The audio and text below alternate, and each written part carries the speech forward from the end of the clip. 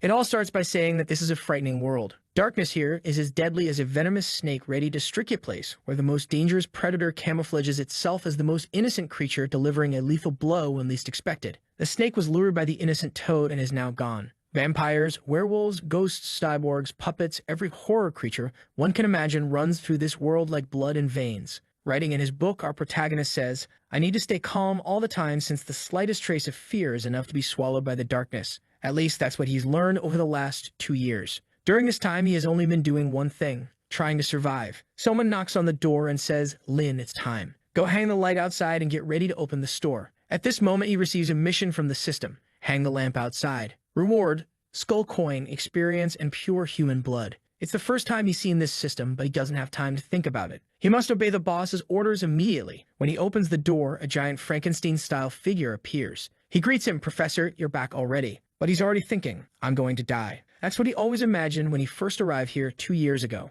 But now he's gotten used to it all. Frankenstein is carrying a body. The protagonist notes that it was 2 years ago when this professor saved him and taught him all his medical skills. Even though the days are monotonous, the situation isn't so bad. He opens the store door facing dozens of eyes. The darkness is so intense that it's impossible to see his surroundings. But he feels good. After all, surviving in this world is already a miracle. He lights the candle and spills a drop of blood. The reaction drives away all the souls nearby, and with that, the facade is illuminated. He then receives the rewards from the system and is impressed that despite the mission's simplicity, the rewards are quite generous. Immediately, an old toothless woman carrying a head appears in front of him. "Good morning, young man. Do you have any useless junk to give this old woman?" He receives a mission. Deliver something useless to the old woman. He looks back and replies, "I do." Hold on. He knows it's the butcher, and that he must get rid of her as quickly as possible. He hands her 2 red spiky objects that are trembling. She thanks him, and he receives the system rewards. Then she says, "You got a good heart. Here, take this, it's your reward," and hands him the eyes from her face. The system offers him the choice to accept or refuse,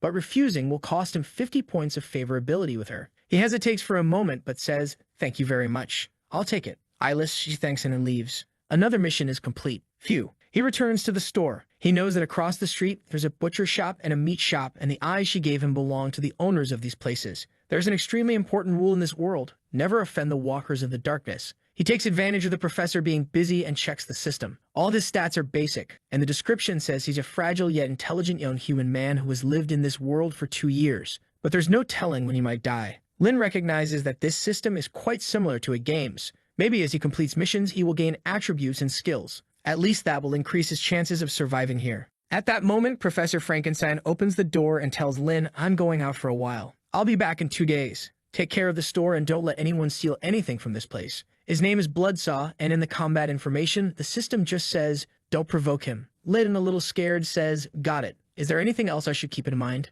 Bloodsaw tells him, if they have money, take the money. If not, take something of equal value. And if they don't have money and aren't willing to pay, use this, handing him Bloodsaw's blade. The system warns that it's extremely sharp and easily cuts through flesh and soul, but the more you use it, the more it craves things. Lin just thanks him before leaving. Bloodsaw adds, "Don't forget to feed the little baby after closing the shop. He hasn't eaten for a long time." He receives the same mission from the system. Bloodsaw warns, no matter what you hear outside, never leave the range of the soul lamp. If someone asks for your help, ignore them. Close the door and windows at night, and no matter who calls for you, stay quiet. If someone comes in, kill them all. Got it, Lin says. These 2 days are going to be torture. Sitting at the table with the blade, he's just waiting for the time. As soon as the clock strikes, someone knocks on the door. "Excuse me, is the owner there?" He approaches the door and looks through the peephole, seeing a little girl holding a doll. The system gives him a mission: help take care of the injured doll. In this system's attribute window, it warns of a wandering soul from the valley looking for her mother with the doll as her ally. Whoever dares to steal her doll will end in her belly. With tears in her eyes, the girl pleads, "Please, my doll is hurt. Can you save her?" Lin looks at the soul lamp and sees that the reaction isn't very intense, meaning the girl isn't that dangerous. In this case, he opens the door and asks her to come in. Thanks to the soul lamp, nobody can enter unless he invites them or if the person is very powerful. To keep his job there, he needs to treat customers well. Besides, the souls and spirits in this place aren't necessarily bloodthirsty. They just want to live their lives. With that said, it's good never to ask about their taboos and lives. The girl tells him, "My doll lost her arm, and no matter how hard I search, I can't find it. She's my favorite. If it keeps going like this, she'll die. Can you save her, big brother?" Already opening a giant mouth, he swallows nervously. Of course, he says, but the system warns that he lost 5 points of sanity when examining the doll's arm. The system says the bite pattern matches the mouth of the girl, and the blood on the girl's clothes belongs to the doll. He's impressed that the system can assist with diagnosis so much. Then he asks, "Little girl, did you eat anything recently?" The girl says no, she hasn't eaten anything for many days and is very hungry. So hungry that last night she dreamed she was eating many delicious things. Meat, hair, ears, everything she loves, and it was delicious. Already opening her monster mouth, her doll repeats, "Yes, everything was delicious." Lin's sanity drops another 10 points and he tells her, "I suspect that when you dreamed, you ended up eating your doll's arm." She stands there, fingers intertwined, feeling a bit embarrassed. But the doll says, "My mommy loves me." Lin asks, "Did you feel any discomfort in your belly?" She replies that she feels a little itchy in her belly, like something wants to come out. He says it's probably the case, so the arm isn't being digested. She prefers surgery or physical work. The girl awkwardly says she wants surgery, but how will it be? The doll also says she wants surgery. He pulls Bloodsaw's blade from the table and says, "It's simple. I'll cut your abdomen, open your stomach, remove the arm, and then sew it back together." The girl seems scared. "And what about physical therapy?" "This one's even simpler. The price will be even lower," Lin replies. "So I want this one," the girl says. Putting on gloves, he asks, "All right then, from below or from above?" The little girl is startled. He tells her to relax, assuring her that either way, it won't hurt her. She's trembling and hesitates to respond. He asks, "Are you ready?" Scared, she asks, "How about we finish here? I don't want any medical treatment." But Lin signals no. "My professor said that once a customer comes in, they have to be attended to or else they have to leave something here before they go." The trembling girl says, "All right, do it from above." She sits in the chair. He tells her to open her mouth as wide as possible. Lin smells a terrible odor coming from her. He puts a metal circle in her mouth to prevent her from biting and pushes the arm inside her stomach. The girl is writhing in agony, but he tells her not to move. It'll be over soon. He searches inside her stomach until he finally manages to pull out the arm. She's agonizing in pain, and he confirms, "You really accidentally ate your doll's arm. She just didn't tell you because she knew you were hungry. In the future, I'd advise you not to digest strange things." He then opens a drawer. "The cost to put this arm back on the doll will be 30 skull coins. Do you want me to proceed?" The girl says yes, struggling to speak. The doll in desperation says, "Please, no, Mom." But he reassures the doll that he'll reattach the arm easily. He manages to reconnect the doll's arm, earning a lot of points in the system. He hands her a medicine to use on the doll once a day for a week, and she should be recovered. He pours the medicine on the doll's arm, and she agonizes once again, running to the girl's arm, asking to leave. Lin looks at her and says 10 for physical therapy, 30 for sewing, 70 for medicine, a total of 110 skull coins. "Thank you very much. Hope to see you again." The girl seems timid, takes some coins from her pocket, and throws them to him. "I'd only have 20, she says. He stops for a second, then says, "You still owe 90 coins. You can use part of your body as collateral. It's okay. I'll do it for free for you." The girl takes a step back, afraid. "I still have 10. "Great, now you owe 80. She says he can keep the medicine. She'll buy it next time. "All right, now you owe 20 coins. She asks if she can pay on credit and then come back to pay later, but Lin says it's a small store. They can't offer credit. "How about leaving an eye as collateral? You can even keep the medicine, and I'll give you 40 coins in change." Covering her eyes, she asks, "Can I pay with something else?" He asks, "Like what?" She lowers her head, looking a bit embarrassed. "With my body," she says. Lin is taken aback, wondering what she's thinking. He stands up, staring at her. She asks, "Can it be?" But he replies, "I don't accept your body. I just want your right eye. Relax, when you earn the money, you can buy it back." She cries and says, "All right." The doll says, "No, Mom, don't do it." But the eye has already been taken out and stored in a jar. He then receives a lot of items and money from the system. He looks back. "All done. Please come again to Sanguine Blood's pharmacy.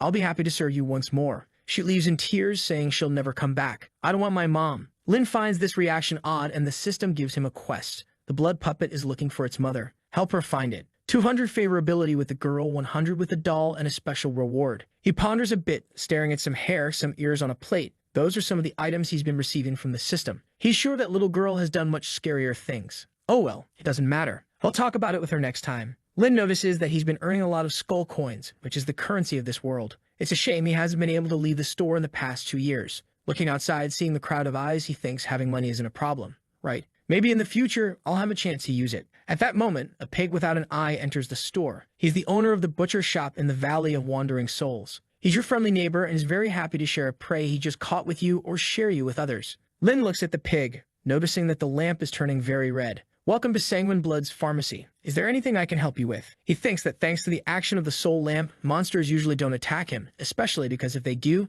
he can use the power of the soul to suppress them. However, this doesn't work properly with those extremely corrupted ones. In the end, it's a ruleless world. The pig passes through the door and enters the shop. Damn, that old lady. She tore out one of my eyes just because of junk. Next time I see her, I'll... He interrupts himself as he sits at the table. "Where's Bloodsaw? Bring him now. I need a new eye and I'll pay with prey I just caught." Lin responds, my teacher went out to take care of some things. If you be anything, just talk to me. He receives the mission from the system. Help the pig monster find the new eye. The pig stares at Lin. Oh, it's you. The system warns that the crisis has increased to 89%. They are silently staring at each other. Then the pig says, okay then, you do it. He picks up some items, organizes them, and says, we have human eyes, pig eyes, eyes of dead bat specters, and puppet doll eyes. Each one has its price.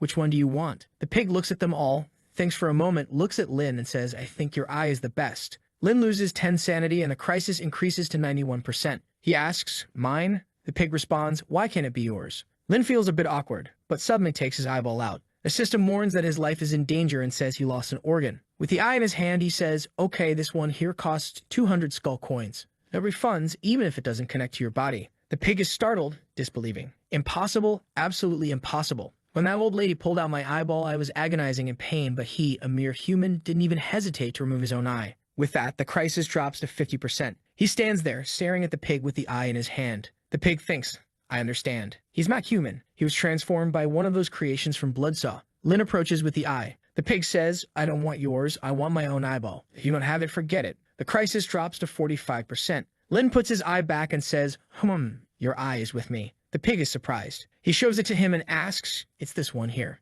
The pig asks, where did you get it? Lin tells him that this morning he found a kind-hearted lady who gave him this toy. The pig looks confused. The butcher, she's a monster capable of removing my head, and she gave my eye to a pharmacy apprentice for what reason? Minus 30 sanity for the pig. Lin just looks at him while the crisis is already reduced to 20%. The pig asks, she gave it to you and you're just going to give it back to me. Lin says, I'm not giving it back to you, I'm selling it to you. The market value is 200 skull coins. The pig understands and agrees. Okay, I'll buy it then. The crisis is now at 10% and Lin asks, do you want to do this here or on the operating table? The pig says he wants to do it here, thinking no one has the courage to lay on that operating table. Lin tells him to rest his head on the table and stay still. If it hurts, he can scream. The pig jokes, scream in pain. Lin then pulls out the blade and heats it on the candle. The pig trembles, wondering why he's heating a knife to reattach an eyeball. Lin approaches and says, you have some blood clots and some stones in your eye, but it's all right, I'll clean them for you. Don't worry about the price, it's a complimentary service. The pig seems reluctant and his sanity drops by minus 10. Lin proceeds with the operation, gaining more experience with the system. After a while, Lin says, phew, the cleaning is done. Lin finds it odd that the system gave him blade experience instead of surgical skill experience, but now it's time to put the eye back. Lin warns the pig not to move too much or he might put it in the wrong direction. Lin looks at the pig, almost fainting. Oh, I forgot about anesthesia again. I also forgot when I was reattaching the doll's arm. Well, it doesn't matter. The pig sees him approaching. What's that for? Oh, you woke up again. It's a kind of super glue. They'll prevent your eyeball from falling out again when combined with a healing potion. I guarantee a 95% success rate. The pig tells him to stop stalling and just do it. Lin says, all right, but be patient. I'll fix you up quickly. Lin then reinserts the eye, saying, believe me, I'm a professional with a hammer in hand. The pig's sanity drops by 20. The pig asks what he's doing with the hammer. Lin tells him to calm down and stay still. This is the last step of the procedure. If he moves, they'll have to start over and Lin will have to increase the cost. Lin gives him a couple of strikes with the hammer. The pig is screaming, but Lin says he can't stop now. He has a responsibility as his doctor. Every patient who comes in here has to leave in perfect condition. Lin delivers another hammer blow, but then Lin stops, looking stressed. The pig asks what the problem is. Lin tells him that unfortunately the eye is in the wrong position and he will need to redo the surgery. But don't fret, the fix is going to be free because he is a friendly doctor. The pig screams in pain and fear, but after some time, Lin hands him a medicine instructing him to take it twice a day orally and apply the other one to the skin. In 2 days, he'll be recovered, but it will cost him 546 skull coins. The pig signs the contract using his bloody fingertips. Then he asks if he can leave now, and Lin says, of course you can. Go ahead. However, the system notifies Lin that he has activated his secret mission from the pig head, the unusual stomach. As a reward, Lin would receive the visual diagnosis ability. Then Lin says, wait there. The pig asks, what's the problem? Lin calmly explains, I just noticed a problem and I need to tell you. If I don't, I can't call myself a doctor anymore. The pig sits in the chair, saying, okay, I believe you for now, but if it's a trick, I won't spare you. He asks to see his pulse and Lin gains experience in diagnosis. The pig grows impatient, asking what the problem is. Lin takes a moment and then says, it's a serious matter. The pig trembles.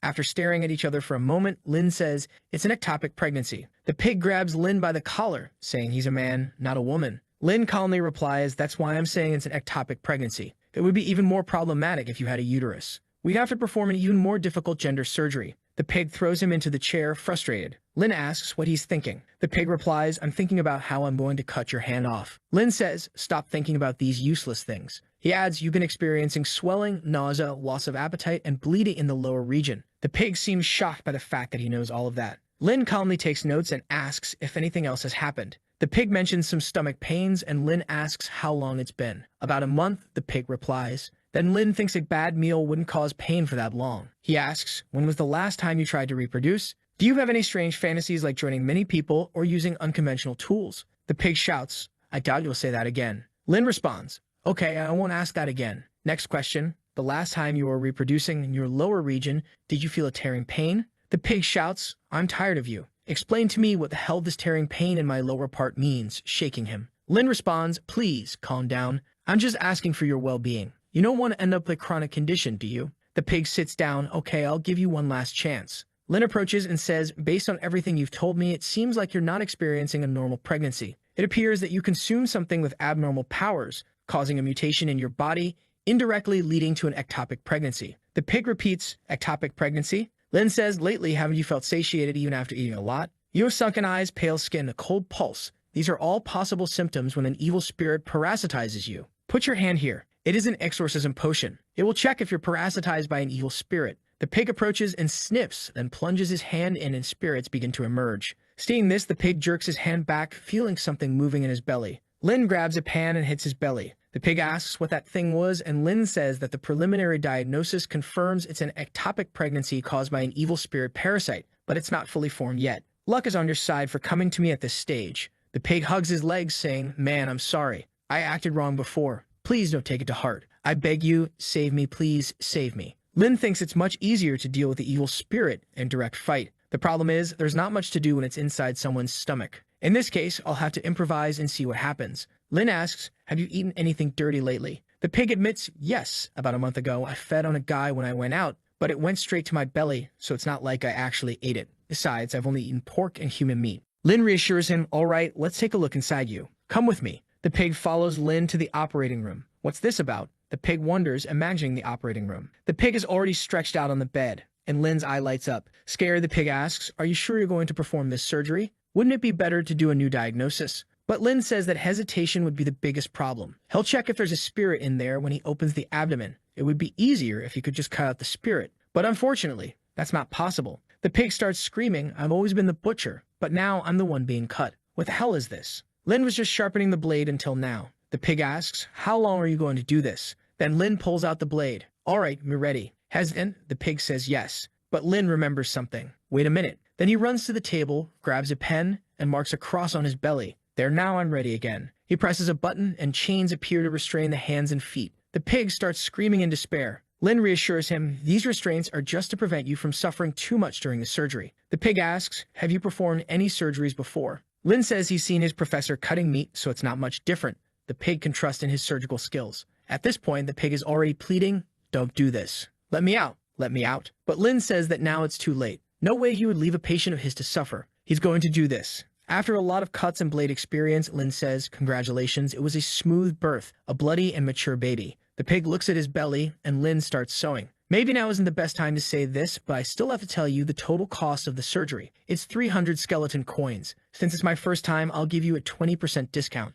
Doing this, it's 240. The pig screams, saying, whatever, finish it fast. Lin responds, fine, but the cost to stitch is another 40 skeleton coins. Do you prefer stitching made with wool, cotton, steel, or perhaps hemp thread? The pig says it doesn't matter. It can be hemp thread. He agrees. Then just wait for me to pass this needle here, and I'll start. He passes the needle and stitches the wound. All done, he pours a potion on the wound, and the pig writhes. Congratulations, everything went smoothly with the surgery. By completing the secret quest, Lin gained more experience, and the pig acquired another 200 fear of him. Looking at the creature that came out of the belly, Lin says, even though she's being parasitized by evil spirits, if you take care of her well, who knows? Maybe she'll become a very healthy child. But the pig is already running away, fleeing. Lin tries to warn him, sir, you forgot your daughter. The pig says he left her as part of the payment too. Lin rushes to get him, saying, this is a pharmacy. You can't leave a baby here alone after all she's been through. However, the pig just leaves. Lin wonders, what am I going to do? Well, he'll take care of her temporarily. Who knows, maybe when the professor returns, he'll have her as a little snack along with wine. The creature is already trembling. Then he throws a little healing potion in his eye to perk him up, opens the system to see what's there, and his description has changed. Bloodsaw apprentice. Many feel his malevolence, and it seems he's gradually inheriting his professor's maniacal style. Our boy is incredulous, thinking, I'm malevolent. I've always been such a kind person. After that, he uses his points. I have 4 upgrade points. Let's put them into Constitution, because my priority is to stay alive. Then he feels his body getting stronger. But suddenly the monster that was born is already being eaten by another one, and Lin saves it. Thinking to himself, almost forgot about this. What am I going to do with you now? He takes a look and sees in the system. Deformed infant spirit, female gender, level 2. Then the system gives a secret mission. The evil spirit inside it is corrupting its appearance, and the longer it takes, the more terrible it will become. He has 4 options. He can turn her into lamp oil, feed her to the creatures in the garden, preserve her as a specimen, or wait for the pig to come pick her up. Our guy thinks the first 3 are too cruel. The only thing written in the reward is waiting for analysis, which is a bit confusing, but it must be a very generous reward. He sits in his chair and receives 10 points of morality for being a good person. That's when he remembers, oops, I forgot to feed the creatures in the back. He puts her in the jar and says, you stay here, I'll take care of something, and goes to the back of the store. Phew. Thank goodness the system mentioned this, otherwise I wouldn't have remembered. He takes off the lid, already sweating a bit, pours something inside, and loses 10 affection for whatever is there. But at least he fed it. Our guy is wondering, what is the little creature inside there? My professor never mentioned it, and I've been here for 2 years. It's better not to ask than to ask and become food for this thing. When he returns to the shop, the creature is gigantic. His sanity is already decreasing just by looking at it, minus 30 sanity. But Lin is more worried that she became so ugly the pig won't even recognize her as his daughter. Now what am I going to do? He's already tied her to the bed. You know what? I'll do them a big favor and give her a makeover. Otherwise, she'll scare everyone on the street. He grabs a tentacle to take a closer look, and it stops moving, putting 10 more fear in the child. Poor thing. He tells her to relax. He's just going to work on her appearance. Another 10 fear added, but he's all happy there, mistreating the creature until someone knocks on the door. When he opens it, there's a burnt mummy standing there. Ah, welcome to our store. The system shows a 99% burn evil spirit carrying a great malice against anything that's beautiful. The creature cries out, I want to change my face. The system activates the Burned Ghost Face Change quest, rewarding 50 skeleton coins. Our guy says, all right, take a seat. Wait a little while, I have another surgery to finish. Coincidentally, it's also a plastic surgery. Do you want to sit here and watch? Let me show you my excellent medical skills. No need to be nervous. Although I have no experience with plastic surgery, when I used to sculpt clay, they turned out quite beautiful. Changing a face is quite similar. It's like working with bread dough. The important thing is the elasticity and resilience. Not too dry, not too wet. I need to apply the right amount of force to fix the faces. The mummy gains 10 fear. Lin starts. He slaps it, rolls it, tosses it up, and pulls it to the side. The mummy is shocked, losing 20 sanity points. He grabs the head, places it on the table, and stares at it. There's something wrong here. This store doesn't seem normal. The mummy asks what he's doing. Well, this child here is very ugly, and as a doctor, I just want to give her a prettier face. The mummy comments on his unique technique, thinking he won't fix it this way. Then he accidentally squeezes too hard, realizing he's crushing her head with each movement. Oops, sorry, I squeezed too hard. He sees the creepy smile of the human losing 20 sanity. The mummy thinks, I knew Bloodsaw left someone to take care of his shop. I just didn't imagine it was someone crazier than him. Does this mean I'll become this horrible thing, like those creatures in the back? He hears a sound and wonders if Bloodsaw is coming, losing 40 sanity. But our guy appears, apologizing for being late and sharpening the blade. What's wrong? He asks, but scared, the mummy ran. The system says the quest failed, but he gained 400 fear from the creature. Congrats for getting his first client with extreme fear, earning 100 coins for it. Our guy wonders why the creature is so afraid of him. He was polite and smiled the whole time. Strange guy, but whatever. Let's take care of this child first. After some time, he finally succeeds. Lin is happy with the results, saying he had great manual skills before traveling this world. I just didn't expect to use those skills here. But then he notices there's still a third eye in the middle of her forehead. Whoa, a third eye. Venom came out of it. He warns her not to show that eye in the middle of her forehead, or he'll have to use the blade again. Although the poor thing is crying, her fear has decreased, but the crisis with the creature has dropped by 321 points. He even gained a lot of experience for fixing her. He receives some hair that seems to be good for defense. The description says it causes suffocation when close to a neck. The little girl cuddles his stuffed animal, and our guy wonders if he did something wrong. As he looks outside, he realizes it's time to close. He checks the time using the soul lamp. The weaker the light, the later it is. When it goes out, it's nighttime. As he goes to remove the lamp, a hooded figure appears, claiming to be a demon hunter. The system warns him, you'll die. A powerful hunter who walks alone in the world of darkness. Don't try to understand, he's very dangerous. Our guy stares, wondering if he's human. It's the first time he's seen one in 2 years. The strange thing is, judging by the lamp's reaction, the guy seems ridiculously powerful. The hooded figure says, I need treatment, some combat and recovery potions. The system activates the mission. 500 coins just to treat his injuries. The problem is the mission fails if our guy gets killed by the guy. Come in, sir, our guy says, thinking, what bad timing. The guy sits down, saying he didn't expect to find someone of his race in this dark world. Then the system activates the connection with the same race. If he loses this link, he'll be killed. Nice to meet you. What's the problem you need to treat? Our guy says, at least he's a human. They're usually easier to understand. The guy stands up, showing his arm with a purple thing on it. It's not good. It's beating on its own, Hunter says. The system finishes the preliminary diagnosis. His arm is being corroded by black butterfly venom. Lin tells him that, and he responds, oh man, so you recognized it. I underestimated you, the guy says. Some red-dressed ghosts set me up and used this nasty thing on my arm. Lucky for her, I wasn't in good health. Once this is better, I'll look for her. I'll help you, our guy says, thinking. How am I going to treat this guy? He won't leave otherwise. He asks the system about black butterfly venom, which is a condensation of all the resentment in the dark world and extremely corrosive to life. Treatment is recommended with osteoclin. I'll have to perform surgery on your arm. Sweating, the hunter asks, what are your medical skills? Relax, I have enough. It's my second operation, Lin replies. Scared, the hunter mumbles, is there another clinic nearby? Impossible. If one opened, my professor would destroy it. It's forbidden to have a second clinic here. The guy is uncertain if he believes Lin, but the thing on his arm keeps pulsating. I'll have to trust you. Just do it already, he says. Our guy gets his blades ready. Okay, I'll start. This place doesn't look like a clinic to me, but more like a slaughterhouse. And this skinny guy is freaking me out, he mutters. Do you mean anesthesia? Lin asks. Anesthesia will only slow down my reflexes. A real man never uses it, the hunter replies. Good, because I've never used it either, Lin says. Then he digs into his arm with the blade. Scared, the hunter stops Lin. Calm down. This is how it starts. Lin responds, it was just a test. Why did it hurt? The hunter says that he can continue but thinks, damn it, obviously it hurts. This kid must have something wrong with him, but he wouldn't be stupid enough to do something against a demon hunter. Our guy grabs another tool. What the hell are you doing? The hunter asks. Relax. I'm just looking for the right size tool. These two, I'm just keeping on you for now, Lin explains. You can't keep him somewhere else? Not on my shoulder, the hunter questions. Our guy pulls out the two tools. I was just testing to see if they're sharp enough. You have to know, it hurts a lot if they're not sharp, he explains. But relax, the part that hurts is when the knife goes in. It will be fine when I pull the whole thing out, so don't worry. I'm just making sure I'm using the right tool. The demon hunter thinks, this guy wants to sound all professional, but I feel like he's trying to hurt me, then mutters, turning away. Get on with it. If you keep stalling, I'll kill you, he threatens. Okay, don't worry, our guy says, bringing a flaming furnace and heating all the tools. What are you doing? The demon hunter asks, losing a bit of sanity. I'm just disinfecting the blades. Black butterfly venom is too cruel. To prevent it from entering any other tissue in your body, it needs to be melted. That's why the blades are a high temperature, Lin explains. But have you ever done this before? The demon hunter asks. Our boy says he's done it to remove pig hair. Shocked, the hunter says, forget it. Let's just get started. Lin pulls out a meat board. Why does it look like you're preparing for a meal?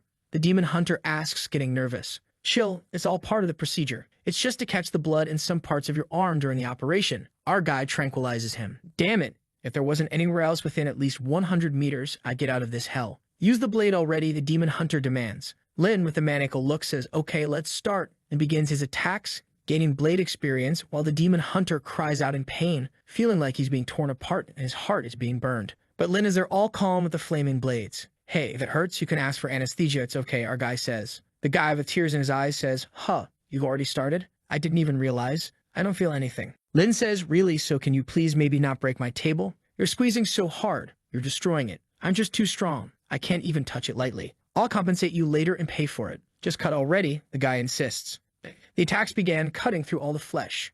Wait, please stop, the guy pleads, but it's too late. I thought you'd stop, but you didn't. Damn it, he exclaims, literally banging his head against the wood. What are you talking about? If I go slow, you're not satisfied. If I cut fast, you complain. Now that I'm halfway through, you're asking me to stop, Lin retorts. But this isn't surgery, it's torture. Why are you cutting so thin? Just rip it out. It's like you're making noodles. What do you want? Hurry up and finish, he demands. Ah, that's it. Why didn't you make it clearer? You want me to finish with a single cut? Lin asks. What do you mean by a single cut?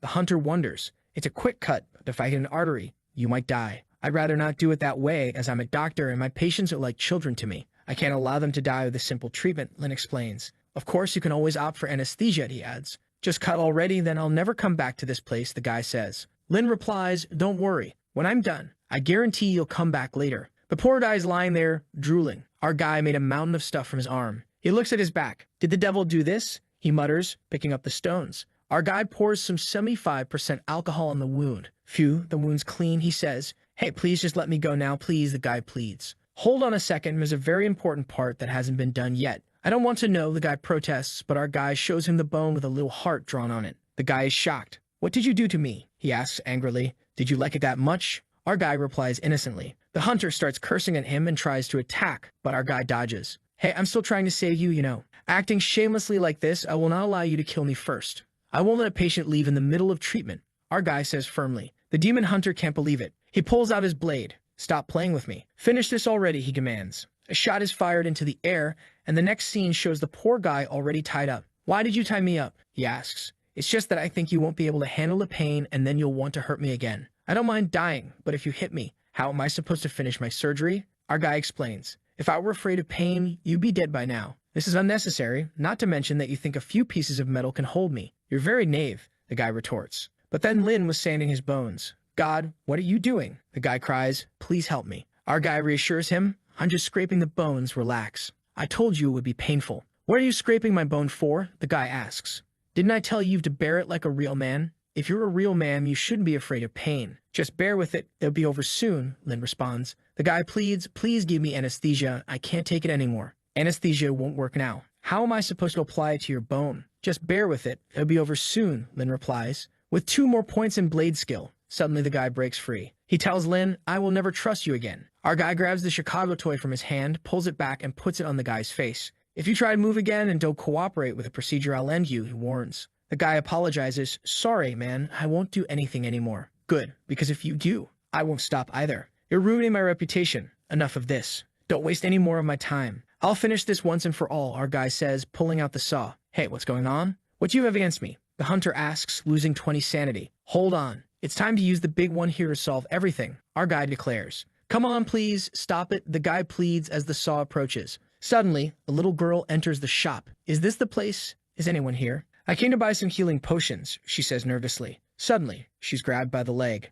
Help, help, she screams. When she sees our guy with the saw behind the guy, she screams in despair. Lin looks at her and says, Hi, did you come to get some potions? I just have to finish with this patient of mine and I'll get them for you. The poor girl gets desperate, gaining 70 fear of him. The system says the scare you gave her developed a psychological disorder. The girl went from excited to shy. New title, Terror of Patience. Lin is surprised. Wait, how did I become so scary just by seeing her? I offered the potions and gave a smile. Man, this system keeps giving weird rewards. Giving a glare to the hunter who was trying to leave, Lin says, Oh, you're trying to run away. The operation isn't over yet. We're back. The guy punches in pain. Our boy gives a little pat on his shoulder. It's over. All the toxins that invaded your bones are completely gone. Now just wait for your bones and muscles to regenerate a bit, and your arm will be as good as new. But the poor guy finished. My client, wake up, sir, wake up. The system speaks. With special methods, you incapacitated a legendary demon hunter. Reward, the one who inflicts pain. Effect increases by 5%. The pain you cause using various tools.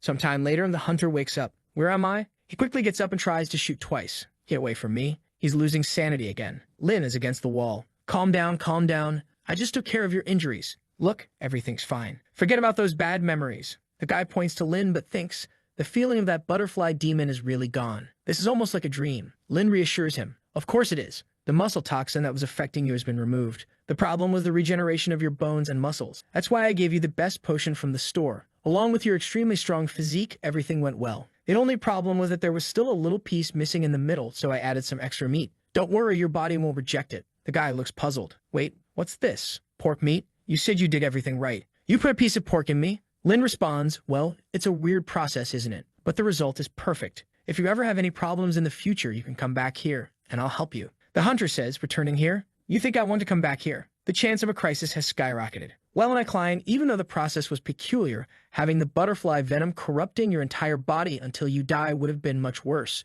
In this world of darkness, staying alive is more important than anything else. The crisis has risen to 99%. The guy was holding it together, but with comforting words, the danger decreased. He lets out a sigh. You're right. In this world, being alive is more important than anything else. He turns to Lin. Just for that, you're alive. That's quite an achievement. Your torturous methods are top-notch. Thank you, Lin says. The hunter pulls him up. Do you think I'm praising you, kid? Have you ever performed any other surgeries in your life? Our guy raises 3 fingers. I swear I performed a cesarean section on someone, and the father and daughter were very happy. They even praised me. The guy, considering his bone shaving compared to his scissorine, acknowledges that his wounds have indeed been healed. Remembering how scared he was, he stares at Lin and says, "Hey, no one can know about the rumor that I feign to hear, understand? You can rest assured. No one will find out," says Lin. "Just tell me how much all this costs. There's no way I'm coming back to this place. You don't even need to pay. Consider this a favor from someone of the same race. I just want to see you visit our mall again in the future." Our guy knows he needs to become friends with this guy. With that, the system gives him 500 coins.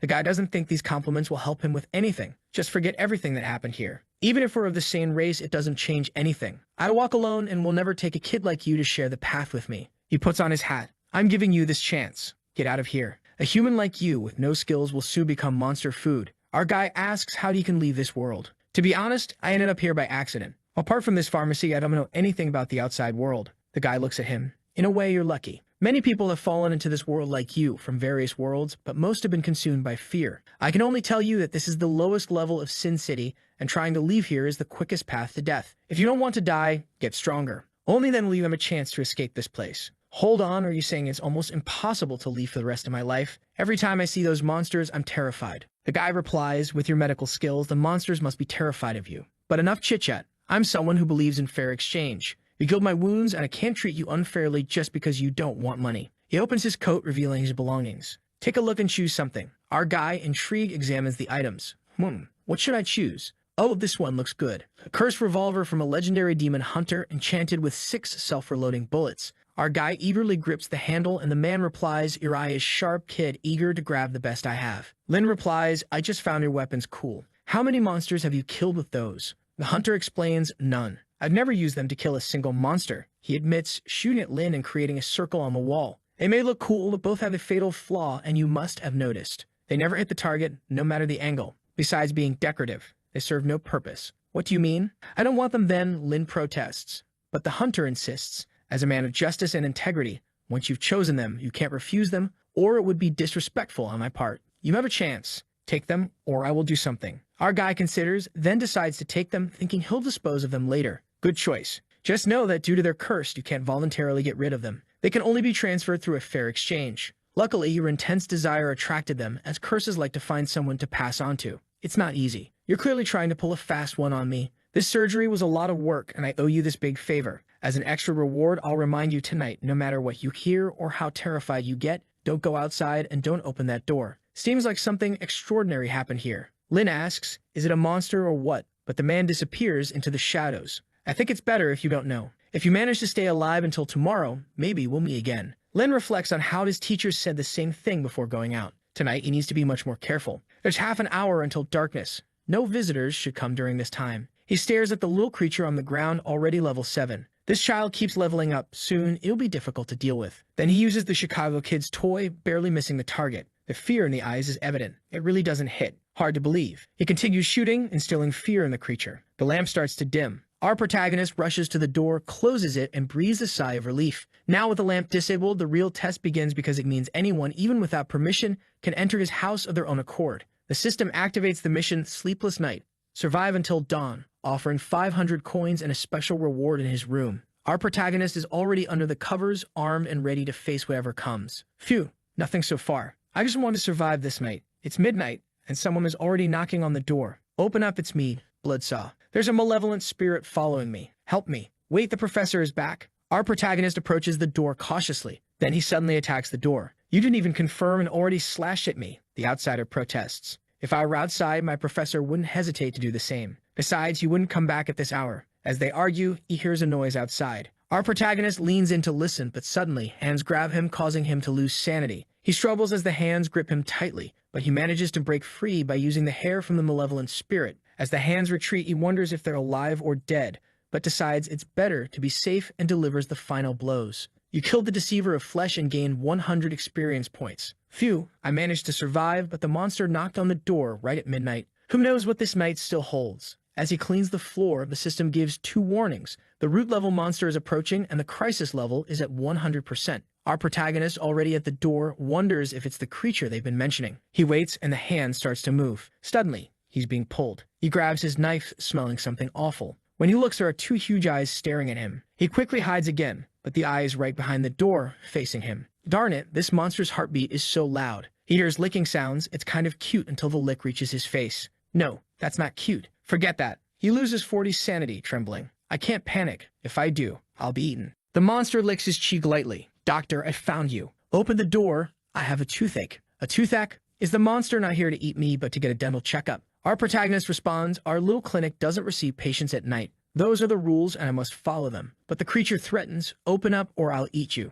Reluctantly, he opens. Hello, my dear client. This clinic will serve you, level, race, and abilities unknown. The monster complains about a toothache, unable to eat. Don't worry, I can definitely help you. A toothache is such a small thing. It'll be quick. He calms himself thinking it's horrible, but it's a client like any other, just another day. As he approaches the monster's mouth, he activates the system's mission to treat the toothache, offering 1,000 coins, 50 favor with the unknown creature, and no penalties. He thinks, of course there won't be any penalties. There won't be anything left of me. Now he has to rely on his medical skills. The only problem is it's dark. The creature's tongue moves to take his own eyes, then uses the eyeball to light the place. Thank you. Now everything's clear. The inside is full of decomposed creatures. The menu is quite unique. Inside, he finds a legendary lance, damaged but still there. It's a spear from an unknown world that fell into the realm of darkness, blessed with sacred power, strong against anomalous spirits and demons. I found this lance similar to the hunter's weapon. It doesn't belong to this world. Besides, the sacred attribute is what causes so much pain. The creature tells him to pull it out.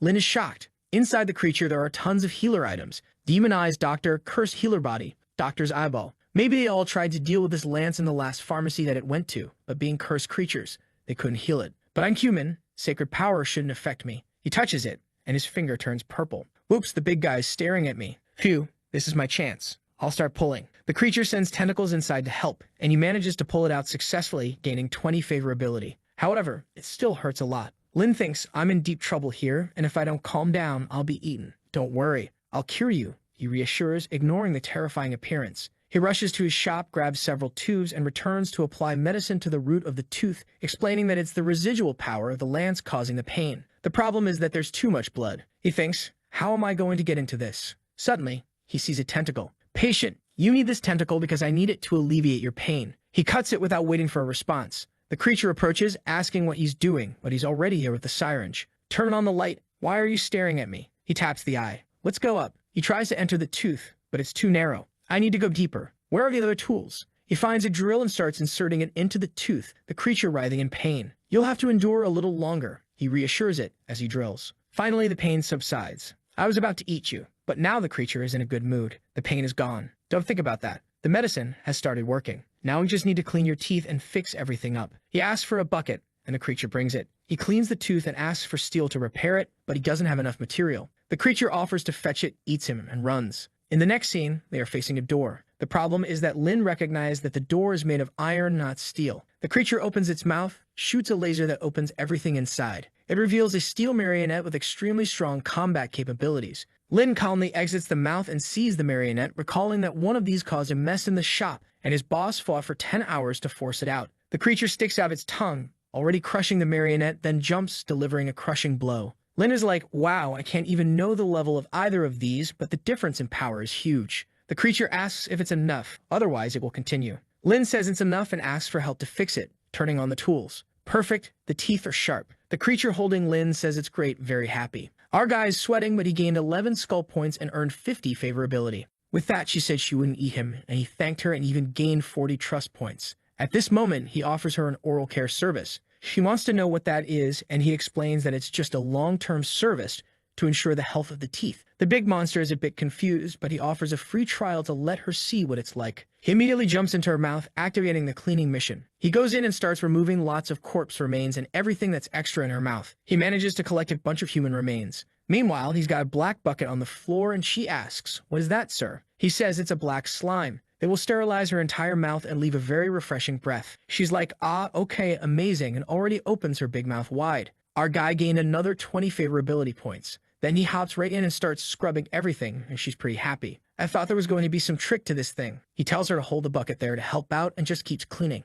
Another 20 favorability points. He asks, how are you feeling? She's all happy there with her shining teeth. Another 50 favorability points, and she's already loving it. He then says, are you satisfied with this service? The monster says that she is. How about you become a lifetime member of our clinic? She agrees. He says, okay, what's your name so I can create your record? Next time you come, you'll receive a special gift and a membership card. The creature doesn't know what a name means. He explains it's what other creatures call you. She says, nameless. He asks if you want me to give you a name. How about Xiao Xiao? The creature accepts the name. She gives him a few licks as a thank you and gains a title, Root Namer. You're the first human in the history of this world to give a root creature a name. With that, he gains some more affinities and the ability to remove curses. She takes him back home and goes off all happy. Our boy is shaking and falls behind the door. Phew, good thing I have a strong mindset, or I wouldn't have been able to survive the night. Back in the store, he opens the system. He has 8 points to spend, and now in the introduction it says that he is someone who has already caused fear and pain in a poor demon hunter. Our protagonist knows what to do with the attributes. Strength and agility aren't going to be useful for now. He won't get strong enough to fight against these creatures. Intelligence is also not very important since he can analyze situations with the system. With that, he invests more in constitution. The important thing is to stay alive. Then he checks out the skill he received. Limited curse removal. Cleanses a curse for 24 hours. It can only be used on one target at a time and has a 12-hour cooldown. Our guy, wait, if I use this curse remover on the pistol, it's basically going to become a legendary weapon. Curse removal, boom. You've removed the curse from the pistol. Cooldown 12 hours. Let's check out my power. He fires some shots at the bottle, but misses everything. Ah, lying system, where is it? The curse is still here. The system says it's because your proficiency with weapons is 0. Ah, crap, it was for nothing. If that's the case, he'll need to practice. So he sets up a bottle on the window. He shoots, gains some experience, but realizes you can't get good overnight. But when he misses again, he hears a loud scream. Whoa, what happened? Outside someone yells, who was the son of a gun who ambushed me. The system notifies you can a level 75 creature, the feeder of the night corruption. He goes to the windows and starts nailing some planks.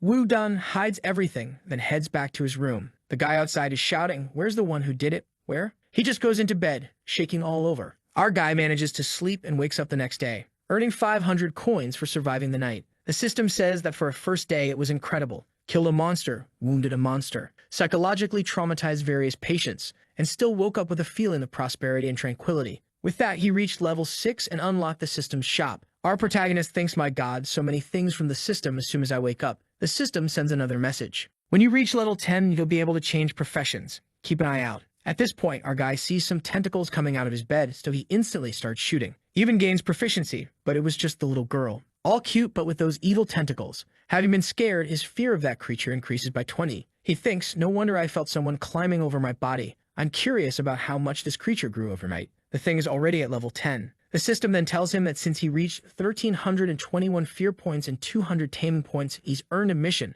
the growth of the child's spirit. He can now influence the development of this creature. Our guy is like, man, do I have to take care of this and develop it too? Why can't it just develop on its own? However, realizing that fear was the reason it didn't attack him, our protagonist figures that he needs to instill as much fear as possible so it doesn't want to kill him. Poor thing, it's all cute there in his hand. But let's start. He begins to stretch her out. It's time for your daily adjustment. Without my consent, you made all these weird tentacles. Her fear just keeps increasing, man. Wow, he even put the tentacles in the poor thing's mouth. Let Uncle Lin fix you up again. Boom, back to being a little girl. Wow, he even added some little tails there, dude. How did he do that? The system says this new form will have a huge impact on her development. Our guy is all proud. Just with the tentacle fabric, I managed to create these little ears. She turned out to be very cute. He tells her, keep this form and don't use those tentacles again. The system says he's completed the preliminary phase. However, now he needs to make adjustments to her personality. Our guy cracks a little smile. Here, let me give you a good education. Then he makes another adjustment, this time to her cerebellum it seems. And he sets her personality direction, sweet, obedient, and murderous. What's that, kid? Why the murderer at the end? Psychological characteristics, virtuous, cute, and morbid. Growth direction, adorable, sweet girl. Also cute girl who spreads disaster and death everywhere as an evil spirit. Why does he always make the third aspect something terrifying? He even says to Sim, can I tweak things a bit? It's still kind of half-baked, right? The system says that in this first stage you can't. Only 2 adjustments were allowed. Our guy pets her and says he'll remove the negative parts later. Then she'll be a perfect little girl. But for now, that's what we've got, right? Time to open the shop. The little girl goes to sleep after all that process. He practices his aim, cleans up the place, and puts the candle outside. He sits in the chair to open the system shop, already thinking the system's things are going to be amazing. The guy wants to buy clothes for the girl, maybe a 9-tailed fox and a big shield. In the system, he has slime mucus, a charm that attracts money, baby diapers, a growth elixir, magical meat blocks, and a succubus's enchanting perfume. Our guy doesn't seem to like it. What the heck is this system? Refresh this, I want new items. The system says that function is not yet available. Be patient. At 5 a.m., the items change. Well, out of all of this, at least he's going to buy the toxic slime. It could be used to make some potions in the future. But then he sees the unlucky cat that also brings money. He thinks, well, I'm a very lucky guy, right? Here, I guess I'll buy it then. There goes 200 coins for the big cat that appears in the store. He looks at the diaper, checks on the little girl. Well, maybe I need to use this here. Buy it too. Man, for someone who didn't like the store, he's buying everything. Seeing the growth elixir that helps wounds heal. He thinks, yeah, this will help me a lot. Finally, something decent. Buy that too. Man, he's unstoppable. Today is the day the supplier comes to restock, so he's going to replenish all his stock. At that moment, the butcher lady enters the store with the same question as always. Young man, do you have something useless to give to this old lady? The system assigns the mission, and he brings out a bag of things he received yesterday. The old lady even asks, boy, do you have all this to give to me? He says, yes, ma'am, I can put it in the cart for you. She thanks him. Once again, he completes the mission. However, the butcher lady senses the aura of a root-level creature inside the bag and is quite impressed. He tells her that yesterday he had to deal with a root-level creature, and this was inside her mouth. The butcher lady, boy, you dealt with a root-level monster and took something out of her mouth. Aren't you afraid of dying? I thought this human guy was ordinary. Didn't expect him to be so crazy. Lynn asks her, afraid of what? I was just serving the customers of our store. No matter who comes in, I treat everyone equally. The old lady says he's very brave. Last night, 3 abyssal root-level creatures were here along with the demon hunter. The old lady advises him not to get in touch with any of them, and she's impressed with our guy. She tells him that in the 3 nearby villages, all the people were killed by those monsters. The protagonist says he served a demon hunter yesterday. She says maybe that's why he didn't go attack the Valley of Souls. Lynn replies, I don't think that's the case. He was a pretty cute guy. I'd say it's impossible for him to be cruel. The old lady is puzzled. Cute. How do you find that guy cute? Our protagonist responds he was quite friendly, to be honest. The butcher lady is impressed by him, and he gains more reputation. She looks down thinking, as expected, there are no normal existences in this dark world, especially those who seem to be normal. She says, young man, the items you gave me are very valuable. I won't be able to digest them for a while, and this thing here that I picked up is quite useful. You can have it. Wow, what's this? A heart? Our guy loses 10 sanity points. Heart of a faceless demon. Cursed object. Can be connected to the heart of a target. However, it requires a lot of fresh blood to work. The old lady says if you want someone to die, just think about them with this heart and use your most vicious methods. Boy, you will be able to reap much joy. Lynn knows there's nothing ordinary that this old lady brings. Just by the description, I know it's a lethal weapon. She then leaves. At this time, the carriage salesman arrives and he exchanges some items. He enters the store, throws the bag on the floor, and someone immediately knocks on the door. When he goes to see who it is, man, he gets scared. It's a girl with a juicy big heart, and he says, welcome to our store. She says she's impressed. The boss's business is going this well. The system says, bloodthirsty spirit. She will suck you dry little by little. I personally would take that risk, a conglomerate of evil things walking in this world of darkness. Never be drawn to her wonderful figure, or what awaits you is a nightmare. Lynn asks, may I know what's making you uncomfortable? Or what treatment do you need? She says there's nothing uncomfortable. She moved nearby and came to visit the neighbors. He's not going to refuse the visit, right? Oh, well, of course. There are some rare creatures that don't have a level, and against them, the soul lamp is useless. He tells her to sit there, and she thanks him. The guy knows if she really has ill intentions, he's done anyways. So it's better just to try making a friendship. The system gives a mission. Survive for 30 minutes. Keep your sanity above 0. And her malice towards you cannot reach 100%. The protagonist, survive. It's the same mission as yesterday. Is this woman in front of me a root-level monster? The girl points to him, boss, you don't seem to be a native of this place. Aren't you afraid of being eaten by an unfriendly customer? Loses 10 sanity right away. There's silence. He says, I am somewhat afraid. But the job of a doctor is to save lives. If someone is my patient, I will take care of that person. This is my principle. She stands up, very interesting. But what if someone isn't your patient? The voluptuous monster comes closer to the side. He asks, what do you mean by not a patient? She whispers in his ear, like, what if I'm here to eat you and drink all fluids in your body? The crisis went to 61. But Lynn has a stoic expression and tells her, impossible, sister. You're too beautiful, and your outer beauty surely reflects your inner beauty. For a girl as elegantly poised as you, even a meal must be worthy and graceful, like that of a noble. She steps aside, saying he knows how to talk. Phew, the crisis decreased a bit. She sits in the chair. Do you really think I'm beautiful? Lynn says, of course. Then she opens her monster mouth. And now, giant worms came out of it. 30 sanity less. Next, she's moving closer. She says, I'm beautiful. I'm beautiful. The crisis is at 81, 85, 90. She's coming closer. Well, aren't you going to say anything? 90-man crisis. Lynn could only think of one way to break her evil character, and that was kissing her. He even swallowed the worms and got out of breath, everything slobbery and sloppy. The poor thing is agape with her mouth open. She wants to know what that was. Few of the crisis dropped to 50. Lynn says, sorry, your sudden change made me want to kiss you. Forgive me, I was rude. It's just that you really fit the type of aesthetic I appreciate. She's flabbergasted at the type of aesthetic. He says, yes, I've always liked girls with good dental hygiene and beautiful tentacles in the mouth, especially sticky and gummy ones like yours. To my eyes, it's an existence comparable to the moonlight. The poor thing is confused. Something's wrong with this guy. He remained very calm upon seeing my appearance and is still saying that. He's strange. She's covering her tentacles all shy-like. Our guy is confused. What's up? What's wrong with you, big sis? She flashes some sharp teeth. Didn't you say you like people with good oral hygiene? For Lin, things are only getting worse. The crisis hits 70. He comes close to look at the teeth. Sister, you're wonderful, but there can't be any flaws in your oral hygiene. Let me give you gentle oral care. What's that, buddy? She's also taken aback. Next scene, she's looking at herself in the mirror, and he asks, what do you think? Is your breath fresher? She's just looking at herself, not saying anything. He comes over, touches her shoulder. Beautiful, isn't it? She's startled. What's happening? He asks, what's up? Are you satisfied with my service? She says it's okay, but inside she's all lost. What's happening? Where's this going? This guy, what kind of human is he? Normally, he should be screaming in terror, and then try to run away and afterwards pee himself. But actually, he wasn't scared at all. He even got excited and wanted to take care of my mouth. She scowls. You know what? Let's stop this small talk. I'm here for business. She asks, did you perform surgery on a pig head yesterday? The crisis jumps back to 70.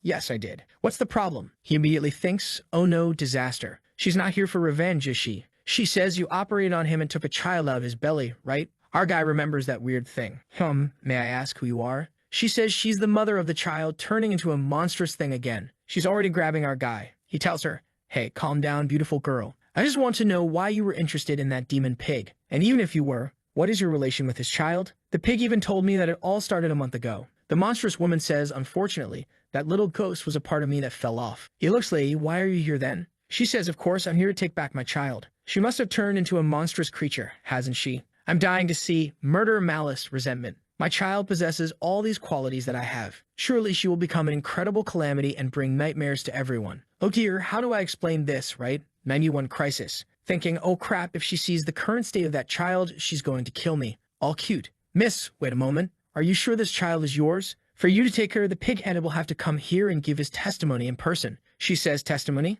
All right, I'll tell them to give you a testimony. Then she opens her mouth. She's going to pull him out from her insides there, right? Yep, that's exactly it. His skull just dropped to the floor. Lin is in horror. The pighead is gone. He was devoured by this woman. 40 less sanity. She's already circling him. Now hand over my child, and then I will consider sparing your life. Lin responds, I will hand over your child, I indeed will. It's just that she might have some minor differences from what you're imagining.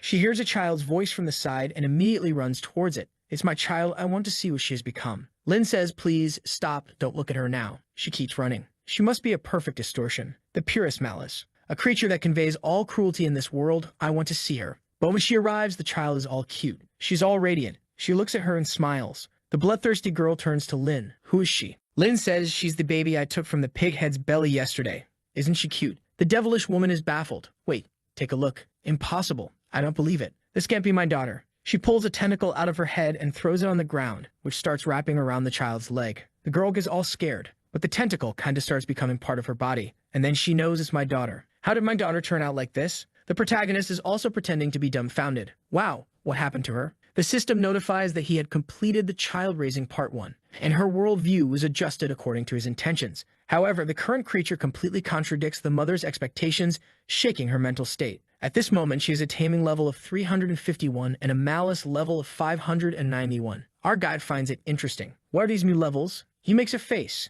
signals for attention. She stands up in shock, turns left, she follows. Here, good girl. It seems the taming level helps a lot. The only problem is that for the patient, this might not be very good. I need to find a way to satisfy her. The protagonist picks the little girl up. Here, miss. She really is a very healthy daughter. She looks just like you. If you're sure she's your child, you can adopt her at any time. Go on, little girl, call your mommy. She goes, mommy. The demon is in shock there, but the little girl goes and gives her a kiss on the cheek. Her sanity drops. Disaster. Impossible. How is this my daughter? I am the aggregation of all evil entities, a spirit of pure malice and hatred. My daughter, at the least, should be as monstrous as I am. But look at her. She's so pure. This purity in her eyes is terrifying. Ah, terrifying. She thinks the look of the child is fake. Wait, a disguise, isn't it? This is just a disguise. Just as I become a wonderful woman to seduce my prey, you must be doing the same, right? Beneath this, there must be an evil creature with a twisted soul. But the child is all cute there, patting her head. Loses 20 sanity again. The poor thing is collapsing. Ah, patient, what happened? But she's already fallen to the ground. Is she devastated? She speaks of a twisted soul fragment. She was supposed to be a corrupted existence. How is this possible? Our protagonist asks, Miss, are you okay? Angrily, she replies, it was you, wasn't it? What did you do? The crisis instantly went to 91. The creature unleashed a devilish fury, but our protagonist is no fool, places the adorable little child right in front of her. She stops face to face and gets a little lick. The poor thing is baffled. You, child, don't come closer. But he's just holding her there, man. She gets closer, and the crisis drops. Ah, the blonde-red ghost wants to flee the store. The system gives a mission. Make the malevolent mother accept that the child is her daughter, while eliminating all her hostility towards you. My God, but the system loves to give me some strange missions. But eliminating her hostility depends only on this child. He says to her, take a look at this beautiful little girl. She's so healthy. I think you should be happy. The monster replies, let me ask you something. If your child was born as a creature, would you be happy? He responds, shouldn't I be happy? She thinks, ah, damn, I almost forgot. He's a pervert that got excited even with a monster like me. Of course, he would be happy if he had a creature child. She, now with that terrible horse face, says, all right. But what if you had a girl with her appearance? Huh? Would you still be happy? Our protagonist asks, my daughter with this appearance? So cute? I would be even happier. She's lost. What kind of disaster are you? Happy with a monster, happy with a cute child. This doesn't make sense. But enough of this talk. You turned my daughter into this thing, didn't you? I won't forgive you. Lynn interrupts her and says, let's put this aside for a moment, okay? Let me ask you, would you really be happier if your child turned into a corrupted spirit covered in tentacles? Would you really want a malicious existence that would attack you at first sight? Or would you prefer this sensitive and obedient child who sweetly calls you mommy? The little girl says, mommy. She even blushed, and Lynn gained another 2 comfort points. Then he says, in truth, deep down in your heart, you always wanted a child of pure appearance, didn't you? However, you are a malevolent creature bound by the traditions and beliefs of your race, and you never wanted to admit that. She cuts him, enough of this. You're talking nonsense. Comes to hit him, but he puts the child in front of her again. The little girl was all happy and smiles. With that, the poor ghost already fell to the ground. Lynn thought, I know how to deal with her. All radiant, he says, I'm sure that in your heart what I'm saying makes sense, doesn't it? She tells him, enough of this. You've been talking nonsense for too long. I'm not looking for anything pure. But Lynn interrupts, you can't hide it, madam. Haven't you noticed? When you're in your human form, all the movements you make are exceptionally confident and graceful, especially your gaze. The charm of a woman, none of that can be faked. Deep down, you've always wanted to have a perfect appearance, too. She's blushing there, but she's coming angrily to hit him. But he holds her hand. Calm down, let me speak. I heard you saying that you use this scary appearance to attract prey, don't you? However, in this dark world, humans are scarce. I must be one of the few who fell in love with this stunning human beauty of yours. It becomes clear that both of your forms attract me greatly, but let's not talk about that. If in a world with so few humans you assume this form, it means it was not for the purpose of attracting prey, but rather a search within for beauty. The monster is speechless, and the crisis goes down to 41. Madam, even though you are an evil spirit, I believe that your search for beauty is not something wrong. You call yourself an evil person, but to me, in my eyes, you are beautiful. Not just in appearance, but you also radiate femininity from the inside out. A wonderful charm that is more human than I am. The crisis is already at 20, but you got carried away, didn't you? Look at the little girl. That's why the spirit that came out of you is so cute and lovely. Doesn't this prove the whole beauty inside of you? The guy lied through his teeth. She was born this way because she is the embodiment of your true soul. Now he's thinking I just need to capitalize on this. The crisis goes to 0, and her affection for our guy increases by 10. The liar strikes again. Do you think a mere human like me has the power to transform an evil creature into such a beautiful child? Of course not. I'd already gained a bunch of experience from sweet talking. She's all blushing. Boom, he sends the child. Take advantage, madam. This child is the most precious gift sent to you from the heavens. A beautiful little girl like this, who in this world wouldn't like her. The devilish one comes closer, but somewhat lost.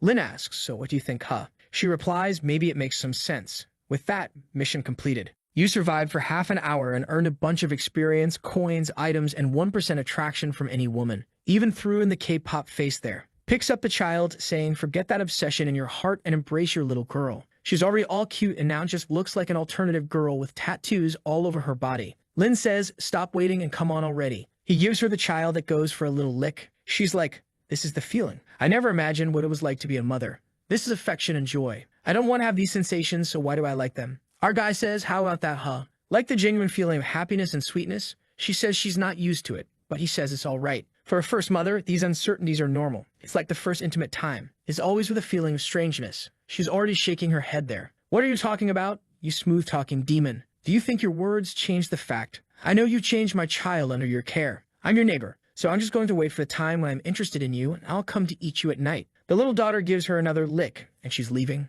Just you wait, okay?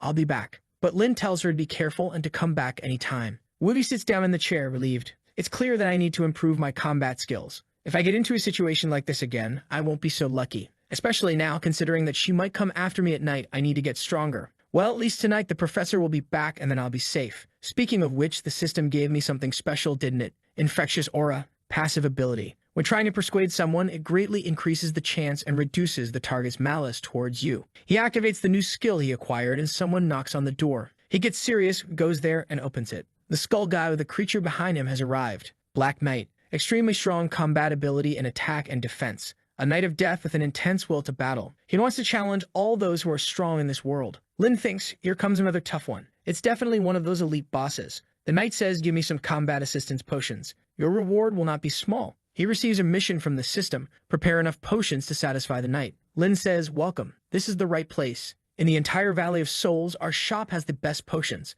The knight asks, isn't your shop the only one in hundreds of miles? Lin replies, of course. We're so good that all the others close their businesses. Then he throws some potions on the table. Sir, what kind of assistance potion do you want? A strength potion is our best seller. It increases your attack. Want to try? The Dark Knight gets excited and drinks it, but instantly responds, this potion is trash. Its effect on my strength is ridiculous. Are you joking with me? The crisis starts to rise. Calm down, my lord. I have better potions. I will choose here. Once more, Lin is scared. Geez, if I can't make the potion this guy wants, will he resort to violence? He picks another one. Try this one then. This will satisfy you. Maximum tier Berserker Potion. Significantly increases abilities but puts the target in a Berserker state. The guy snatches it from his hand and starts to drink. Lin thinks this one can't go wrong. Its effect is unparalleled. He will be satisfied. But bang, he slams it on the table again. What a trash effect. This type of potion is only good for weak creatures. For me, it's almost insignificant. Lin tells him, calm down, sir. I'll get another one here. Just give me a moment. 20% crisis. Take this one. Trash. 30% crisis. This one here. Trash. 40% crisis. This is the best I have. Wow, this one's inspired. 60% crisis. The knight is clenching his fists. Your shop can't make a decent potion, huh? You're wasting my time. The crisis already went up to 91. Lin realizes the guy is about to attack him. The madman already reached for his sword. 97, 98. Lin says, just a moment, sir. Our shop has a potion that I'm sure will satisfy you. Just give me a little time. The potion needs to be made on the spot. The Dark Knight inquires about it. The protagonist says, if you're not satisfied, you can cut me. Ah, okay then. Then he stares at him, saying, I'll give you half an hour to make it. If I'm not satisfied, I'm going to cut you. Lin will make a critical attack potion. It makes the person deal much more critical attacks. However, it has some negligible strange side effects. It's one of the formulas provided by the system, and our boy is praying it's at least decent. Good thing he received all the materials this morning, and the hardest part, a piece of meat from a root-level creature, he got as a reward for taking care of the head hunter. He tries to remember how Bloodsaw made the potions because he doesn't have much experience. And then he starts. Burns the herbs here, throws some powder there, mixes everything in slime mucus, adds some teeth, some vampire pieces, and stirs everything in the cauldron. With that, he managed to create a bunch of potions. Then he places them in front of the guy. Phew, it took a while, but it will be worth it. This is the potion I made for you. The knight asks, are you sure this is the best potion here? You better think carefully, boy. This time, I'm going to cut you. Lin assures that this is the best there is. However, now everything depends on its effectiveness, of which he has no idea. The knight opens the potion, smells a stinky scent. Strange, the smell is horrible, but why do I feel like my power is increasing? Then he takes a big gulp, while holding his nose. Lin is just watching. The armored guy throws the bottle on the ground. This is it. This is the power I wanted. And I can clearly feel my body strengthening. It's like a wild woman dancing inside of me. I don't know that feeling, but it must be crazy. Our protagonist thinks, well, it seems the potion's effect is strong. The armored guy lets out a shout. All the armor shattered, throwing punches around, going crazy. I want more. Such a potent potion. I walked through hell for years, and I've never found something as good as this. He immediately asked our guide, what potion is this? What's its effect? Our guy says, this is our special critical chance potion. You deserve to have it. The knight asks, critical attack potion? I didn't expect an abandoned place like this to have such a good potion. With this, I will be able to take down that demon hunter. Our protagonist says, sir, this potion really has an explosive effect. However, I need to be responsible and remind you that it has a tiny little side effect. I'm just not quite sure what it is, but it exists.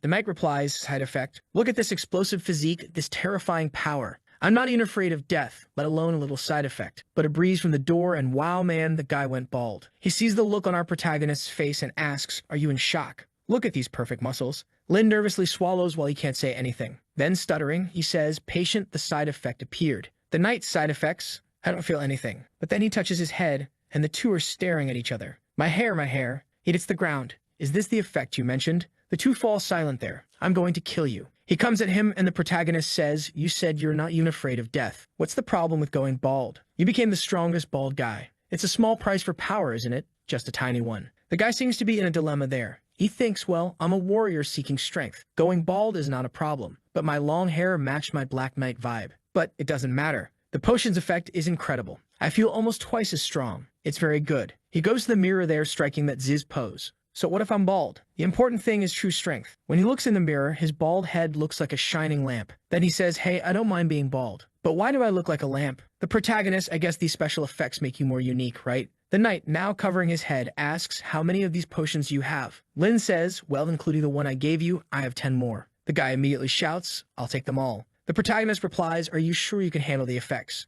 The knight grabs him, points to his head, and says, give me everything, no dawdling, or I'll kill you. Next scene. He's already leaving the shop with his shiny bald head. Our guy, goodbye, come back anytime. Then we see the Black Knight wandering around the ruined world. He jumps off his horse. There you are. I thought you were going to run. Face to face with the demon hunter, who says I thought you were afraid to face me. But perfect, I've been waiting for you for a long time, Black Knight. The knight draws his sword. Today, either you or I will die. The hunter replies, you were no match for me decades ago, and it's still the same. But the knight pulls out the potion. It's still uncertain who will emerge victorious. Boom. He's already exuding a purple aura. The hunter recognizes the powerful effect and says, even with all possible medicine, the gap between us won't close. At that moment, he sees something strange.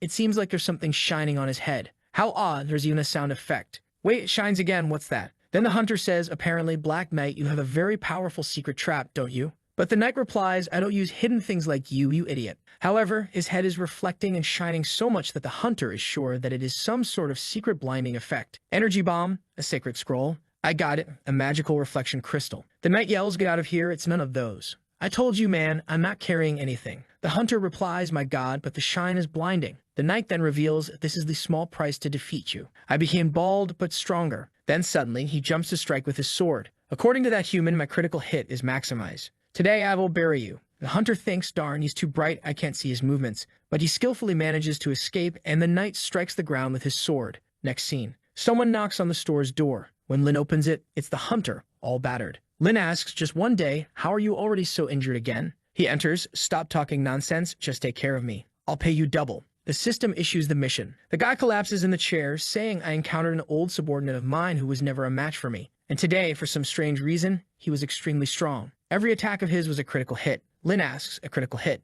The hunter says, yes, that cursed one had a shiny bald head. It kept blinding me all the time, and I couldn't defend myself. Darn it, he enchanted his own head with the holy attribute. I'm sure. It was when he took that potion. If I find out who gave that potion to that guy, I'm going to cut him into pieces. The protagonist thinks, oops, could it be me? It seems he was the demon hunter the knight wanted to defeat. Good thing he doesn't seem to suspect me. I have to find a chance to slip away. Some minutes later, Lin says we are done. I have some bottles here of healing tonic. 200 coins per potion and you won't even need surgery. However, at that moment, the hunter sees a bottle on the table. The hunter says, hey, that's the same potion that bald guy drank. He looks straight at Lin and says, pretending to be innocent, kid. I didn't expect it was you who had given that potion to the bald guy. Lin pretends to know nothing. What potion are you talking about? I have no idea. The hunter yells in his face, going to keep pretending? I saw the bald guy drinking something exactly the same shape as that one on your table. Lin says, was the bald guy a Black Knight with a horse? Yeah. Why? Okay, if that's the case, he really came to my shop and bought a lot of potions. He was very generous and gave our clinic 10,000 coins. The knight asks, 10,000?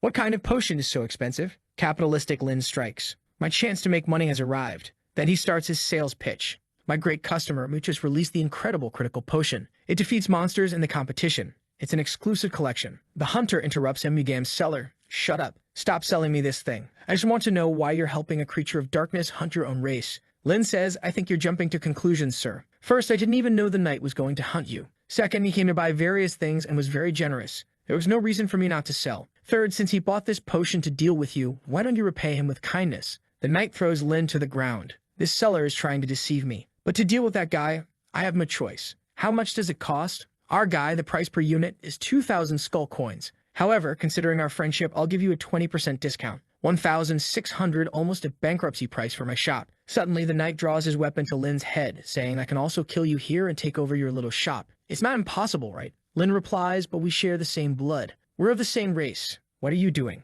Our relationship, it's better than relatives, man. Our friendship, it runs through my blood. Just because of that, I gave you these 20% off. Then you come and say you're going to kill me? That hurts my heart, you know? Lin grabs his hand to pretend that he's being abused. Let go of my hand, kid. He lets go. Phew. What a disaster. How many potions did that old guy buy?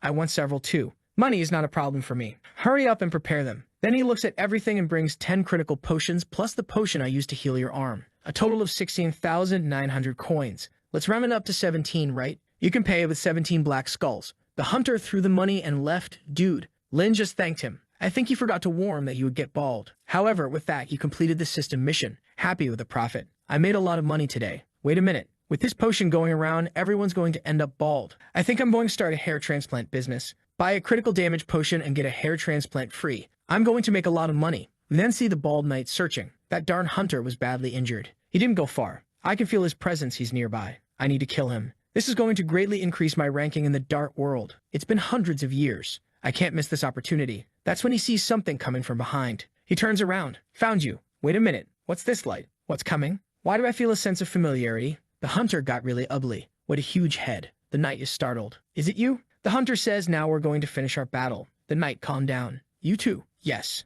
I may have gone bald, but got much stronger. Thought you were the only one going to be bald. Now that I am too, you better get out of the way. The knight says, it seems we're back to square one. However, mine is brighter than yours. He forces his head, raising it to 300 lumens. Oh yeah, then check this out. I just increased the frequency of mine. It's shining brighter than yours. A skull guy is getting up to 400 lumens. Mine shines brighter. The two start a contest of who shines brighter. Suddenly, take this sword strike. Enough with the jokes. The skull guy asks, why did you go bald like me? You're copying me. You must die. Then the fight begins. An open exchange back and forth. Meanwhile, our little boy in the shop earned an achievement as a potion seller, in addition to reaching level 6 and unlocking the vision function. He's confused. Vision? What does that do? The system explains that it's an illusory domain, a mirror of things that have existed for thousands of years in this dark world. He thinks it seems similar to the idea of being in a field of consciousness. The system then says that each time he enters, it will cost 500 skull coins. Wow, that's expensive. But what can you do? I made so much today,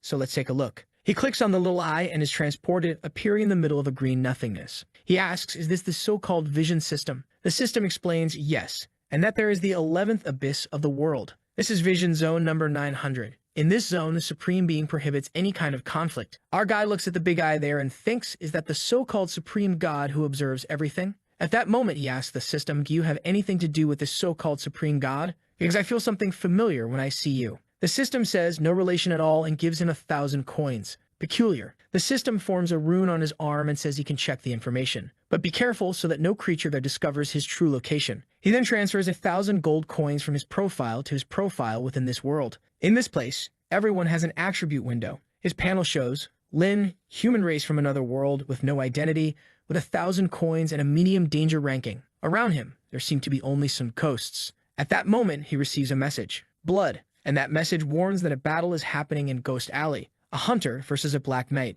Whoever wants to wash has to pay 20 coins. He asks, how does this work? Can you really get information like this? He pays the 20 coins and gets transported. Wow, am I in Ghost Alley? The visuals are so immersive, but really on hearing the sound of a fight happening. He looks around and goes to see who is fighting. Is it the hunter and the black knight? They're fighting again. A message alerts that it's the black knight ranked 171 against the hunter ranked 143. In the chat, everyone is talking about the fight. Some guy wrote, damn, I want to see the hits, but I just keep looking at those bald heads. Lin is confused. What's this? Why does it feel like I'm watching a live stream on YouTube? I didn't imagine this dark world was so modern. Well, if I can expand my business in this vision world, that would be good. Just imagine providing medicines, assistance. Everything would be more convenient. But if I can get in here, surely the boss can too. Why doesn't he use this to do marketing for the store? He then takes a look at the conversations and sees there's a regional chat. He's like, wow, man, it's just like an online game. In this chat, someone's saying, be careful with that doctor's shop. When I went there, he was on top of someone with a chainsaw, taking everything apart. Another says, yes, he's very strange, a human doctor. I went there, and he stuck his hand down my throat just to pull out a doll's arm, and it still hurts. Lin is confused. Why is everyone speaking badly about our good shop? Oh no, I'll have to talk to them. My business will suffer if it goes on like this. At that moment, he saw the bloodthirsty hot ghost profile and clicked on it. It looked like he had access for Instagram. In a post, a burned ghost said, yesterday when I went to the shop, he was doing something strange with your daughter. I don't know what it was, but it wasn't normal. Lin knew that he was screwed. Now she knows everything. He quickly clicks to get out of there and goes back to the shop. Wow, I have to hurry and close this door before she gets here. But just as he was about to close it, the female hand stopped him. She enters asking, "Hello, child. Closing the shop so early today? Are you afraid someone will enter?" Lin thinks, "And I'm screwed. She's here." He replies, "It's just that I'm not feeling well, so I want to rest a bit." Favorability just dropped. She places her hand on his shoulder. "Ah, is that so? What a shame. I just wanted to express my gratitude for taking care of my daughter." The crisis went to 79. Lin says, "No need, really. It's something I'd do for anyone. Thank you." Already reaching for the Chicago Kid's toy in his pocket, she suddenly appears in front of him. "Why won't you accept my sincere expression of gratitude?" Once again, the mission to survive begins, and the crisis is already at 85. She's up close. 94, and nothing happened. Suddenly, someone enters the shop. "Young boy, are you closing?" When she looks back, it's the butcher old lady. Lin says, "I'm feeling a bit unwell, so I wanted to rest." Lin asks, "How was your day, Grandma?" The butcher lady says, "I'm old, not many people care for my stories. But what you gave me today is something very interesting." Lin replies, "Don't worry, I have something new here for you." Then he picks up the hunter's and the skeleton's hair. "Look, all that I've gathered." The old lady questions, "When I was coming here, I saw the two bald guys fighting. Did you shave their heads?" Lin responds, "Yes, both of them are good customers." The old lady is amazed. "I didn't expect someone so peculiar to appear in our ghost alley. Everyone here seems to be related to you, young man. It's very inspiring." Lin says it is his great pleasure to help everyone. If she wants, she can come in and rest. The old lady thanks him as she enters. Lin thinks, "I was lucky that the old lady showed up, otherwise this woman might have killed me." Moreover, he completed the mission to escape the woman's malice and received a curse diagnosis. The old lady then asks Lin who this woman is. He says she's a client and neighbor who just arrived, a very friendly and beautiful girl. The Blood Witch tells him, "Since you have another person here, I won't bother you. I'm going to cook something really delicious tonight, and I want you to come to my house." It's number 45. Yumor refuses, showing him what he likes the most. His sanity takes the usual dive, and he receives two possible missions. One to refuse and one to accept, both of which he has to survive. See you next time. Phew, finally she's gone. "Don't come back, woman." The old lady tells him to be more careful, not to provoke spirits like her, or they'll torment him forever. Lin thanks the old lady. "If it weren't for you, I'd have been dragged off, right?" She says he deserves it to be protected. Without him here, Ghost Alley would no longer exist. But Grandma will only help you this time. What happens from here on out isn't her concern. And off she went. Looking at the clock, Lin knows that he was lucky this time. He just wishes the boss would arrive soon to save his life. However, time is passing and the boss isn't coming. He's pacing back and forth, unsure what to do. "I could try staying in the shop and survive the day. But if I'm not as lucky as yesterday, I'll be eaten by monsters. I can go as a guest to the red-dressed woman's house, but that seems like an even worse disaster. No, I have to calm down. You know what? Let's go to the Vision World to get some information." As soon as he looks at the chat conversation, the witch is talking to the burned ghost. He asked, "Majesty, did you kill that human child?" She says she almost did, but the butcher arrived and saved him. But it's okay. She invited him to dinner today. If he comes, she has a little show prepared. And if he doesn't come, even better. Our guy leaves the Vision scared. What am I going to do? If she says it's going to be even worse if I stay, I have to take the initiative and go there. It's just dinner, right? What could possibly go wrong? He opens the door and departs. Our guy arms himself, but a step out of the shop, the curses are all staring at him. He starts putting more status into vitality to increase his chances of coming back alive, and heads for the friend's house. Arriving there, he enters, saying, "Miss, your visitor is here." But there's absolute silence. A bunch of bodies were hanging there. All well and alive, right? But our guy is a psychopath. Instead of being scared, he goes to poke them. "Ah, these aren't as pretty as me. Poor guys." He continues walking through the house until he finds the dinner table. But where's the witch? He wanders about while we see that he's being watched through some kind of mirror. The witch says, "Everyone, the doctor has arrived. It's time for him to meet us." On the dark YouTube chat, the Blood Doll is saying that it's not good to kill Lin. After all, if Bloodsaw comes back, he'll seek revenge. However, the burned ghost says he has to pay for everything he's been doing in Ghost Alley. A skeleton asks if she's going to kill him. The queen says it would be too easy to kill him like that. Before he dies, she wants to see terror on his face, to return 100-fold everything he did to her daughter. She snaps her fingers and orders the creatures in her house. Let's just see how he's going to die. While Lin is there, already sleepy, waiting for the girl. At that moment, a bunch of chains descends next to him with all the bodies. Lin asks himself if the creatures are moving. What a crazy hallucination. Surely a bunch of walking bodies didn't just fall here, right? When he looks to the side again, they're all coming. Oh crap, it's not an illusion. He stands up, closes his eyes. When he opens them, they are closer. Calm down so they move if I don't look at them. Darn, but what am I going to do? They're already getting close, and I can't even blink. While he stays there for a while. When he blinks, the creature is already in his face, and he is in shock, while the viewers are impressed. It had to be the great Blood Queen. Only she knows how to create terror like this. He must be about to pee himself because he knows now when he blinks the creature will bite his neck. The queen tells everyone to relax because this is just the appetizer. The fun is yet to start. But when she looks, our guy is examining the creature's mouth. The live audience is confused about what he's doing, but Lin is there just doing his job. The doll says, "What did he take out of the mouth?" "Man, I think it was a gold tooth. That thing's worth a lot in the human world." Yes, so he's not scared if he's picking up the item. The queen joins the live and says, "No, impossible. He's just pretending to be calm." But our guy is pretending to be calm. He knows he can't blink. While everyone is thinking, "I got it," he's planning something to escape. But our guy is like, "These mummies seem very strong." Then he pulls out his work tools, and everyone's clueless about what he's going to do. He went with the blade and stabbed right into, what's this, man? The Blood Queen felt the pain in her own dark hole. While Lin is fixing everyone the same way, people are stunned. The burn mummy is like, "Is he really doing this? Seriously?" He goes behind another one there. "Take that too." The chat's like, "Something strange with this guy," because it seems like he got more excited after the mummies appeared. Our guy's now staring down the mummies. So, who's next? The queen's getting mad. She's going to lift this curse and orders everyone to attack him. Another comes to bite him, man. But now our guy's confident. One goes down, then another. He's cutting everyone up. The worst part is that he's always making the same cut, right there. The queen's now screwed. She's getting embarrassed live. Everyone's like, "Damn, this guy is incredible, isn't he?" Apparently, he's not afraid at all. They see Lin heading for the door. What was he trying to escape? But he was so aggressive. Now he's scared? No, wait. What's that sound? Wait, I heard that sound somewhere before. Our guy's running like a maniac. It's time to meet the baby, pulling out the electric saw, finishing all the poor mummies. The only thing is that our guy's sanity is going down the drain with these actions. The chat's all kind of confused, and the ghost says the queen will have to use some more cruel methods. This guy's worse than his boss. Lin gets the notification that the blood doll is at maximum fear of him, and his popularity is just increasing. He finds it odd. What's happening? So many names I know, but none of them are here. How strange. Then he pulls something from his coat, puts it in the cup, and drinks calmly. This wine here is really good. The doll's telling the queen that it's better to release this human, but the queen says it was just the beginning. Now she's going to show something much more merciless. She pulls a lever and Lin feels something. When he looks back, there's a painting staring at him. He finds it odd. Why is there a human painting in this place? He approaches and the eye starts moving. He gets a shock when someone places a hand on his shoulder. He turns around. Wow, what's this? She's ugly. But Lin is very calm. He doesn't care about anything anymore. In the conversation, everyone says if they had gone through that, they would have peed themselves. The queen's there, so scared you can't even move, right? Go on, start screaming and begging for forgiveness. I want to see your face begging. But Lin says, "Hi, Kibi, how are you?" Everyone in the chat is shocked. What's happening? He pulls her close, saying, "I know she called you here just to be part of this horror show. But don't worry about that, just come sit here with me and have a good meal." But she comes behind to cast a curse on him, man. When Lin realizes that, he gives her a slap in the face. The people in the chat are all puzzled. While Lin is warming up his arm, the poor girl's head flies away. He goes to the floor, picks up her head, looks at it affectionately. "Don't scare people like that. How about you be a quiet little girl?" She's scared. She's a curse, a ghost. Why can he touch her? Lin says he's a pharmacist and a doctor. He deals with evil spirits all the time, and so he's always under the effect of a potion that allows him to touch spirits.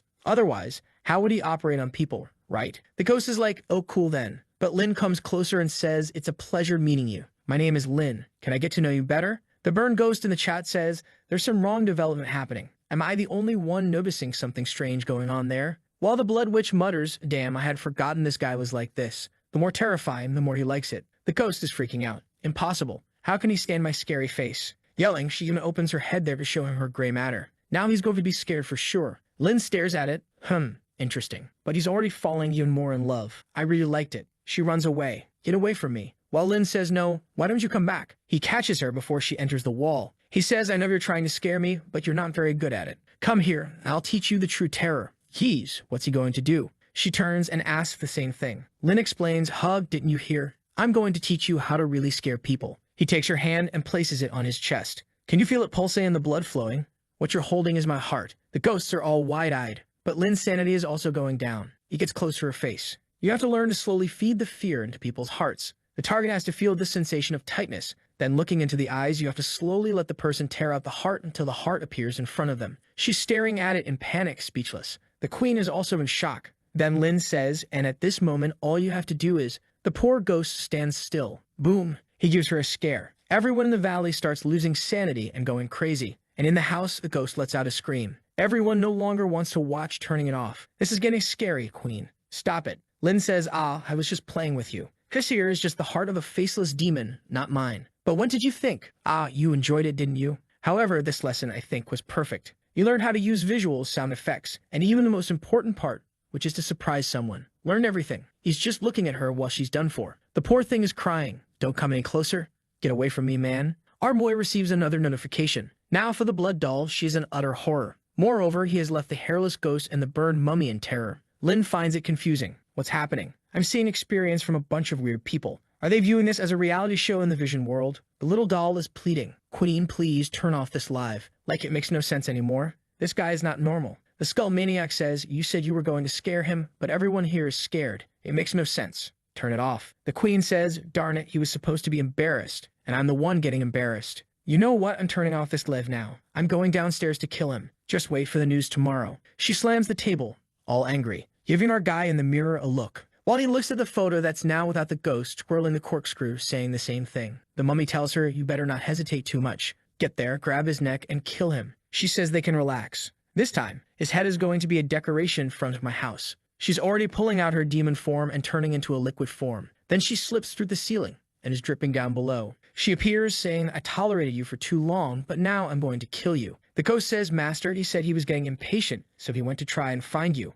Maybe he just went back out. She thinks, this kid. Even the creatures in her house are now avoiding him. She sees him passing by a window and rushes to catch him. When she arrives, our guy is holding the little girl in his arms. She immediately tells him to let go of her daughter. But little bro says, that's not how you treat a visitor. You invited me here for dinner, but I haven't eaten anything yet. Just tried to scare me down there. The queen tells him to stop the small talk. She knows very well what he did to her daughter. He better not try to say the same things he said during the day. Clearly, it was he who changed her appearance and kept pretending that it's a reflection of her kindness and beauty. It needs to be torn apart now. Our guy raises 3 fingers, saying, I don't know what they told you, but I swear I have no intention of deceiving you. But right at that moment, lightning strikes. How crazy, right? I don't know why that lightning struck right at my promise. Does it increase the credibility of my words? She just approaches and he falls on the bed. Ok, it was me, ok. It was me. But madam, you have to understand that I had no ill intentions. She tells him to stop making up stories, but our guy explains. She was horrible, her head was about to explode. I was afraid that when the pig came back, he wouldn't even recognize his own child. Everything I did was with good intentions.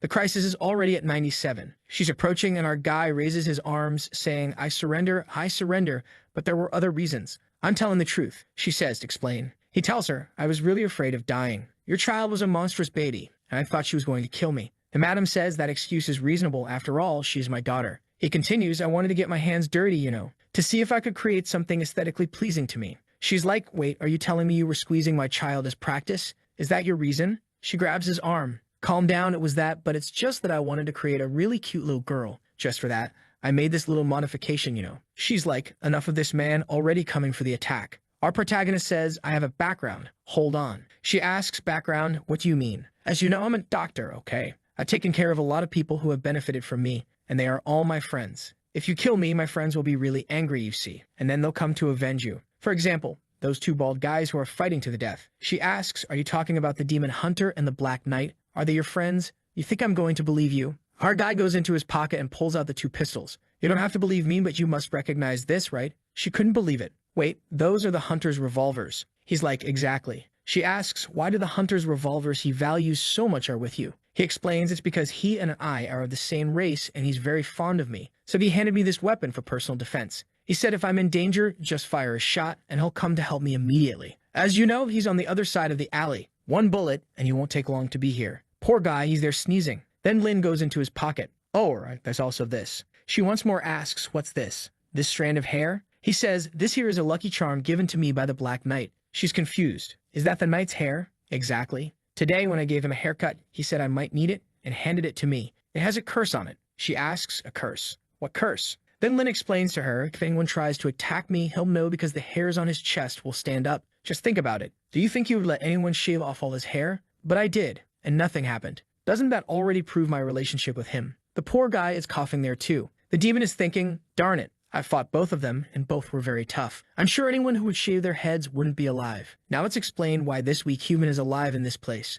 So he really has connections. She tried to scare me, but thankfully I was smarter. But she suddenly changes. You're trying to deceive me again, aren't you? The hunter and the Black Knight have been enemies for hundreds of years. The enemy of my enemy is my friend. So there's no way they both could be your friends. Thought I wouldn't figure out your charade? He lets out a little laugh. You don't know, do you? She's like, what? They seem like mortal enemies, but in reality, they're lovers. They love and kill each other. What the heck is this? Both even felt something there. Stop the fight. Curse Knight, I've been sneezing nonstop. What trick are you using? The Knight, it's you who must be cursing me in your mind. While our guy is getting all smug in his chair. Ah, I only mentioned those two, but you don't even know about my teacher, right? The real blood saw. Do you know how many people he's cut through? As his only apprentice, do you have any idea what will happen if you kill me? Not to mention the butcher is also my friend and is very fond of me. She treats me like her own grandchild. Imagine if I die.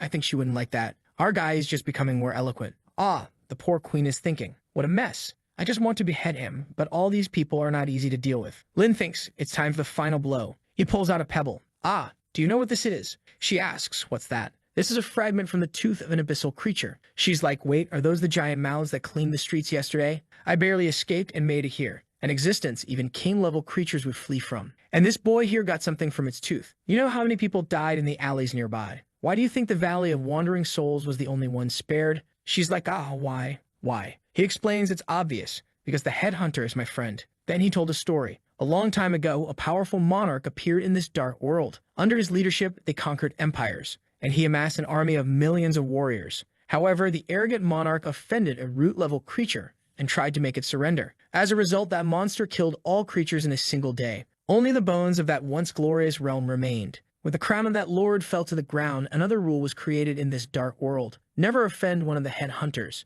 Now the witch is scared. Impossible. He's friends with that creature. I might survive the others, but if it's a head hunter, there's no way. They have various methods to find me and obliterate me before I can escape. He stands up. Madam, I'm quite weak, but my interpersonal relationships are strong. However, there's no reason for you to be mad at me. After all, we're neighbors. As neighbors, we should look out for each other, help each other, and even keep each other warm. What do you think? What's this, buddy? You're such a mature big sister. She looks at him. There he goes again. That darn smile. She laughs. She wants to attack, but holds back. Then she returns to her human form. All right then, we could get along again in the future. I'll put up with this for a while, and then I'll kill you, boy. Lin says, woo thankfully. The words I told you this morning weren't completely false, you know. Although the talk of your kindness was nonsense, you really have some qualities that other spirits don't possess. She's there charmingly wanting to know, what are those qualities? There he goes again trying to deceive me, silly. Our guy approaches. Ah, your beauty and your care. I can see it. This room here is all tidy, isn't it? Your entire house is a mess, but look how cute you've made everything here. She shakes her head.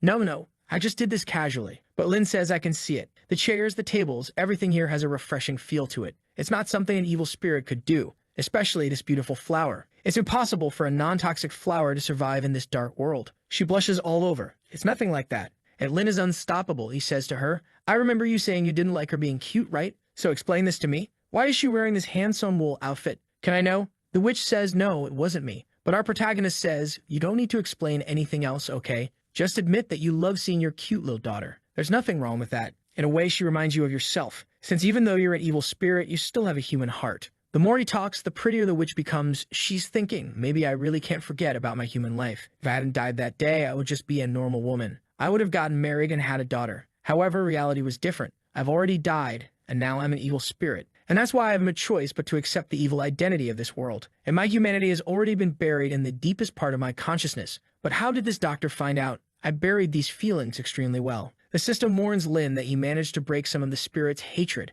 but our boy is unstoppable. He needs to completely end all of her hostility. So he makes an offer. Madame, I don't think you like turning into an evil spirit very much. If you want, I can help you become permanently human. She seems to doubt him. Huh, you think you can? Stop kidding yourself. Just because you fixed my daughter, do you think you can do the same with me? You don't understand, her evil spirit hadn't taken shape yet, but mine already has. Speaking of which, you've only seen my face, haven't you? She then starts to transform, her leg all bloody. Wow, it's getting really ugly. Stop it. She says, I don't think you've seen a truly corrupted spirit yet. Are you still confident in changing me? The little kid is even crying, the devil mother talking. Damnation, pain, resentment. I am the embodiment of all that. Do you think you can solve this with your hand? Our boy's sanity is plummeting. The poor thing is thinking, now I'm screwed. She's so ugly it's beyond my knowledge. But I need to stay calm. If she realizes I'm scared, she'll eat me. The crisis is already at 99, almost reaching 100%. Our boy closes his eyes and says he has a solution. He's going to use that curse correction ability he received. However, the system warns him to be careful because her curse is extremely corrupted. Not everything may go as planned. Our boy doesn't care. He just uses the curse removal. A glow starts emanating from his hand, some little souls ascending to heaven. He then manages to undo it, but the little witch ends up naked. He's left with a crown in his hand, and the system says the curse has been removed. Recharge time 12 hours. I would say that in this new form, the witch became even more dangerous. Lin says, I told you it wasn't a lie. She's a bit confused, saying it's impossible. How did you pull the curse out of me? Our boy is now all confident. I told you I'm a doctor and I never abandon my clients. Already behind the little girl, she's celebrating while my AdSense is sweating bullets. But our boy is confused. It seems she's gone crazier without the curse. A little later, our hero is with the child waiting for the mother to return from the room. It's been a while, and he's even received something from the system. But when she comes, sorry for making you wait. However, she comes back extremely dangerous with all this charm and says, sorry, it took me a little while to change clothes. Our protagonist blushes. He's even wondering, is this someone else? She even apologizes to him, saying she did excessive things. Lin says it's okay. They're neighbors now. Helping each other is what matters. But she's looking to the side, blushing, saying she didn't expect him to actually remove it all like that. The favorability is skyrocketing, and he warns her, I removed the curse, but not permanently. In 24 hours, you'll return to your original appearance. She says only 24 hours. He says yes, but if you always come to visit me, it will be permanent. She already has a smile on her face. Really, can I come to your shop every day then? Plus 20 favorability. He gives a thumbs up saying, of course, I'll even give you a 20% discount. Slyly thinking, not only did I solve the crisis, but I gained a lifelong customer. However, she's all excited asking, a discount? Do I have to pay anything? Our boy says unfortunately it consumes a lot of his energy, and since their shop is a small place, it's just a small fee, nothing major. She's there saying, okay, so what's the price then? Lin is confused. Why are you talking so much about money? You were very powerful. You must have money at least. She says that actually she doesn't. She never cared much about it. Usually what she likes is to consume the person. She comes blushing, staring at our boy who says, it doesn't matter if you don't have money. You can pay with other things, body parts, herbs, curses. I accept. She then makes the best offer. She approaches asking, is this okay? Our boy takes a step back now, blushing, and she's already pulling down the strap of her dress. She throws herself and looks at the sly smile. But he says, Madam, please respect yourself. She says, earlier you called me baby. Why not call me that again? Our boy, as they're trying to stop her, our shop doesn't accept these kinds of payments. She asks, but didn't you say you would accept anything as long as it was valuable enough? Or do you believe I'm not worth that? Lin is lost. What do I do? I'm just an innocent teenager. She's too powerful for me. She has over 100 years of experience. He's just looking, no, I'm losing my chance to make money, and this will drain my energy. But she's already in his ear, hesitating. He closes his eyes, I can't, and pushes her away. But the witch asks, what's wrong? Have you never been intimate with a friend? Our hero says nothing. She insists, not even a kiss, not even held a hand. The system says you feel extremely humiliated. She then says she will teach him step by step like a little teacher. Man, I don't know what happened, but he's sitting on the bed and the system sent the achievement. Congratulations on receiving the achievement, an incredible first time. You really tamed the little monster blonde he doesn't forgive at all. Her favorability towards him increased by 50 more. He gained 400 experience. She even has to put her stockings back on, telling him that he better wait because next night she will come back again. He takes care of her, she takes care of him. Wow, this doctor pays too much attention to his patients. Sheikhan squeezes his shoulder and says every time he removes the curse, she will teach him a new powerful technique. Our boy runs off. For completing the whole mission, he receives a blood demon cloak. It allows him to become like an evil spirit, invisible and apparently untouchable. However, he has to be careful because using that, he also can't attack anyone. Our boy curses the system. What are you talking about completing the mission successfully? I'm turning into a pervert. I'm spreading fear everywhere and still accepting payment from a woman with her body. Not only did you put me in a dangerous situation, but I was also seduced. Finished in the chair, he's still thinking. Thank God I put all the points into resistance, otherwise I wouldn't have been able to withstand all that hit force. Truly a wicked girl. I will definitely continue putting points into Constitution. Our boy is getting ready for the visit, sneaky guy. But it's at this moment that he notices something. It's been 3 days and the professor hasn't returned. Did something happen? He then enters the vision world, spending 500 coins, and checks the YouTuber's chat. The blood doll is asking, Queen, how did things go? That human apprentice of blood saw, how was his death? Tell me. The queen says yes, he received his punishment. The doll asks, how was it? Did he suffer a lot? She says yes, he was powerful, but after striking him with great force several times, in the end he was finished. The burnt mummy asks, what do you mean he was powerful? What happened? She says everything went fine, she ate him. It just happened in a different way. Our boy is there. Damn it, this woman is so open-minded. She's telling everyone. Worse still, it's in this chat here. The whole city will see. Ah, forget it. I'll focus on my business. He enters the regional channel, but there's no information there either. So he goes to the global channel to see if he can find anything. Since there was no information, he creates a post asking if anyone saw the chainsaw maniac. But to create the post, it costs 1,000 coins. That's expensive. Looking above all, he thinks it's a concept very similar to Earth's video games. Could the person controlling this place also be a human? At that moment, a pentagram appears. Someone is trying to contact him. Ah, so we saw a kind of gargoyle in the territory world, the place that serves as a bridge to connect dark worlds with others. However, sacrifices must be offered. Lin gets excited. Wait, connect with other worlds. With the right sacrifice, can I go back to my world? But when he tries to use it, the system says you don't have sufficient permissions to use this function. He realizes he'll have to level up to unlock that.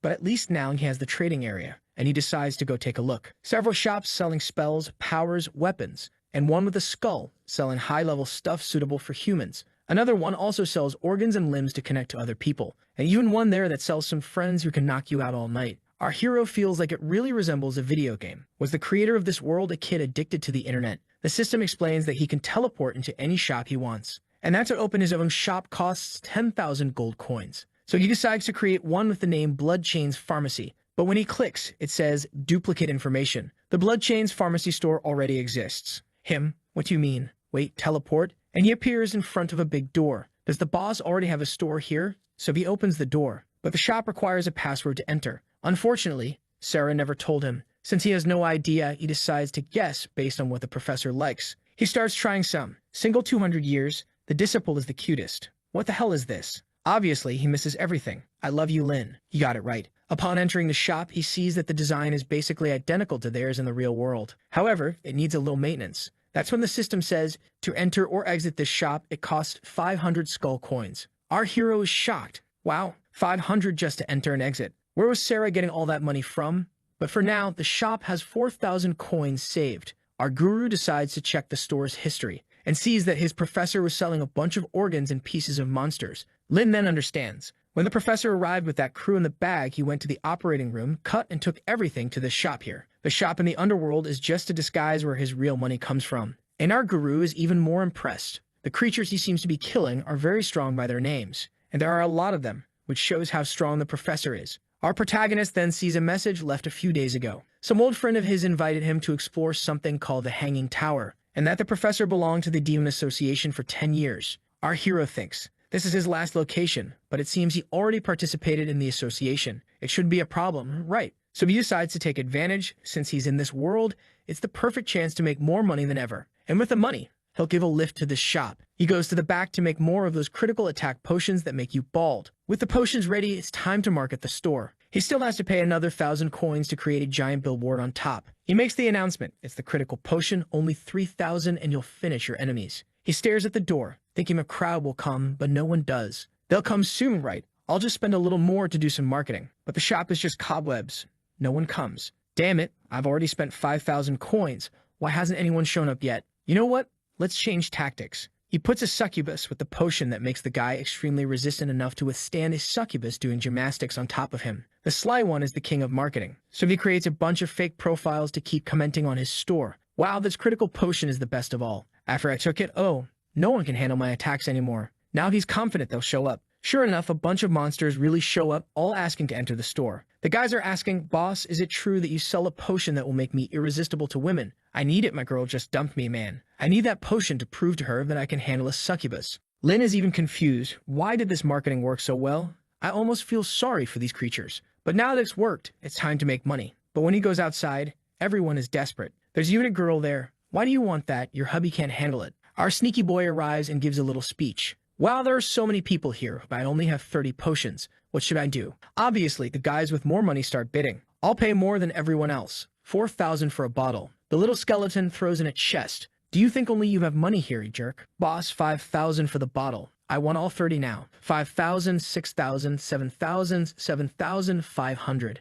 Everyone is desperate. Our boy is there drooling, saying, "Don't fight, folks. Let's take it easy here. There's enough for everyone." Lie, because I know there isn't. He thinks, I didn't do anything wrong, right? It's just marketing. The system even gives him some points for deceiving everyone. He gets angry at the system, saying, "What are you talking about, system? I didn't deceive anyone. The potion's effect really is the best there is." But then he remembers, oh no, I'm going to make everyone bald in this place. I have to go back home and create a potion to make hair. Let the guys know he's back. We then see an army of elves against a bunch of creatures. Did they buy the bald potion? One comes with a box saying, "Leader, the supplies have arrived." It said that this potion doubles your critical. It's amazing. Legolas is incredulous. It doubles. How can something have such a good effect? What's the side effect? The soldier says, "Nobody knows yet, sir." But suddenly a bunch of monsters are coming. The leader gives the order. Defend yourselves. Everyone raise your spears. The battle begins, but the number of insects is almost infinite. There's no way to stop them. The guys are thinking, there's no way, we need more power to win this. I'll have to trust that doctor. He drinks the potion. He starts emitting a purple aura. This power. Ah,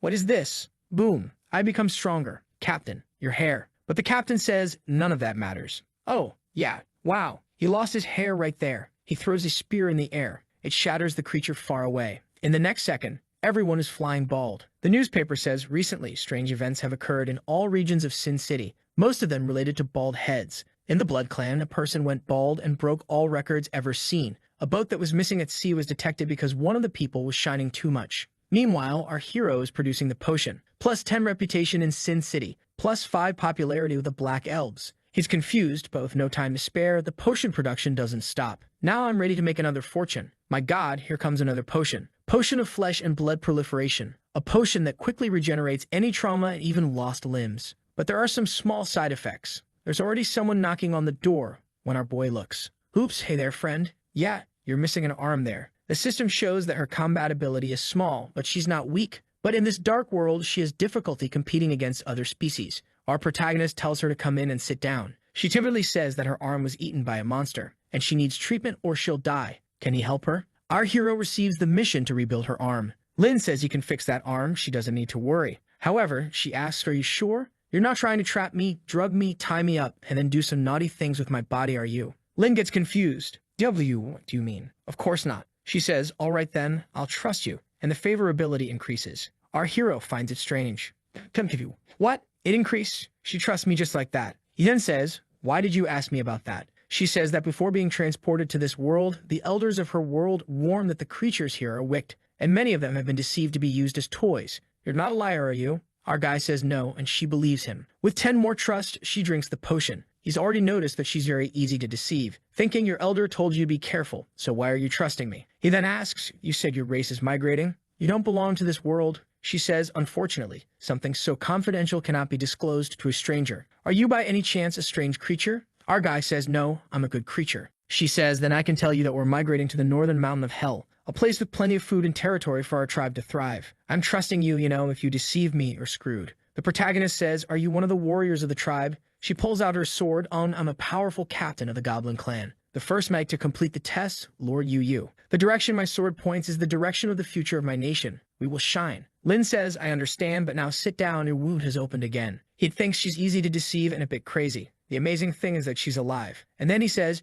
you said you were going to the infernal northern part? What are you doing here in the Valley of the Soul, which is in the opposite direction? She replies, don't talk nonsense. I would never be going in the wrong direction. Clearly, I'm going north. Lin then says, all right then, where is north? She points and he says, that's south. She says it's impossible. She always goes in the right direction. She's already walked 2,000 miles. Her intuition tells her she's on the right path. Lin asks, intuition? Do you always rely on your intuition? She responds, why not? It's the talent of my tribe. Lin asks, how far is the place you want to get to from where you started? She thinks and says, obviously, I know this information. 500 miles. Lin says, but you just told me you already walked 2,000 miles. How come you haven't reached the destination of 500 then? She looks at her hand and analyzes. It's really strange. Our guy thinks, how am I going to help this girl? He goes to the drawer and picks something up. Here you go. I'll sell you this for only 200 coins. You'll never get lost again. She blushes. What is this? He explains this is called a compass. It's worth 1,000 coins. But for you, my friend, I'll make it 200. She gets all excited and he gains 60 more trust. However, he loses morality for this. The system congratulates. It's clear that you sell any junk for any price. Our guy touches her shoulder and says, as a friend, I have to warn you about something. She says, what? Lin explains when someone says they're not a bad person, it doesn't mean they're good. And when they say they're good, it doesn't mean they're not lying to you. Understand? She says, thanks, but I don't even remember anymore. Lin thinks, apparently there's nothing I can say to her. While she's been surviving until now, she should be able to keep surviving. He asks, where did that wound come from again? She says it was a bite from a giant. Unfortunately, it's much stronger than me. If I hadn't dodged, I would have been eaten whole. So graceful. Lin says, okay, but he's confused. Why is she talking about it with such pride? He then asks her to take off her armor for the exams.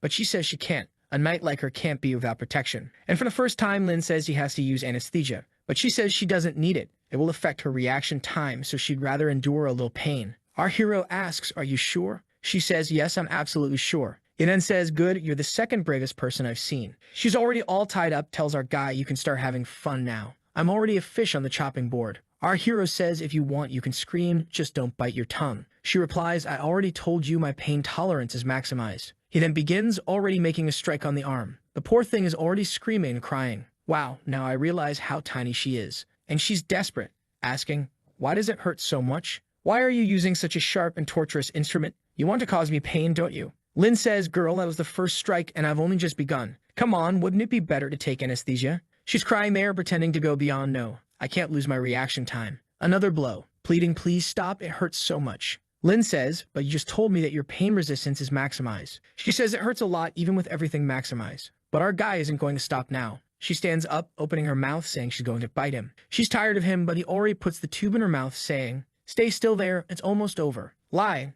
this has barely begun. He gains experience, gives her another cut. She cries desperately. After a while, phew, we're done. The system gives him the points. The poor thing is destroyed there. He removes the thing from her mouth. I told you, man, it was quick. Now we can move on to the next phase. Then he frees her, and the girl gets up saying, wow, it feels like I woke up from a nightmare. Our protagonist says it's a normal reaction. She points to him. You're the first man to make me feel so much pain, and also the first to put such a big thing in my mouth to the point of making me drool. Why she said that, I don't know. Our hero says it was just so she wouldn't bite him and she wouldn't bite her own tongue. But it's certain that this will generate some misunderstanding in the world. However, she's all shy, saying she was impressed by his generosity, and he gains more favorability. Our Lin is confused. What kind of person suffers so much and increases favorability? He then pulls out a green vial and says, now that we've dealt with any potential infection, we need to start building the next arm. However, before I begin, I need to ask you, do you have enough money? She asks, is it an expensive process? Lin feels so sorry for her that he decides to even offer a fair price. She then replies that of course she has all the money,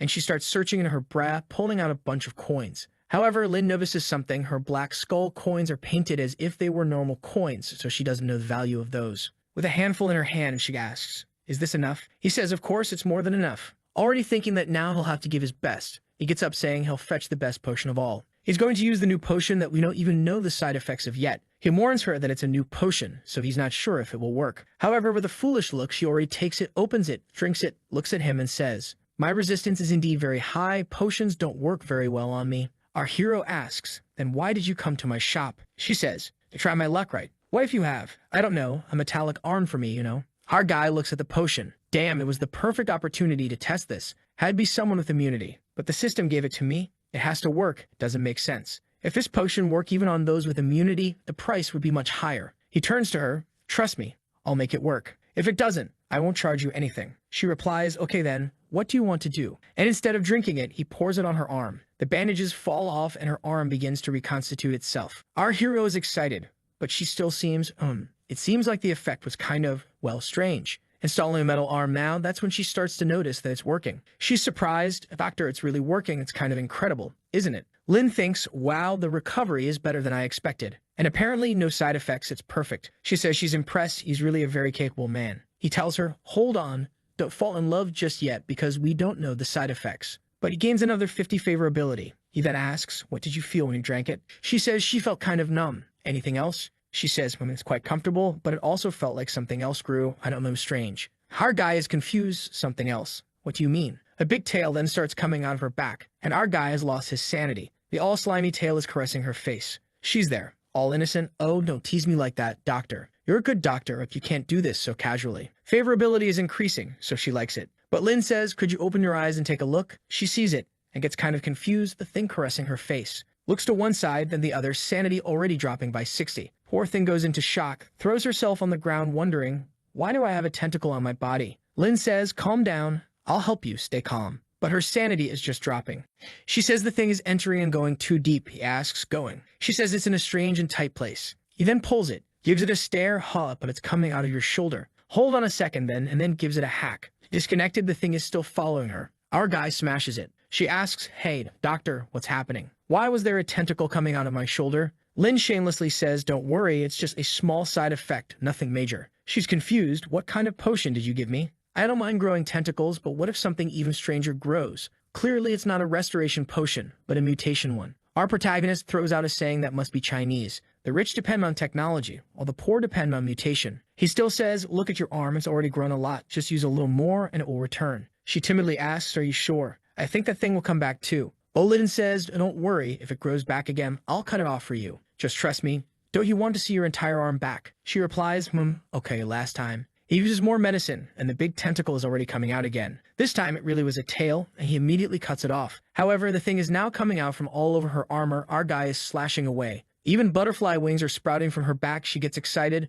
Don't cut those. But it's too late. He already did. She says, I told you not to cut it. 10 minutes later, she's lying there on the bed, and he finally completes the mission. He asks, how do you feel? She says she feels like her body is covered in strange things. Our guy tells her to stop lying. He already cut everything. It's just a hallucination. The treatment was perfect. He says potions cost money, but cutting off tentacles costs nothing. With that, feeling all sad, she heads for the door. Okay, can I go now? Lynn says, of course, just don't forget to leave a like on our store to get an 11% discount. But at that moment, he says, wait a minute. She asks, what's wrong? When you drank the potion, I didn't cut anything. Are you sure there's nothing inside your body? She looks at herself. I don't think so. He says, okay then. Maybe this potion doesn't always cause mutation. See you next time. Our guy thinks it was a success. He just has to sell it online now. But then he sees the bag of coins on the ground that used to be in her bra, and that's where she kept the coins. But when she left, she didn't even need them anymore. And then he understands it was that which grew. He needs to return the bag of money and prevent her chest from growing even bigger. But when he goes outside, there's no one there. He thinks, as a doctor,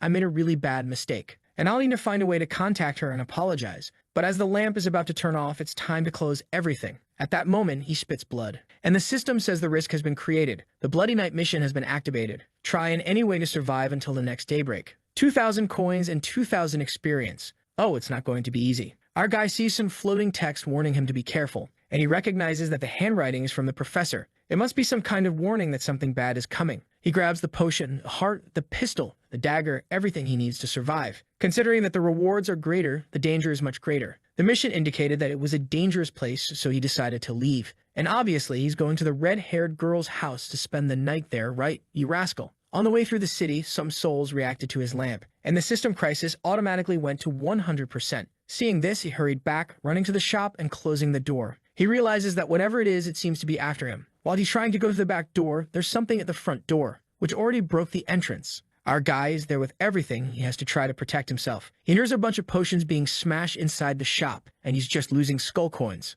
What a damn thing, it's destroying everything. Losing all my money is worse than losing my life. I won't let this go unpunished. He tells the system to reactivate the Blood Witch's curse and deactivate the pistols. That way, she'll realize something's wrong. And with the curse removed from the gun, he can deal with it. He heard the sound getting closer, thought it was coming to the door, but then it moved away. Lynn wonders, is it going to the back? However, the monster's blow already went through the wall and him along with it. Our Lynn fell to the ground, already coughing up blood. The beast used a portal on the wall. Oh man. Our guy is almost losing consciousness as he looks at the door. When he manages to see what it is, and it's a really ugly big creature this time. Hellwalker, extremely evil, combat ability, an incomparable and powerful creature. It gets stronger by absorbing other creatures. Our guy's leg already has some tentacles coming out of it, and that thing is consuming his flesh and blood. The beast does a quality analysis and decides that he's not good to be absorbed. It blows up our guy's leg. Man, did it have to be all this? Well, poor thing, he's finished. The monster still feels that he lost the ability to move and needs to be finished off now. Our hero's lost, heart pounding. He fires a shot that went into the eye and pierced.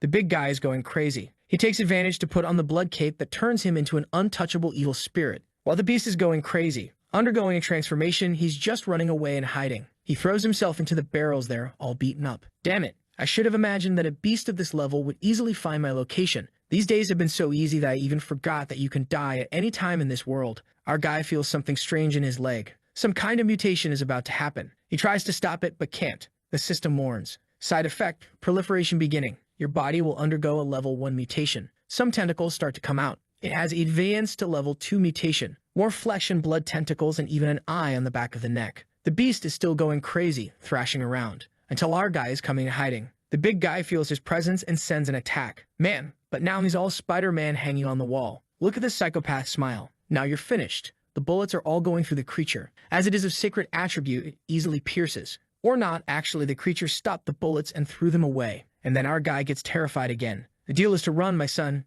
Get out of there. But the demon can see him even with the cape on. Yes, a look in his skin starts melting. So he throws the potion that causes mutation on his own face. That's because he's already mutated. The system once again. Your body is undergoing a mutation. The creature comes to make another attack, but it turned into a bunch of digital stuff, appeared on his back. It almost grabbed him. Our protagonist is confused. I'm wearing the cape, how can he still attack me? He almost got caught again. He keeps running, throws more poison on his body. Eyes that can see ghost energy are born. And then he realizes that the hand the monster created is spiritual. That's why he's getting beat up. He sees he's under a bunch of eyes. All the spiritual power. He realizes the cape is just getting in the way. He's still being seen, but can't hit. He jumps down into the store again. He throws the cape, starts hunting for potions, but the hand is coming. Lin sends some explosions there. It's a potion against evil spirits. The big hand is already there. He's passing him the blade. Our maniac starts to smile. The anti-spirit potion worked. Look at the little hand trying to escape. He takes advantage to try. He's going to finish him off. Well, but the creature grabbed his spine. Our guy then thinks,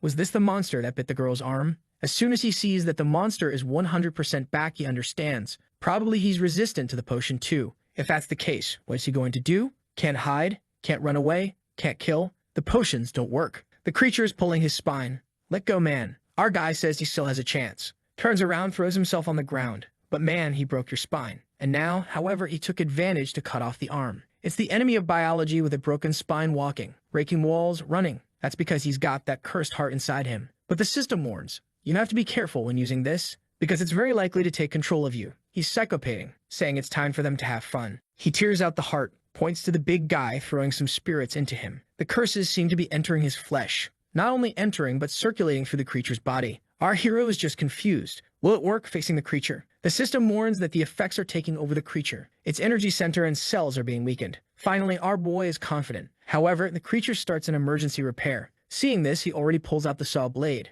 I have to finish this while it's weak. But the big heart inside him is absorbing everything. Because in the description it said it's a heart that needs a lot more blood. He falls to his knees, screwed, one more potion, one more gulp. Saying I need to survive at least, regardless of what I will become. He let out a yell. There's something coming out of his eye. The system still warns. You have reached a level 3 mutation. Your physique and willpower cannot fully control this mutation. Current mutation, snake brain. You control 31% of it. Our boy says it's the only way, and sends the snake to eat the heart. However, when he's finally ready to return to combat, the big guy is back too, already giving him a stare down. The system warns that the creature has returned to spiritual form. Our boy tries to flee again. Once this creature reaches 100%, there's no way he'll get out alive. But look what he sees coming from afar. Will she save our boy? But she's also a bit beaten up, peering ahead. She arrives at our protagonist and asks, "You're quite unique today, aren't you, sweetheart? Are you trying to do some kind of different performance?" Our guy says, "Yes, exactly. But why didn't you come sooner? Didn't you realize your curse came back?" She covers his mouth and says,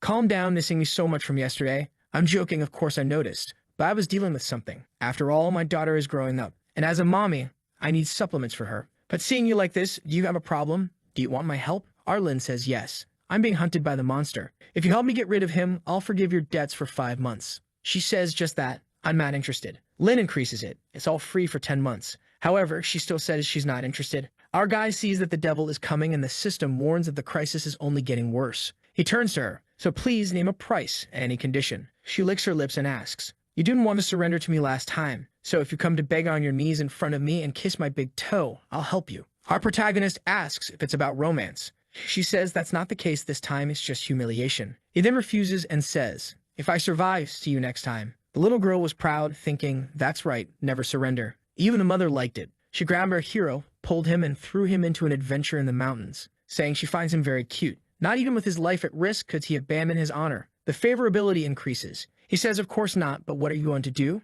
Now the little witch is going to help. She uses her Tokyo Ghoul power, already throwing a bunch of claws on the ground. But the creature is defending everything, and even analyzes to devour her as a priority. Can she do it? Even though she transformed too. Even though the devil is staring at our guy, our protagonist warns her to be careful. He has a kind of hand that can pierce anything and hurts even the soul. From afar, he climbs up and watches the fight. They're both so fast you can't see anything, just the creature being cut. He's impressed, saying she's wonderful in combat. He didn't know she was like this. He starts trying to cheer her on from afar. "Madam, you're very strong, so cool, so beautiful, so perfect, so sexy. Your tentacles are fascinating. You penetrate my heart." He's gaining favorability. I don't know what he's trying to do. While the devil keeps evolving, he's detecting threats and going to a secondary level. Our hero just finds it strange the blonde is tearing the creature apart, and he's still the main target. At this point, something passes by him. "What's this, man?" She spits out some creatures. There's an explosion from both attacks, but nothing happens. The creature comes at him again. She sent the Blee Blade to protect our boy. Already wrapping around the creature's tentacle, biting everything from the sides, coming in a Orochimaru style, piercing the eyes. Our boy, seeing a bunch of eye remnants on the ground, thinks, finally it's settled, but the eyes start flying. The blonde is already piercing everything again. Man, she did everything, huh?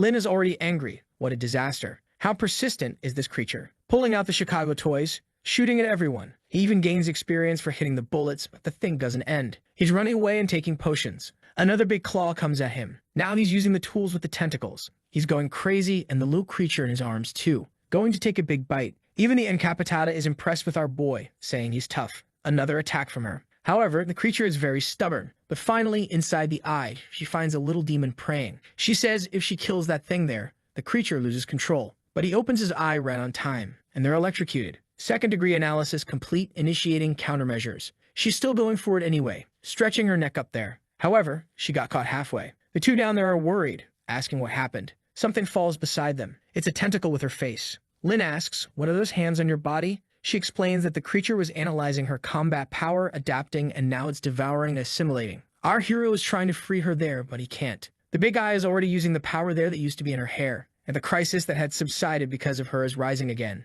In an instant, it's back to 99%. The eye takes another look and then jumps at our protagonist. But he uses his mutation to protect himself, tries to attack, but the creature dodges. He steps aside, but already spitting blood. For someone who underwent so much mutation, spitting blood is nothing. But now he's screwed. He didn't expect the Blood Witch to lose the fight. He doesn't know what he's going to do. He stands there, trying to think of a solution. At that moment, he opens that trapdoor back there and says, "Hey, I don't know who's there, and I know you hate me because I only feed you with lousy medicine. However, it's the perfect time for you to get angry. Come here and defend our shop." The system says the creature has a good impression of him. A small tentacle starts to rise. Not small. Gigantic with a big mouth. The system says it's a demonic baby. If this is a baby, how big does it get when it grows up? Everything about it is a question mark. You can't know anything. But the monster is giving him friendly licks, and the system warns that the creature likes him. Our hero then points and says, "I need your help dealing with that thing. My friend was eaten." The creature is standing there doing nothing. He offers, "I'll give you 2 months of great potions." His favorability increased by 0.1, and the creature seems to be finishing devouring the thick witch there. Our protagonist goes after the basement creature. The damn thing thinks it's Jack Sparrow on the ship. However,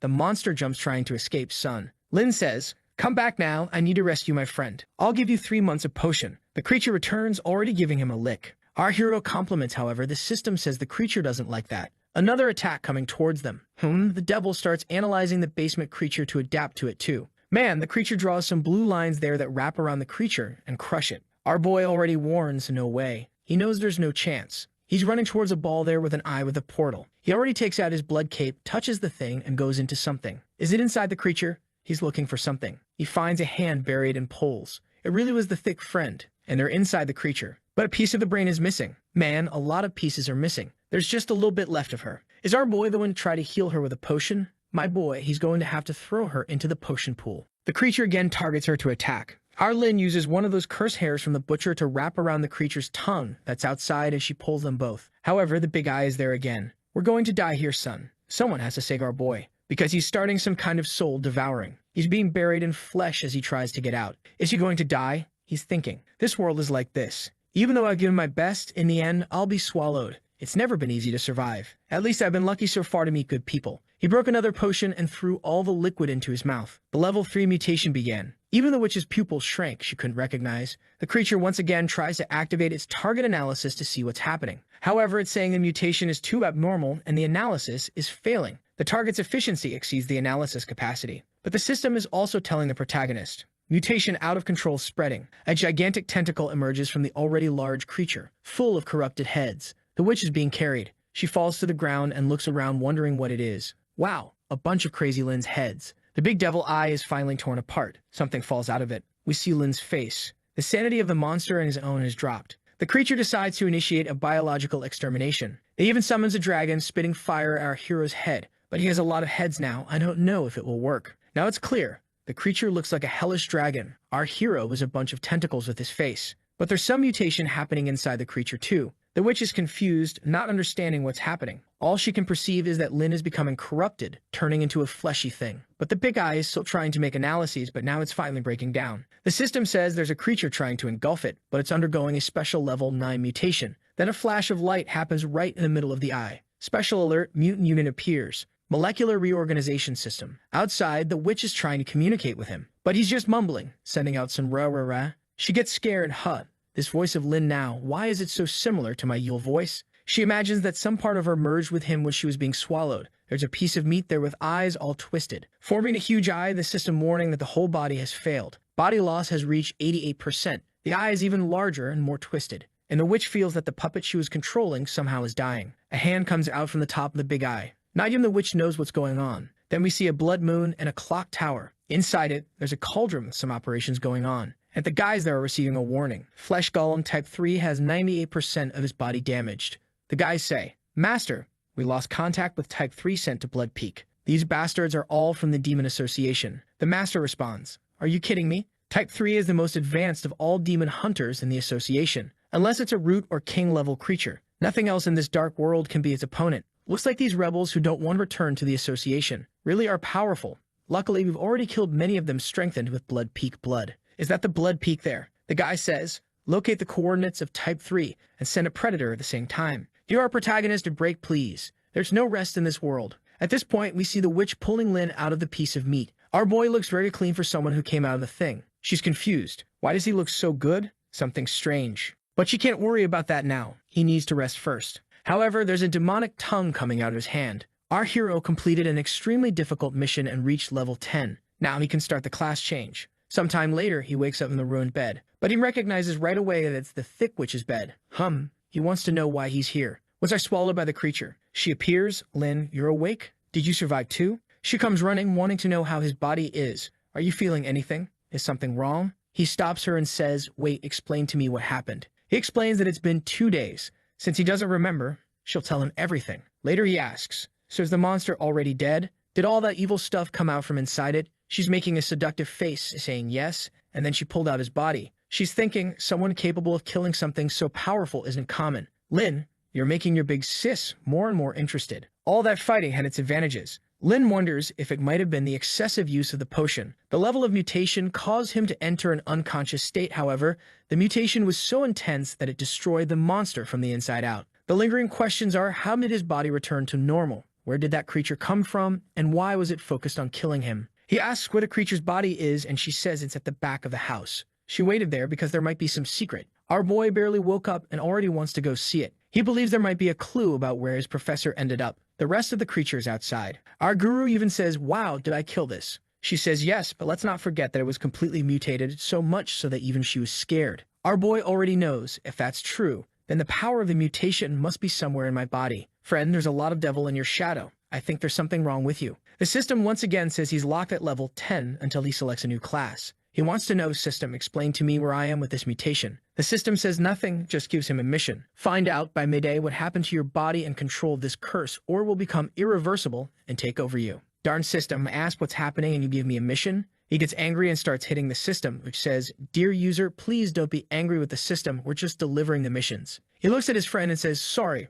but I have something urgent I have to do." He rushes out. But he comes back, grabs the body, and then runs back home. Arriving home, he goes to Sarah's library. He remembers he had some books about mutations. After reading for some time, 4 things are important. First, his body's mutation is in the incubation process, so it's not complete. Second, the mutation acts on its own. Third, it wasn't him who defeated the creature, but the mutation. Fourth, he only woke up from the coma because of the system. He wasn't supposed to wake up. He remembers that as a reward for the missions, he received a body reorganization. He uses it to try to locate the mutant part. The ability really reorganizes everything. He can see himself entirely. He says he's getting stronger and invincible. Man, the uglier, the stronger, right? The bones reconstitute, the cells reorganize. And in the middle of it all, he tries to find what's mutated. Where does this curse keep so much flesh? Why did he get so big? He sees some poison nearby and decides to try to solve it like this. He takes a swig and falls to the ground. Feel that, you trash. The system warns that the host is losing life. However, it gained resistance to poisoning. He's trying to rip the devil out with hatred. What's the taste? Hot you eaten. This is the most powerful insecticide I created from memories of my world. Better leave my body. But when he looks at his hand, nothing happens. He curses, no reaction. He just runs out. You want to see what I'll do then. He gets upstairs, opens all the poison bottles, throws it all inside. The system warns again. You've suffered various injuries and your skin is melting. The madman is there. And now, are you convinced? I'm telling you, this pain is nothing to me. This is the worst body for you to stay in, you Eden. I'm going to make you suffer. Man, I don't know if our boy realized, but he went crazy after that demon. He's already preparing something unhealthy in the jar. He makes a very dangerous plague potion and a potion to weaken defenses. His plan is simple. He will weaken himself and then drink the demon's poison. A sip in the wine and a sip in the poison. A perfect combination. The system says you are completely poisoned. and your current life is rapidly decreasing. His death will occur in 20 minutes. So he takes a healing potion, and then he takes a poison. His plan is to make the virus go crazy. The virus is causing destruction to his main organs, and now you will die in 15 minutes. Our boy looks exhausted, saying that no one could handle this. If it's a battle of endurance, he won't lose. He's already on the timer. 20 minutes later, nothing happens. He takes more poison. Man, you're going to die like this anyway. He throws it on the ground and grabs something to produce something even worse. Are you going to eat that thing? The pot is boiling. Potion produced. Another gulp. Wow, it looks like there are heads inside that thing. He's going crazy. Look at that psychopathic face. But there he goes again, just consuming everything from the cauldron, saying, "Come out again, come out." Now he's drooling with his tongue out, eyes all twisted, going crazy. Come out, come out. Something came out in his hand. The system says, question mark, it's afraid of you. Our boy was looking at his hand and the thing coming out. 10 more of fear. However, the thing started to go back into the body. He said, "Oh yeah, take this." He goes to take another big gulp. 15 more of fear. 20 more of fear. What's this? The little arm is running away. Taking control of the protagonist's hand, he uses the healing potion on himself, while our boy drinks poison on the other side. The devil is saying, "My God, enough of this, man. You're getting addicted to these potions already." 30 more of fear. He's spamming all the potions at the same time. The creature is exhausted now. I can't take it anymore. The feeling of being poisoned and then healed. My mind is being destroyed. However, she saw that the protagonist is going crazy. This guy can't take it anymore either. But he gets up. Just one more. Just one more. It's getting good now. The creature's fear keeps increasing. Enough, man. Don't drink more poison. But our hero says, it's just one more medicine. Just one more. Falls to the ground. And now, did he kill the creature? He's crawling to try to grab the healing potion. Got to the pot. Opened it. Poured another one. Man, the creatures in this world are very persistent. When our boy opens his eyes again, he received a bunch of experience, mainly resistance to poison. In addition, he received the achievement Poison Cauldron. You get this by being poisoned 500 times in a short period. Our hero has a headache thinking, I remember that some part of my body was moving on its own. I just don't know what it was. But the little hand talks to him. Phew, I'm saved. The system gives the description of the creature. Deformation that was born inside a human with a combination of a golem, a faceless demon heart, fragments of an evil spirit, parts of a witch and remains of a human. Man, it has everything, and then some. Our boy is staring.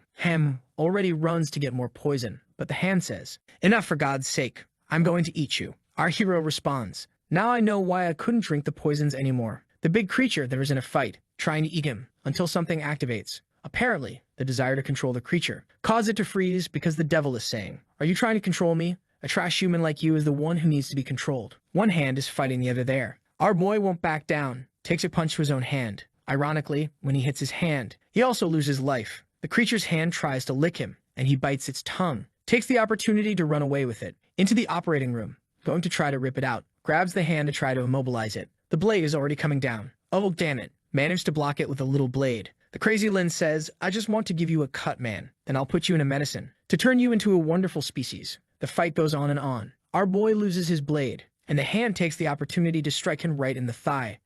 He managed to hold on. Our boy sees from the outside one of those potions that he throws into the hole of that creature. The devil says, "Do you think I'll let you drink that? Only in your dreams." But Lin activates the flesh cataclysm, sends a kind of disfigured hand, which pulls the potion back and throws it into the devil's little hand. Apparently, the hand lost strength. Our boy is, finally, but apparently the poison was more than he could handle. The system warns, "You were poisoned a bit, you were poisoned a lot, you were severely poisoned." He's already puking rainbows. Now he can't even handle it, and the devil's hand is talking. "Fools, even if you put poison in my mouth, you'll still receive the effect." Oh, we see that creature that lives down in the basement fit. Something falls there. The rest of that devil's poison. She takes a sip and seems to like it. Our hero is vomiting down there. Now even the creature below wants to kill him. "Are you trying to give me this?" But the devil's hand takes the chance to remove everything too. The hand speaks. "Just wait until I finish puking. I'll kill you." Our boy falls to the ground and says, "A truce. In a little while I'll cut you." The devil's hand says, "All right." She's not feeling hungry now. Our boy replies, "Let's live in peace." She makes a pinky promise. "All right, good suggestion." Our boy, "There's no reason for us to fight like this, right?" "Yeah, man, why is that?" "We're both losing out. Two consciences in the same body is something quite acceptable if you think about it. Yes, we can live calmly and peacefully, but they've already started trying to kill each other again. Even though they're fighting, our boy is returning to the shop. "If I didn't have a customer to attend to, I'd cut you right now." Apparently, someone is knocking on the door. Our boy says, I'm going." When he opens it, a buffed goat. Creature of the alien race, level 69, powerful ability in close combat. Our boy just welcomes Sarah's pharmacy. The goat is kind of, what the hell is this, man? Looking at our boy there, banging a knife on the other. Yeah, welcome. I'm taking care of this place because the boss is away. So I'm the boss here. What do you need, my customer? Sanity has dropped a bit. The goat says, I'm a foreigner from a distant land and I'm kinda sick. I was passing by and came to see if the doctor could take a look. Our boy says, you found the perfect person. Whatever the illness is, I can cure it without medicine. Our boy says to the hand, damn it, stop attacking me. Can't you see I have a customer? The goat asks, what's going on? You know what, boss? This pharmacy here is a little different, huh? I think I'm leaving. You're too busy. Suddenly, a cleaver almost got the poor guy. Sanity has already dropped. Lynn says, sorry, my little hand dropped it. The goat says, don't worry, kid, it's okay. What kind of place is this? What do you mean it fell? He clearly threw it at me. Lynn says, come in, come, don't be afraid. But the goat is looking at all the destruction. What's this? Was there a war in this place? Lynn explains that they're just going through some renovations. You're not going to tell me you think there was a life or death fight here. The goat looking, a lot of cuts. Clearly there was a battle, but our figure is already on the back, already sharpening the blade. The goat thinks something's wrong. Since I walked into this store here, why does he look like a psychopath? Already swallows hard and says, kid, I gotta go see, let me explain. I was rude, I walked in with my left foot first. I have to go outside and come back with the right one. Lynn says, oh, was that it? But you're not going to leave me alone, are you? He responds, and if I do? The customer is always right, right? But the protagonist goes crazy, saying that if he leaves, he will have to be cut to death. Now it's bad for the goat. He's already in shock. If I stay, he cuts me. If I leave, he cuts me. Mine is 10 sanity. Sweating, he thinks it's very scary. Why does the owner of this store have to be so cruel? He asks our boy, why are you fighting with your 2 knives? Are you practicing your combat skills? Lynn replies, combat skills. No, I'm just trying to cut off my left hand. The curious goat, but why? The kid says he can't explain, but just know that this left hand here isn't very good. It eats people. If I don't cut it off, it will eat even my customers. The goat's scared. Cannibalism? Lynn turns around saying, relax. As long as I'm here, it won't be able to eat you. The goat wants to know, hold on, this is very suspicious. You're trying to kill me and blame it on your left hand, aren't you? I may be a foreigner, but I'm not that stupid. You know what, boss? You're too busy there with your so-called hand, aren't you? So I'm out. But Lynn says it's over. I'm not busy anymore. Let's start diagnosing now. Already throwing a bunch of tools on the floor. The goat asks, what are you looking for? Why are only weapons falling out of this box? The goat tries to sneak to the door. Lynn, talking to his own arm, says, you damn, I may not be able to cut you. I'll call my neighbor, and she'll finish you off. The goat thinks it's for him. Wait, he's warning me again. If that's the case, I'll have to handle this. He's going to try to fight our boy. Approaching, he thinks, I'll come slowly and surprise him. Jumped up, but right then Lynn said, now I'll cut you. He quickly hides the blade. Our boy looks. Oops, I found my stethoscope. What's the problem, little goat? The poor guy is trembling all over and says, nothing. Let's get started. Listening to the goat's heartbeat while holding his own hand. The goat asks, doctor, is there something wrong with me? Thinking, this doctor, is he imagining how he's going to cut me and roast me, isn't he? But our boy says your heartbeat is irregular. Have you had any severe fights recently? The goat says maybe, but thinks, damn it, he knows why my heart is racing. Our boy says he's showing signs of poisoning. The goat asks, what do you mean? Lynn says your skin has some dark spots, your lips are purple, and your eyes are sunken. All signs of poisoning. If you're exposed to any kind of fear in this situation, the rapid circulation of the poison can kill you. The goat's in trouble there. Lynn asks, have you been attacked by something recently? The goat says it wasn't really an attack. He was in a swamp and ended up dragging his arm near some vines. However, he only used some bandages since it wasn't serious. The system analyzes it, and the protagonist discovers that there's a vine called human-faced vine. However, he already has to defend himself from the hand again. Stop it. Are you trying to secretly attack me? The goat questions, human-faced vine? What's that? Our boy explains that it's a type of poisonous vegetation. It waits for creatures to pass by before attacking them. The good thing is that its poison takes a long time to incubate, so it's not fatal. Unless you get involved in certain situations. The goat wants to know, what situations? Lynn tells him if you get scared of things and that fear speeds up your heart, everything can get worse. To prevent the blood from spreading, you have to stay very still and calm. The goat says, yeah, I'm very calm here. I'm peaceful. But the hand is almost biting Lynn. It's about to swallow. The poor goat's sanity drops by 20. While he fights the hand, he says, if the poison starts to spread, you'll start to smell a fragrance. It will make all the creatures around you want to devour you. Your luck is that our pharmacy is a safe place and there are no scary creatures around. But there's already something on his mind. He says, wow, if the evil creatures are being attracted, the blood has to be removed. 1 minute late, and you could die. But wait, before removing it, it's good to use a recovery medicine and drink plenty of water. However, the goat has already pulled out the knife to drain all the blood. The goat looks and says, now I'm taking it out. Lynn says, my dear visitor, why did you want to break free so badly? The angry goat retorts, you shouldn't have started your sentence telling me to take it out. Now stop this wound here. Look how my business is bleeding. But the poor guy took a kick in the middle of, and he fell to the ground, agonizing and saying, I don't want to be treated anymore. Please. Lin, with his devilish face, says, the treatment started a bit rough, but I won't give up. Don't worry. This is the only pharmacy within 100 miles. If you leave here, the poison will kill you. The goat says, stop lying. There are plenty of villages around here. How come this one is the only pharmacy? Lin looks at a pile of heads and says, yeah, there were other pharmacies, but they became studies for our shopping mall. The boat starts to pray. Please forgive me. I have an 84-year-old mother and a 2-year-old daughter. I just want to get out alive, doctor. Lin replies, don't worry.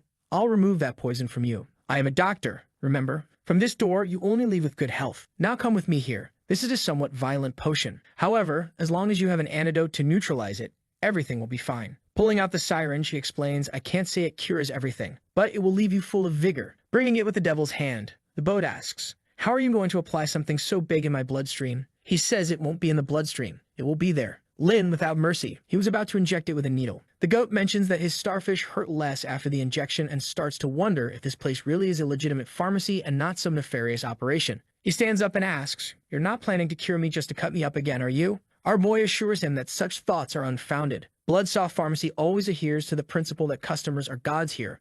Everyone is treated well. With this, the goat finally relaxes and the system awards our hero 5 comfort points. But then it's time to pay and he asks, what if I don't have the money? Lin stares, no money. The goat throws a bag of coins, joking that he was just playing. Our boy tells him not to joke about that. I was about to take a piece of you. The goat's blood pressure even rises a bit. However, he thanks Lin, not having expected such effective medicine here. Lin tells him it's a recipe that Bloodsaw has been perfecting for a long time, and they're the only ones in the area who have it. The goat wonders, if they're the only ones with it, it could be dangerous if someone else gets bitten by that plant. But Lin informs him, my customer, we've done the calculations. Your total comes to 2,100 coins, but you've only given me 1,700, so you're short 400. The goat says he still has 300 and goes to look for the other 100. He throws the 300 on the table, searches but can't find the rest, sweating as he admits he doesn't have it. Lin stares, don't have it. No matter, and throws a leaf on the table to explain. We always accept body parts as payment. Take a look at the values. You can sell the balls, the horns, or as always the eyes. Lin is sharpening his knives. Speak up. I suggest you sell me your eyeball. It's easy to recover afterward. But the goat asks for patience. I have other things here that can be used. Take a look. He throws something on the table, claiming it's rare, something he found recently, not quite sure of its purpose. The system informs the protagonist it's a piece of mithril skull, an extremely durable material used for making biological weapons by the Demon Association. Lin is curious, Demon Association? Where did you get this? The goat says there's a hilly area about 100 kilometers from here. It looked like a battle had taken place with many bodies around, but I only took this and ran, not daring to stay long. Will you accept this as payment? Our hero says, yes, of course. With that, he completes the mission and receives a radioactive cut finger. It causes new body parts to grow on a person who consumes it. With that, the goat leaves in a hurry. Our hero contemplates the notion of biological weapons from the Demon Association. He yells for Little Hand to wake up, who wakes up and bites his head. He stands there, as if he couldn't care less. The hand spits him out, asking, why did you hide? Lin says he had consumed too much poison and his judgment was off, but now he understands. Little Hand doesn't have the guts to eat him. But the hand opens his mouth and says, I'm going to eat you now. Showing his tongue and teeth, he asks, you're scared, aren't you? Look at the size of my teeth. It's not too late for you to beg for forgiveness. If you're sincere, I might even let you live. Lin is yawning, are you done? If you're going to eat, eat. If not, get that tongue out of my face. Little Hand tells him, you're pretending. I know you're scared and I'm going to eat you, see. Our hero replies, you think I didn't notice? I know you're the one who's scared. If when I drink poison you're affected, and when you drink I'm affected, I know if you eat my head you'll die too. Little Hand says that's irrelevant. You might taste bad, but I'm going to bite you. Lin points, bite here. Go ahead, bite. I'm giving you the chance and you don't eat. Why don't you just admit that you're not going to do anything? But the system warns him you partially managed to deceive the mutant, making him believe that if you die, he dies too. Complete the second phase of the mission, surviving without him discovering that, in fact, nothing happens to him if you die. Lin is making a mocking face, but inside he's thinking, what the hell is this? If he had bitten my head just now, would I really have died? And he would have been fine? The poor guy's sanity dropped by 10. The hand, seeing him trembling, asks, what's wrong with you? Lin says, we really have to make amends. A fight where if one dies, both die doesn't make sense. The hand says he's not sure about that, but for now, he'll let him live a little longer. Lin changes the subject, saying they need to know more about this demon association. He mentions that the goat brought this mithril, and that the association has something against his boss, saying, yesterday, they sent that hellish creature to kill, but I dealt with it. Lin isn't stupid. He knows the association must have realized he dealt with that first creature. That means in a maximum of 2 days, another one will appear. Hand tells him, so what? It's not my concern. The protagonist says, of course it is. If I die, you'll die too, especially since you're right in my dominant hand. But the little friend replies, I know you're just afraid of dying and want my help. I agree if you accept my conditions. The first is that the protagonist can't eat pesticide anymore, and the second is that little hand has to devour things he likes. Our kid agrees, and they'll take a look at yesterday's body. Lin wants to find his revolver and Bloodsaw's blade, and the hand starts hunting there. He noticed that even though the pieces of the hand seem to come out from within him, he feels nothing happening. It's as if the creature has its own internal structure. After hunting around, he finally finds the two things and throws them out. Our protagonist, seeing this, makes a greedy face and asks, you must have eaten a lot on the way. What else do you have there? Show me. Little hand grabbed a hand and some eyeballs. Our kid is impressed with the amount of good stuff. The psychopath starts pulling up, telling the hand to throw out more items, but gets slapped in the face. Still angry, he says, again, thing, didn't you say we were going to cooperate? Little hand says he keeps threatening her all the time. Stop doing that. Lin replies he just wants some items to help him survive the demon association. Why is she so mad? The hand is furious, saying he left her hungry. They're going to fight again. But right at that moment, the system warns, survive visits tonight. He stops and says, stay quiet there. The hand asks, what's going on? Lin replies, people are coming. There are 3 giant spider guys coming outside, all with a human head on their bodies. The hand says it's good if their legs are tasty to eat because they have several. But Lin, poor guy, tells her to shut up. It's time to survive, not to think about food. Already hiding, he says they'll need a stealthy attack. Face to face, we can't win, and he says, hand, stay on the other side of that door. If anyone comes in, just attack. I'll stay here. You have to help to stay alive. They're there apprehensive, waiting. The door opens and he tells her to attack,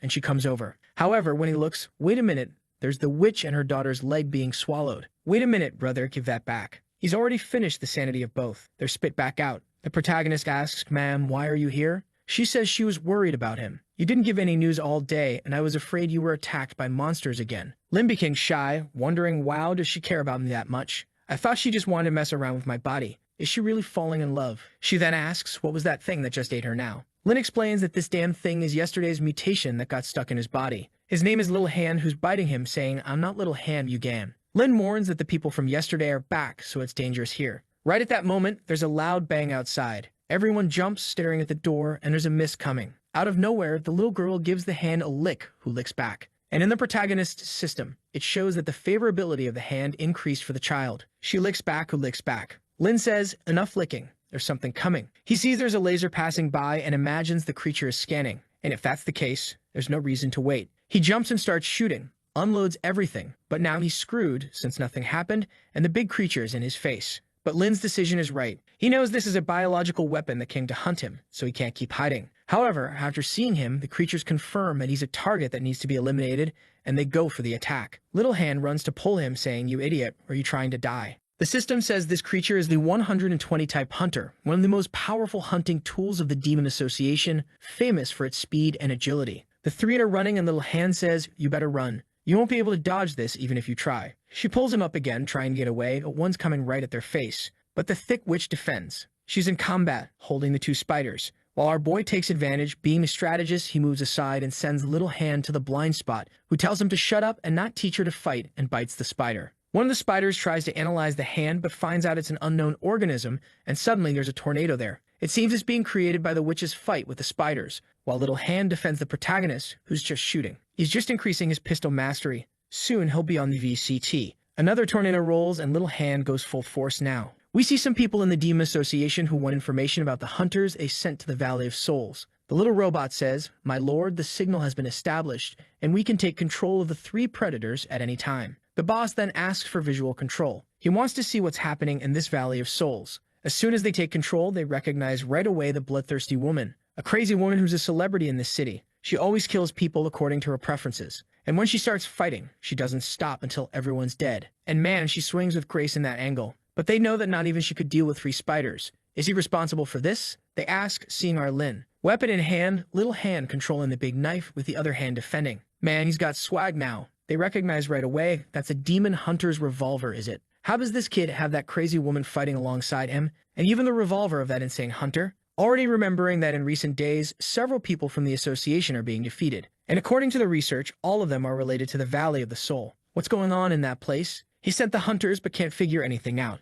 He pulls out a control from inside his head and tells him to prepare. The thing agrees, yes, President. He clicks and activates something. Control synchronization activated. You now have the highest authority in the mirror source. Synchronization successful. He will take control of the spider. The system mourned the protagonist. The crisis has dramatically increased. Emergency moment mission. Survive. And there's a huge prize, so our boy knows something's wrong. One of the spiders comes to attack. He tries to send Little Hand to help with her tongue. But the creature makes a heated claw attack, cutting her tongue. Lin was trying to ask the hand if she could recover, but there was another one coming, aiming at his face. Luckily, the hand from behind uses the blade of the bloodsaw to defend, and now she's angry for having her tongue cut. Lin notices that her movements are completely different. Before, decision-making seemed automatic, but now it seems strategic. He sees that the creature is fighting very well, while his hand is desperate, suffering. The hand says, "Stop analyzing and shoot." She tries to stab it, but the creature is stopped. Our boy argues with the hand, saying, "Yesterday against me, you were really strong, huh?" The hand says it's much easier to eat from the inside out than from the outside in. He almost gets stomped but manages to escape with the power of Tokyo Ghoul. Lin goes into his pocket and pulls out the curse-removing object, but it needs to be integrated to work. You know what he's going to do. Look at the psychopath again. He sticks the big hand in, pulls out the globe, puts it in the jar, and puts it on his face. Our boy is transcending already. The system says you've connected a new organ. However, it will be dominated by sins. Your control over any extra member has been drastically reduced. Even the hand was shocked. This guy is crazy. Did he really put a monster eye on his face? Lin says, "Hand, get out of the way, cover the eye, take your hand off, and send the curse of the gaze up to the creature." There's some black and red stuff coming out of its face. It's turned into some kind of machine gun by the looks of it. The man from the association is shocked. How can someone assimilate a monster eye so easily? Even if yesterday's creature wasn't killed by this guy, he's involved with everything, and this guy needs to be killed. The spider is using its power, but now our boy has a lot going on. It's revolver bullets, it's the hand, it's the eye shooting. The fight continues, but the spider is suffering now too, and the eye has an ability that allows our boy to lock onto the creature. The spider is scared, dissolving its body and starting to melt, but the spider also has some kind of emergency healing. Our boy is now full of monster stuff. He pulls out a dragon head that carries resentments and activates it on top of him. It's a dragon shoot with the power of the eye, and the spider starts burning. In the Demon Association, the boss receives the notification. Creature number 3 was completely melted and the nerves desynchronized. The soldiers there asks if he's okay. The boss is outraged. That dragon head was inside that creature yesterday, so he used his own weapon against him. One of the soldiers says, "Sir, I'm sorry. We didn't imagine he was that strong. Everyone thought this kid was just a normal human. No one knew he could assimilate biological weapons." The captain is thinking, it's impossible. This kid is not normal at all. He's some macabre experiment of Bloodsaw. Indeed, Bloodsaw has always been one of the best in the association. He may have won this duel of creations, but that just makes me even more excited. The other soldier says, "Sir, Hunters number 1 and 2 were destroyed by the witch." The captain just ignores it. "Whatever, I'll personally go get them tomorrow. I just want to know, did you find Bloodsaw?" The soldier explains that they have several predators following him. It's most likely that Bloodsaw went to the doll yard and made a pact of allegiance with the doll girl there. This lunatic from the Demon Association is all happy. "Wow, Miss Doll, this just got even better. There are only crazy people in this place. Even the villains are not normal." Back with the witch who set fire to everyone. She then ran outside to rescue Lin, asking if he was okay. Without an eye, the psychopath says he's perfectly fine, takes his other little eye, and puts it back. The poor thing's sanity even drops. He throws her medicine, and it's perfect. He says that solved it and asks if she's not hurt. She even blushed, realizing how crazy he is. She's thinking, wow, I didn't expect him to care so much about me, and I'm loving this child more and more. The hand appears, saying the taste is good, starting to eat all the spiders. Lin thinks at least we have someone to clean everything up. He completed the mission and received some special drops. Fast transfer to Night Doctor, and also obtained the legendary skill of random diagnosis technique that Little System shows us. This is the Night Doctor class, a group of experts in surgery. Their goal is to make all patients happy, with smiling faces, destined to help all creatures get rid of their problems. He even gains an ability that allows him to make up to 20 diagnoses instantly on a creature. He also receives a black scalpel. The only problem is that it's half a meter long and would be better for cutting people. But for an extremely skilled Night Doctor, nothing stops him from using it in surgeries. Our boy is all smiles, but the witch wonders why he's smiling so much. She asks, this kind of biological weapon combining machine and flesh is usually related to the Demon Association. Did you do something to offend them? Our boy says he's not sure, but he's sure something big is happening and this won't be the last attack. She's curious. She wants to know how he offended such a big organization like this without leaving the Valley of the Soul. Could it be the fault of someone he took care of? Lin says it must be something related to his boss. But for now, he doesn't even know where his boss is. He then says that today there shouldn't be any more combat, so she should go back and rest. She then leaves, but nearby there's a creature with a bunch of eyes observing. Our boy is exhausted and goes to sleep, thinking that he's sure whoever was controlling that spider won't leave him alone. He needs to meet with the professor quickly. He enters the vision world where he had sent a message to the professor to know where he was, but the guy didn't respond. But there's an urgent notification there warning everyone in the Valley of the Soul to be careful. Recently, there was an insane battle involving the Blood Witch, the Demon Association, and an unknown person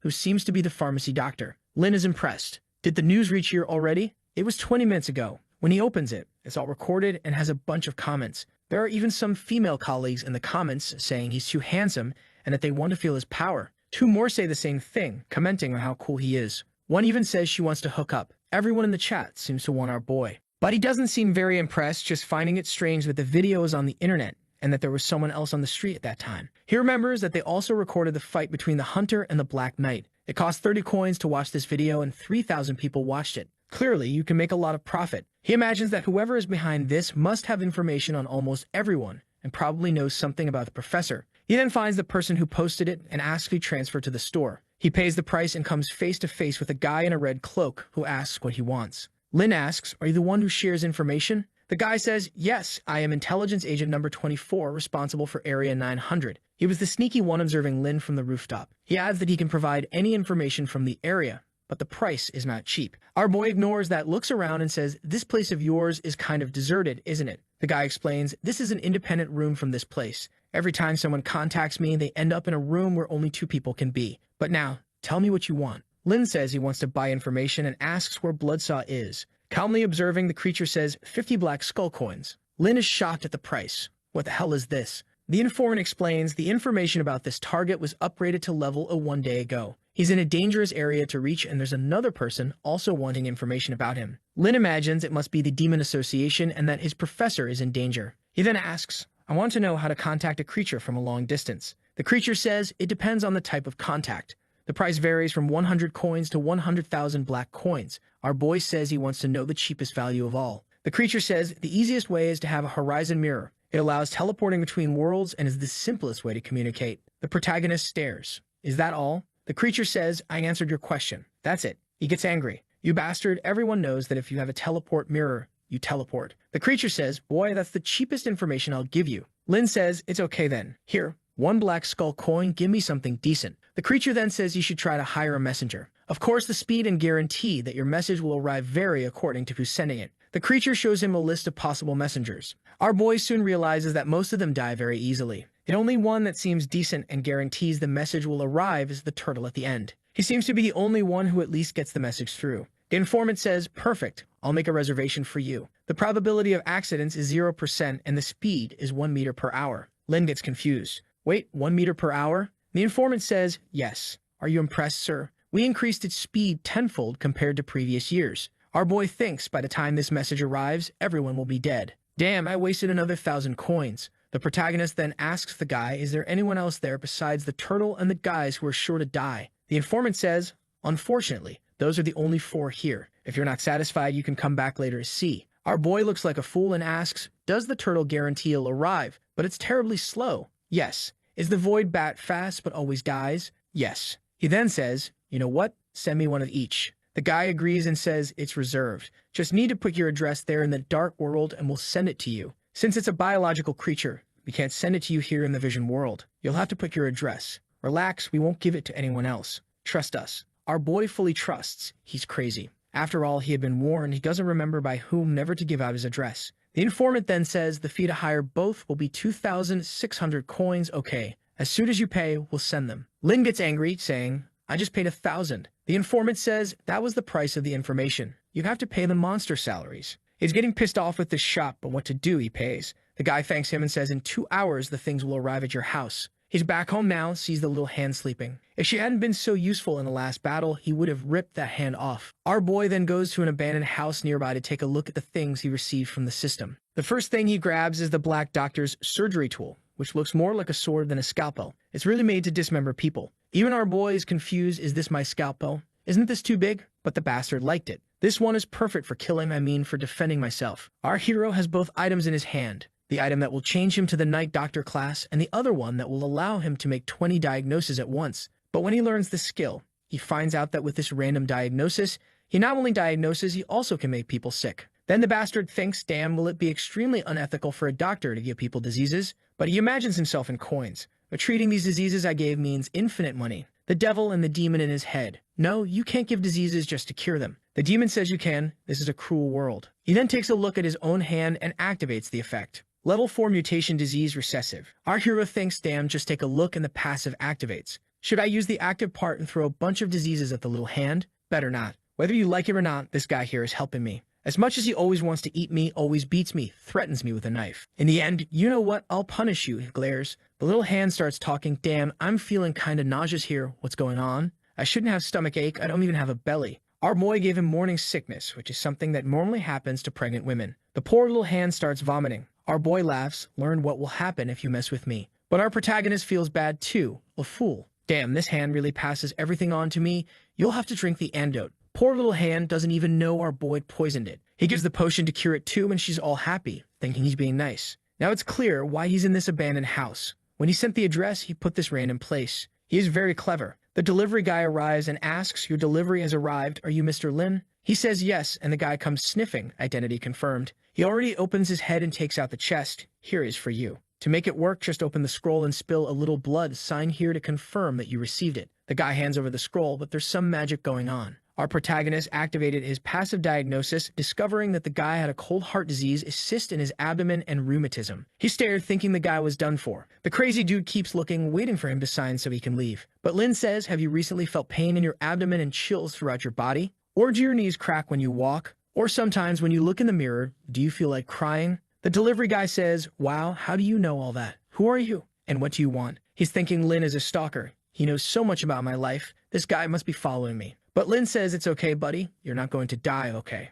Confused, the delivery guy asks, why are you talking about dying? Lin explains, I'm saying I'm going to take care of you. To be honest, your problem is really serious, but luckily I found you. If I don't treat you now, you'll have lifelong suffering. The guy asks what he's talking about, are you going to save me? Lin tells him, of course, we're destined to meet. My pharmacy is right next door, come on. So the guy went in and sat down, but he's thinking, wait a minute, I just came here to deliver something to this guy, how am I inside his shop? But maybe he's some kind of miraculous doctor? Maybe I got lucky. Lin comes up to him and says, raise your leg, and hits a hammer right in the middle of the knee. The guy's sanity drops by 10. Lin still asks, did it hurt? The delivery guy says, you bastard, that hurt like hell. Lin says if it hurt, that's great. It means the cause of the disease is right there. Everything is being caused by ice poison. At this rate, soon you won't even be able to get out of bed. The delivery guy says, but it didn't hurt that much, it only hurts now that you hammered it. Did you have to use such a heavy hammer? But Lin replies, regardless of the hammer, the important thing is that your disease is there. You don't want to cure it. Sooner or later, it'll penetrate all your bones and you'll be stuck. Do you really want to die just because of this?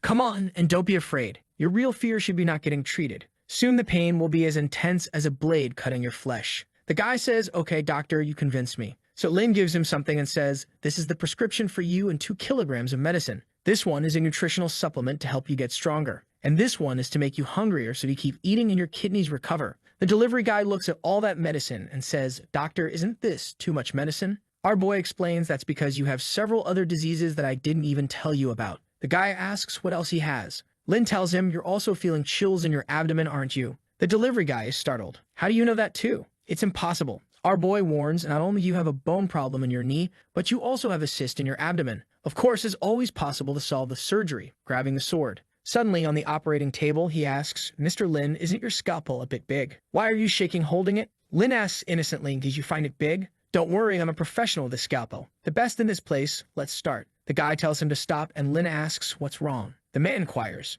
don't you need anesthesia for this? Lin is confused, how so, sir? He insists again, wouldn't anesthesia be normal for a surgery like this? Lin apologizes, I'm joking, I almost forgot, right? I'll anesthetize you, just a moment. The guy's sanity is just dropping. This guy is crazy, he doesn't use anesthesia. Why does he have such a big scalpel? After searching for a long time, he finds a little pot there. But unfortunately, it's expired, so he says, how about you just endure the surgery? The delivery guy says he can't, the hammer blow on the knee hurt a lot. Surgery without anesthesia, he's going to die. Lin explains that there is other way. The guy asks what form. Another form of anesthesia. He grabs the chair and wham, hits the guy in the face, knocking him out. Now it's just a matter of sleeping. Take that. With this, he's gaining a lot of experience from the system in abdominal surgery, healing the guy's organs and sewing him up. Sometime later, the guy comes out of the room all bandaged up. This physical anesthesia isn't very nice, sir, but Lin says the cyst was completely removed. There's still a bit of freezing poison, but with the medicine, everything will heal. Besides, after observing your case, I even prepared this new remedy. The delivery guy thanks him and says, I wish you and your shop all the best. Lin says he's always welcome. But now that everything's settled, can you pay me? It was a total of $3,000 for the whole procedure. He hands over the money and says, can you sign the document for receiving the items? You haven't even signed yet. Lin says he almost forgot, but when he touches the scroll, he manages to diagnose that something there's carrying a disease and gets confused. What happened? Why did my passive activate again? Whose hair is this? Was this delivered by someone else? The delivery guy says, no, I deliver personally. No one else touched it. Our protagonist thinks it must be the informant's hair, and he's full of disease. How beautiful. I mean, how sad. He takes the paper to sign and passes on the information. Mr. Informant, I received everything according to our contract. But I saw a strand of your hair, and being an amazing doctor, I diagnosed several diseases. It's good for you to visit my pharmacy soon, or you'll die. I'm waiting for you. Bring money. Your loyal Dr. Lin. And then he hands back the sheet. The delivery guy takes a look at the paper Lin returned, reads it, and sees that he wants to treat the master. Hud, does he want to take care of the guy just by seeing a hair? You know what? Goodbye. I don't want to get involved in this anymore. I don't want to be diagnosed anymore. So our hero says goodbye and then runs away. Without further ado, he decides to write a letter to Xiao, the one with the big teeth who made the dental plan. Strangely, he sends a romantic letter saying he can't sleep, he hasn't seen her in a while, and it's hard for him. He even lost weight, and he asks her to visit. Of course, he's planning something sneaky with her. He puts a drop of blood, and the contract activates. The big dog appears. He summons one more, and the big turtle appears. He asks the animals, are you my messengers? The dog agrees, and the turtle says, I am. He looks at them with a suspicious look. This isn't going to arrive, is it? He then asks her, is it true that you can find any target based on scent? The turtle takes a century to speak, but says yes. The name I want you to find is Xiao. Take this letter to her. The turtle takes it in her mouth to carry it on her back, but it takes so long that he takes it out of her mouth and puts it on her back. So she's going at a snail's pace, and Lin thinks, damn, this is too slow. He then looks at the dog and says, I also have a mission for you. I heard you're the fastest of all. The dog disappears in an instant. Wow, does it have teleportation? That's when he sees the meteorite fragment in the dog's mouth. That's when he understands. The dog traveled to the void and came back in an instant. Our protagonist is all happy. This is a messenger indeed. But then he pets the dog and breaks his skull. You bastard. You better not die as soon as you leave here, you hear? Deliver this message. But then he had a psychopathic idea. What if I combine the two? He grabs the dog by the scruff of the neck. The turtle he had sent wasn't too far, so he grabs her too. He gives them a few hammer blows, squishing one into the other. Boom, he managed to create the void-jumping turtle. All proud. The impenetrable defense of the turtle with the teleportation ability of the dog. Of course, the weight will affect the distance, but now it's immortal. He goes to the turtle and says you have to protect the dog and deliver the letter. Got it? And tells the dog you have to teleport the turtle. You two working together will revolutionize the world of messengers. Now go. The animals leave. Our guy sits down now to send a message to Bloodsaw. And for some reason, this time he sends a dramatic message. Professor, it's me, Lin. I won't survive. I'm about to die. My body is bleeding. My brain is on the ground. My skull is about to explode. I know you gave me all the warnings, but those who are visiting me are too strong. Evil creatures are destroying our shop. Every day they destroy our facade. They beat up your favorite little apprentice. If you take too long, I'll be dead. If you arrive and I'm gone, I want you to know that your disciple Lin misses you. He even cried about it. Damn, and got really emotional. Even I couldn't handle my letter. He summons another dog and a turtle, who are about to introduce themselves. I am the dog from the valley. But he stops, saying it's time to make a joke. He takes a hammer. Goodbye, you both. Phew. Now I think it won't take so long. Then we see the goblins there, colorful and horned, talking to someone. An elf arrives and says, Brother Taichin, I'm very happy you accepted my invitation to come here. A toast to all the brothers. Xiao was there on the left, and there are also some giant big-headed ones with tentacles. You can't even tell who's who. The goblins are tiny next to the elf, who is tiny next to the giant big head. But they're making some drinks, which everyone seems to be enjoying. Xiao gives a dazzling smile. Her tooth is too bright. The pale elf says, it's incredible to see my most beautiful and brightest niece ever. At that moment, the elf feels something. He uses magic and captures the dog and turtle, the protagonist who had arrived to bring the message. He grabs it and says, this is a messenger from the void. It must be for me. Let me take a look. When he reads it, it's for Xiao. Who is this? The protagonist's friend introduces herself. I am Xiao. He asks, is this your name now? She says yes. My niece, did you choose this name? The mother also wants to know, my daughter now has a name. I thought she would be upset, but she was happy for her daughter and went to pet her. Apparently you liked that name, didn't you? So from now on, that's it. Your name is Xiao. The elf looks at the letter. I want to spend my life with you and raise cats and dogs. Who wrote this letter here? He then hands it over. Here's your letter. Her mother also wants to know, who wrote this? The guy says the name is Lin. Xiao's eyes light up. The elf thinks to make her so excited, this Lin guy must be amazing. Xiao says she can't read and asks the elf to read it to her. He hesitantly asks, do you really want me to continue?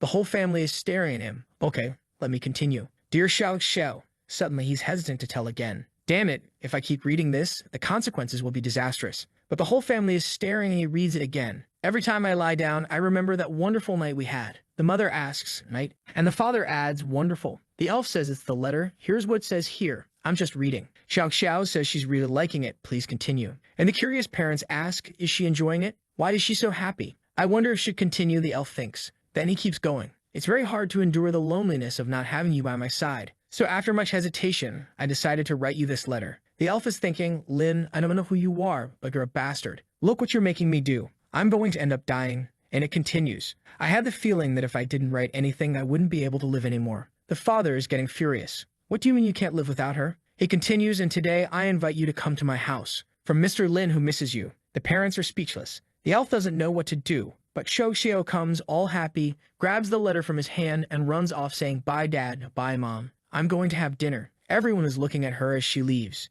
The elf is thinking, what dimensional creature is this? How is it possible to kidnap a creature of her level with a love letter? This guy, he's very strong. He's amazing. But behind him, the parents are staring. Poor elf says, damn, she's matured a lot lately. I guess it's her age. The father shouts and breaks everything, and everyone runs to follow her. But the mother holds him back, saying, you can't interfere in her relationships. The father hits his face on the ground. Then we see a castle on a red moon and a bunch of those spiders from the Demon Association going to attack. Inside one of them, someone with a neural system activated passes the command to attack everyone. The whole gang goes, but the poor things are being decimated by vines from the ground. The guys send the whole army, but a tree just wraps and shreds everything in half. When the spider takes a look, who comes as a new beautiful thing for this history. The spiders start analyzing, and the result is the same for all. Black Moon creature, extremely powerful in combat. The spider leader orders everyone to attack her from all directions. The boss is confident. The girl is standing still, and it's almost in her face. But then she stops everyone there with lines, throws her hand up all graceful, and that's it. Everyone explodes.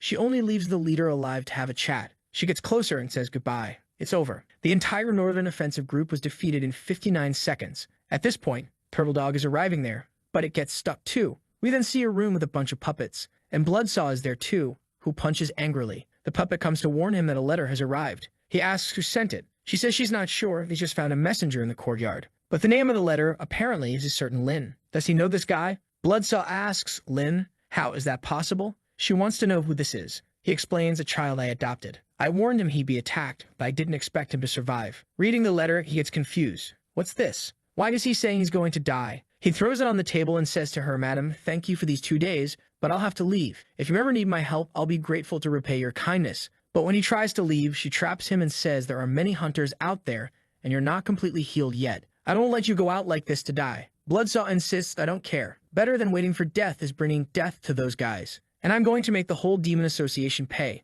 The puppet thinks it's strange. He's usually so calm. Why is he so manic like this? Is it because of this letter? She pulls it out to read. The letter says, Professor, your apprentice Lin, I can't survive anymore. I'm going to die. My body is bleeding and my head is exploding. I can't resist anymore. If when you come back, I'm no longer alive, know that I always had a lot of affection for all the care you took with me. I tried my best to protect this place, but I think I'm going to die. In the end, your student just wanted to know one thing. Are you still alive, Professor? Well, next year on Father's Day, please burn my ashes. From someone who is dying but misses you, your little disciple, Mr. Lin. The professor is going crazy, shouting, and Lin, it's my fault as a teacher. I should have sent you to a safer place. Demon Association, you killed my disciple. But I'm going to kill you all tomorrow. I, Bloodsaw, put my whole life against you. But the marionette holds him, saying she won't let him leave. Stay calm there. She says you won't be able to solve this problem now, and she thinks there's something strange about this letter. But Bloodsaw says, I'm sure this is Lin's handwriting. Do you think I wouldn't recognize the words of my son? The marionette says it makes no sense. Who dying writes such a giant letter?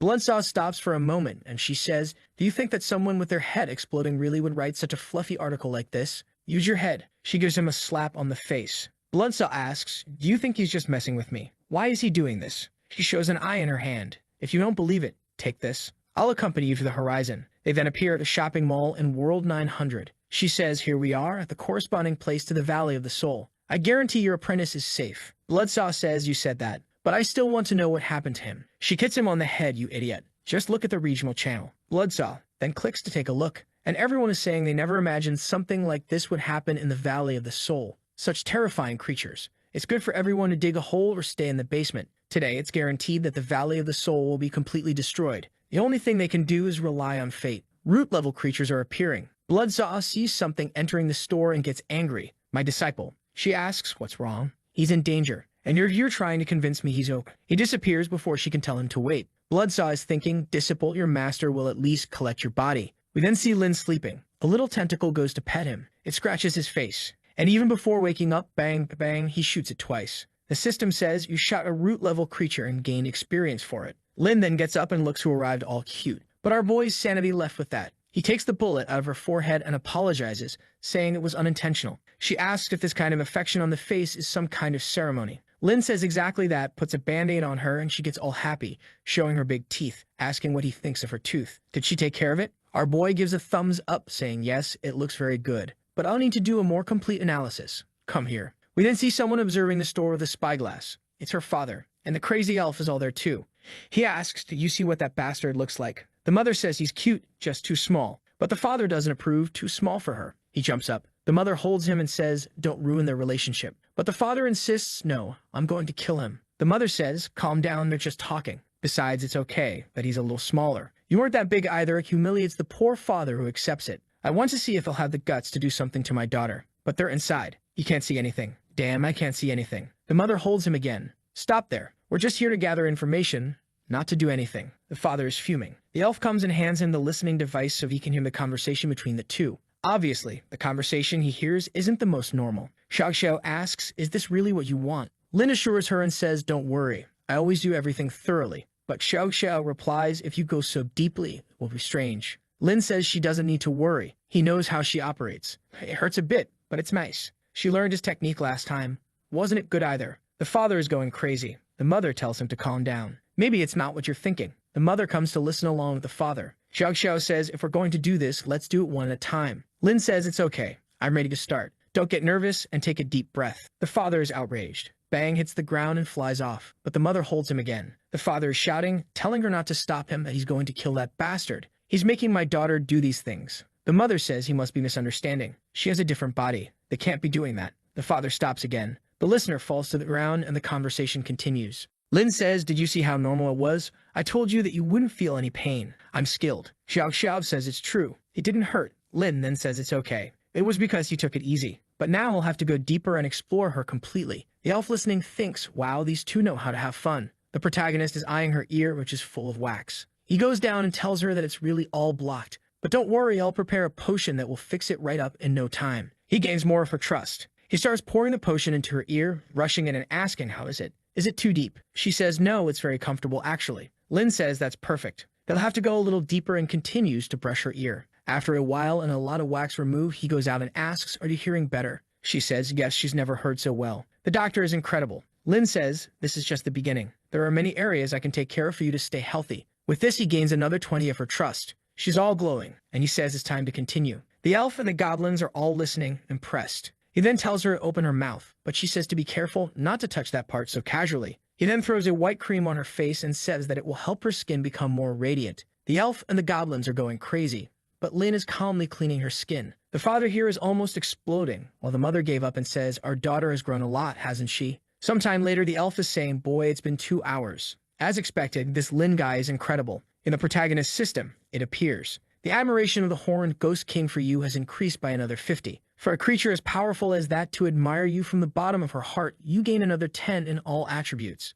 Lin is confused. Where is this guy? The scene then goes to the guy from the Demon Association arriving at the Valley of the Soul. And obviously, he brought another one of those terrifying creatures of his. All confident, he says, here we are. I hope that guy called Lin doesn't try to escape. When I capture you, I need to study you. How can someone integrate so many parts into their body? It would be an honor for your corpse. While Lin was still cleaning her, until an active mission appears. Try to survive as long as possible, or at least try to keep your house intact. Lin gets a scare. What mission is this that guarantees I'm going to die and puts the house as a priority? Good thing I had thought of a countermeasure. Look at the countermeasure there. He asks, Xiao Xiao, are you hungry? She says yes and asks, where's the dinner you said you were going to prepare? Lin says, the order has just arrived. It's definitely one of the biggest banquets. You'll be full. The scene goes to the association leader bringing his monsters. He tells everyone to stop. Look who's in front of him. Our confident guy who says, welcome everyone. I've been waiting for you for a long time. The association guy is impressed. Did you know we were coming? How brave. Why didn't you try to escape? Lin says he's asking the same question. How dare he come to the Valley of the Soul knowing that he's here? Lin is getting bold. An announcement then appears for everyone in the valley. The level of danger there has been increased to the maximum. An unimaginable amount of high-level creatures have appeared.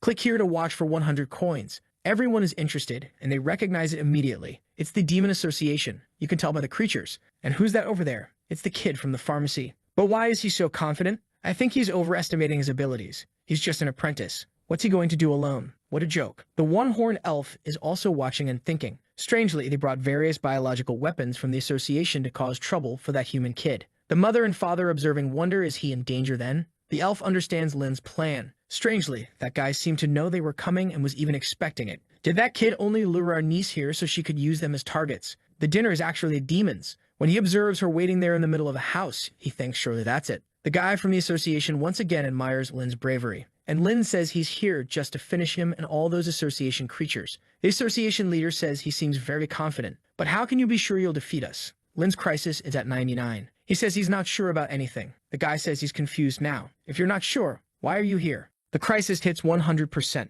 The people in the city are all scratching their heads, thinking he's gone crazy. The association nutjob finds it strange. There must be some conspiracy here for you to be so confident. Lin says once the professor told him that a guaranteed victory card game isn't worth it. It's better when nobody knows who will win. Laughing like crazy, he says he likes to bet everything. It's only worth it when life is at risk. The people in the city are impressed. My God, I never even knew there was someone so brave in the Valley of the Soul. But he's crazy. The opponent is the Demon Association. He's being very arrogant. Lin is there pretending to be sleepy, saying it's very boring there. Better to go back home and sleep, just gaining popularity. The association nutjob is losing it. You're trying to provoke me, aren't you? But you're going to pay the price for that. He shouts and says, let's see how strong you really are. The creature gives Lin a look and starts activating all its powers. But our guy is stoic there. Hasn't made a move yet. The guy from the association asks, do you think all this confidence will save you? This is my Type 3 flesh puppet. The greatest war weapon in the history of this world. Not even a king would survive. Not even a root-level monster would be a problem. He shoots, and an explosion occurs.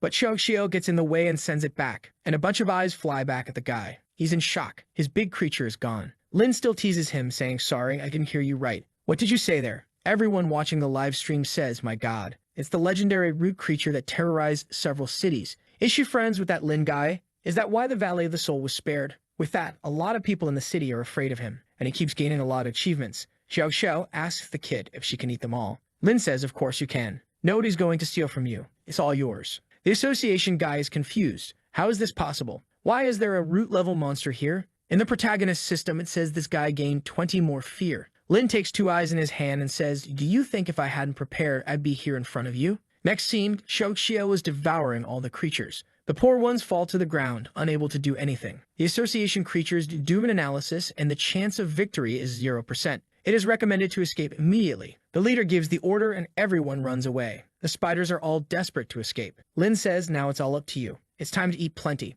She runs towards the poor ones who are tiny compared to her. I didn't know she was so huge. She grabs the spiders with her tentacles all at once. She swallows everything, and it's over. Saying that the mixture of robot taste with meat is delicious. The people of the valley are scared, not understanding what's happening. And they all come to the same conclusion. Maybe the valley was only spared because of Lin. Lin tells Xiao, these guys run too fast. Why don't they just stand still so you can eat them? She pulls in with her tentacle and gets scared. She tells him to hold on tight and runs away with Lin, while keeps eating all the spiders on the way. Seeing Lin mounted on her, people want to know what the relationship between these two is, because clearly it's something beyond the ordinary. He's definitely the first human in history to ride on the head of a root creature. He is the Root Knight. A legend is born. These demons are all crazy. A guy says it's like an amazing queen asking a peasant to crush her into four walls. Lin is struggling to hold on, but the system alerts. You obtained an epic achievement. Root Knight, the first human in history to ride a root creature as a mount. The protagonist is confused. What's this Root Knight talk? She's just my friend. That doesn't make sense.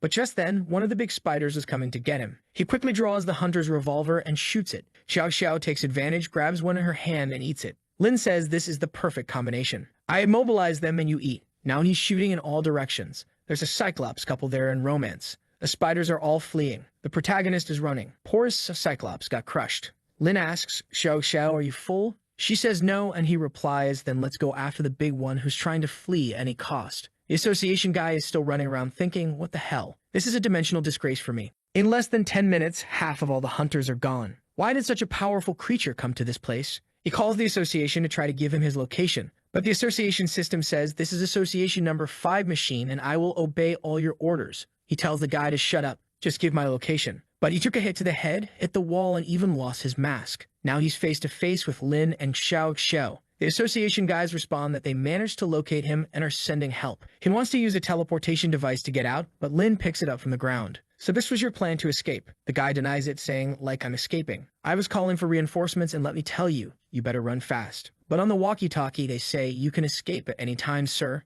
Now he's sweating, and Lin thinks of wickedness and says, Xiao Xiao, this delivery wasn't enough, right? Let me order more for you. She's happy. He takes the walkie-talkie in his hand. Support request. I need a lot of military power here. I repeat, I am sending my location, and I need military support here. The poor leader is confused, not knowing why he's doing this. But over at the Demon Association, the guy's command is accepted. Yes, Lord Mechanical, got the coordinates. We're sending a team of hunters. But the poor guy is screaming down there for them not to go. You're all going to be eaten. Too late. The reinforcements have already arrived. There are mosquitoes, some ants, and some beetles. But when Xiao sees the creatures, she interprets everything as food. Lin points and says, let's start. She starts biting and eating all the bugs. The system alerts you. Xiao killed 10 mechanical insects. Lin grabs the walkie-talkie and keeps talking. We're almost winning. Please send more association soldiers. The little robot accepts the command again, saying it's an honor to serve you, President. We will mobilize all our sectors, and more reinforcements are coming. Lin keeps deceiving. Very good. Great support.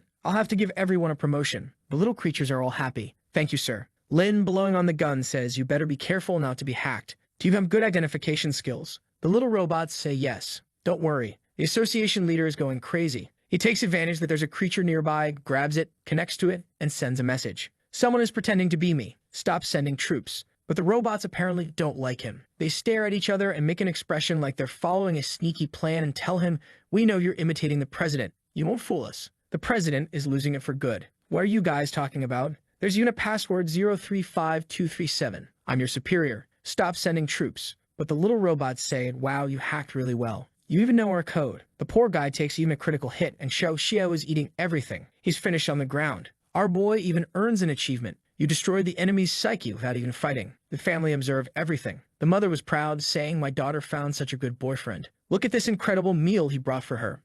His favorability even increased. The father says that's not enough. Just one meal like this is too little. The only one who understands what's going on is the elf who says maybe he doesn't want to bring her to dinner, but is using her to get rid of threats. In fact, he just turned her into a weapon. The mother says that's not possible, that there was just food and it looked delicious. The father is drooling too, saying, wow, the ingredients were so alive and fresh. With that, elf realizes he has nothing to say to them. The association guys are really food. This boy named Lin had thought of everything. He's really quite a prodigy. She's having fun eating everything. Everyone in the association is desperate, not knowing what to do. The yellow-bellied one wakes up asking, what's going on? Why are so many creatures going to battle? Who gave that order? They explain that it was the vice president of the mechanical department. He called everyone for this emergency. The president contacts them through the microphone the protagonist was using. Mechanical demon, what's going on with this army? Give me an explanation. Lin thinks to talk like that to this guy, he must be the real leader of everything. He swallows hard and says, Mr. President, I've got a big problem here. I'll give you the information as soon as I finish.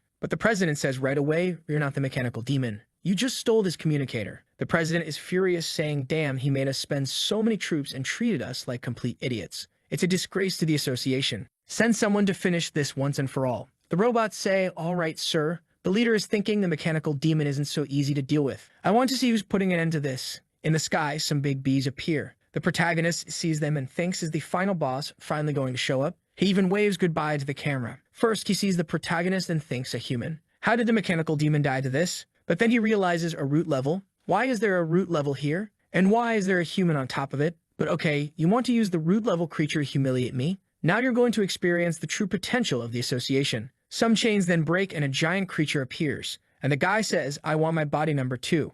Everyone in the association is even scared. The president says, I want to go and experience this for myself. Back with the protagonist, he's asking Xiao if she's full. She says she's 80%, just missing something really good. Lin tells her not to worry. The main course is coming. A laser falls from the sky. It explodes the city and the demon arrives. It's a scary appearance the creature has. Creation of flesh and blood. Wing Lao, combat power top-notch biological weapon of the Demon Association, capable of dealing even with root creatures. Only one person in the association can use it. Xiao is big, but the big guy is much bigger than her. Our boy is scared too. The crisis instantly went to 100%. The system tells him to run. But Xiao is excited. The delicious final boss. The protagonist tells her to run away, but the big guy hits her, and she flies away. The mother and father didn't like it. They were scared. Lin asks if she's okay. She's glitching, wondering if she just got beaten up for food. She even lost a tooth. Seeing that her tooth fell out, the one she liked the most, she starts crying. Lin tells her not to worry. When they get back, he'll put it back. The father and mother are just watching. The elf tells them to calm down and stay calm. But now the mother has lost patience.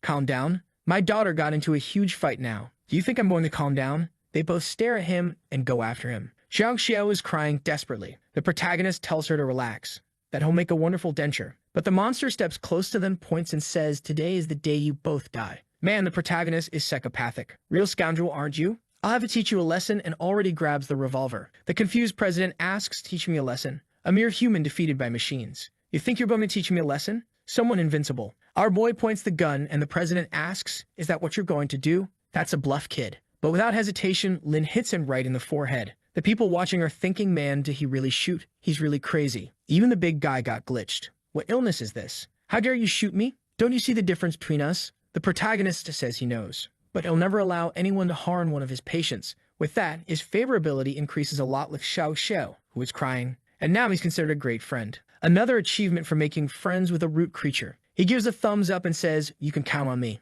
I'm here. No one watching can believe it. I never imagined a human protecting a root creature. The monster is going crazy, saying it's interesting. Why are root creatures interested in him? Maybe his talent is winning people's hearts. But at this moment, nothing matters. He will even face root creatures at the adult level. And the one next to him is a child. It's no match for him. Lin starts bluffing and saying, did you imagine that I can summon more root-level creatures? Didn't you say I'm good at winning people's hearts? The president ignores him and throws everything at him. But look who's coming and exploding. If the president was big, the father is twice as big. Lin is now smiling, and everyone in the valley recognizes it immediately. It's the family that's been destroying all the places. But how is it possible for a human to be friends with a family like that? The demon is trembling. Wow, real root creatures have arrived, and 2 of them at once. In the protagonist's system, it says the crazy guy gained 20 fear. The president down there thinks something's wrong here. While Xiao Xiao is going all happy. Dad, Mom, what are you doing here? The president is shocked to hear this, and Lin thinks in the end my plans worked. Remembering the time Carnage mentioned that there were 3 identical creatures scaring this place.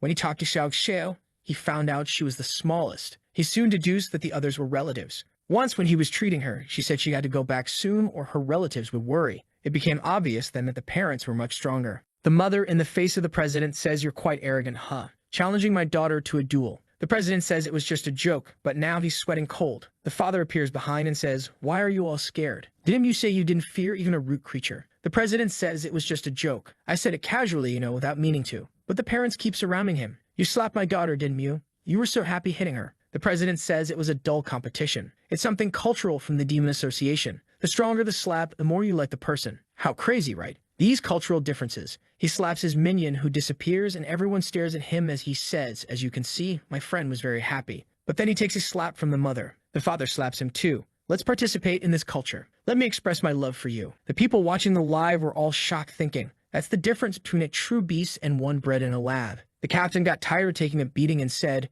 do you think I can't defend myself? Clearly not, because he's already back getting beat up again. He can't, already took a beating and goes back to the ground being beaten. Lim sees in the system the father's information. The race is unknown, the level is chaotic, and he's a titan's head. One of the oldest creatures in the world of darkness. The mother is a corrupted witch's head. The protagonist sees that they belong to something called a dimensional world, not this world of darkness. And here they're all considered gods. Until Xiao Xiao appears all happy and starts licking him. Telling him not to worry, her father treats her very well and won't hurt him. Our guy says I'm sure they don't, since to raise such a cute and friendly daughter like you, they must be very good people. But when he looks at her parents beating, tearing, and devouring the guy from the Demon Association, he says, but I think we don't need to get to know each other, right? The scene shifts to the association. The guy who was in the capsule falls to the ground weak. Everyone runs calling for the president, asking what happened. The president interrupts him and tells everyone, stop what you're doing now and initiate defense mode 0. They're scared, asking if he's sure. He tells them to hurry and everyone runs out. Notice to all association members, emergency level 0 has been initiated,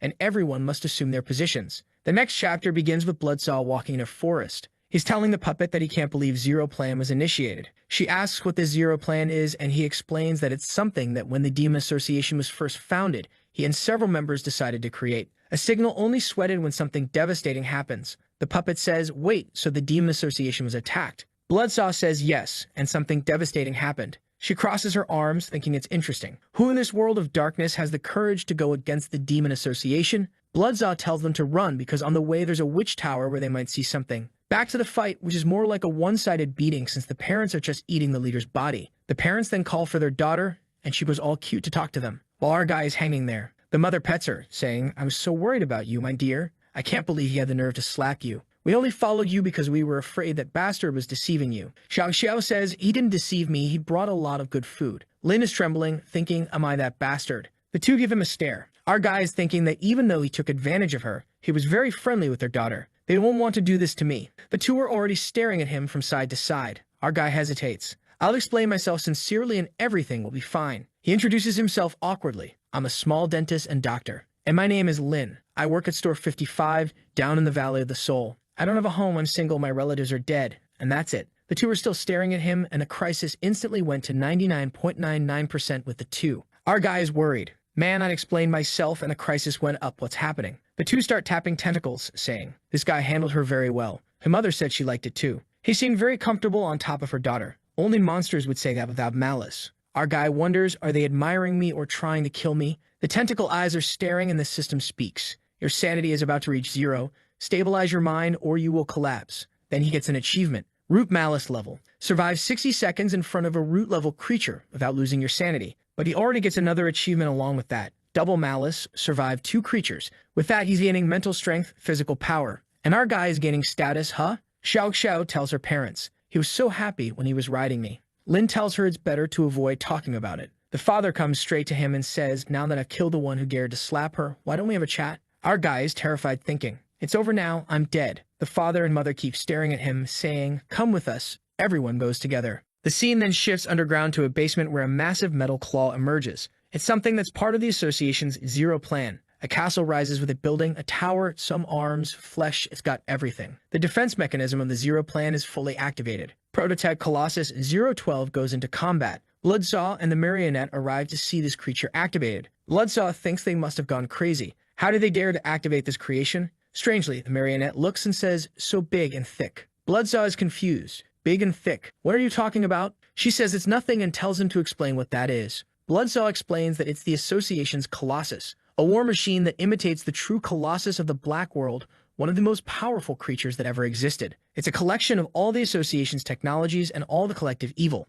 And it was created by another civilization. She asked about another civilization. Bloodsaw explains that after years and years of the Demon Association, it reached the peak of technology in the Black World. The problem was that it also meant they were at the limit of that world. That's when they found the remains of a true Colossus from another civilization. After some analysis, they discovered that creature was much more powerful than any root-level creature in the Black World. The Association continued to research the creature and had plans to bring it back to life. But at some point, the old president gave up on everything. Things were getting out of control, and because of that, all parts of the Colossus were separated and kept apart from each other. But since the last bastard came into power, he's been putting the pieces back together. And he was always thinking of restarting this terrible plan. The marionette asked about the combat effectiveness of this Colossus, and if it can be compared to the true Colossus. Bloodsaw says it's incomparable. The true Colossus was much stronger, but this mechanical one has parts of the true Colossus. In terms of destructive power, it's comparable to several root-level creatures. Back at the association, the robots are announcing that everything is ready. The president, all dried up, says, very good,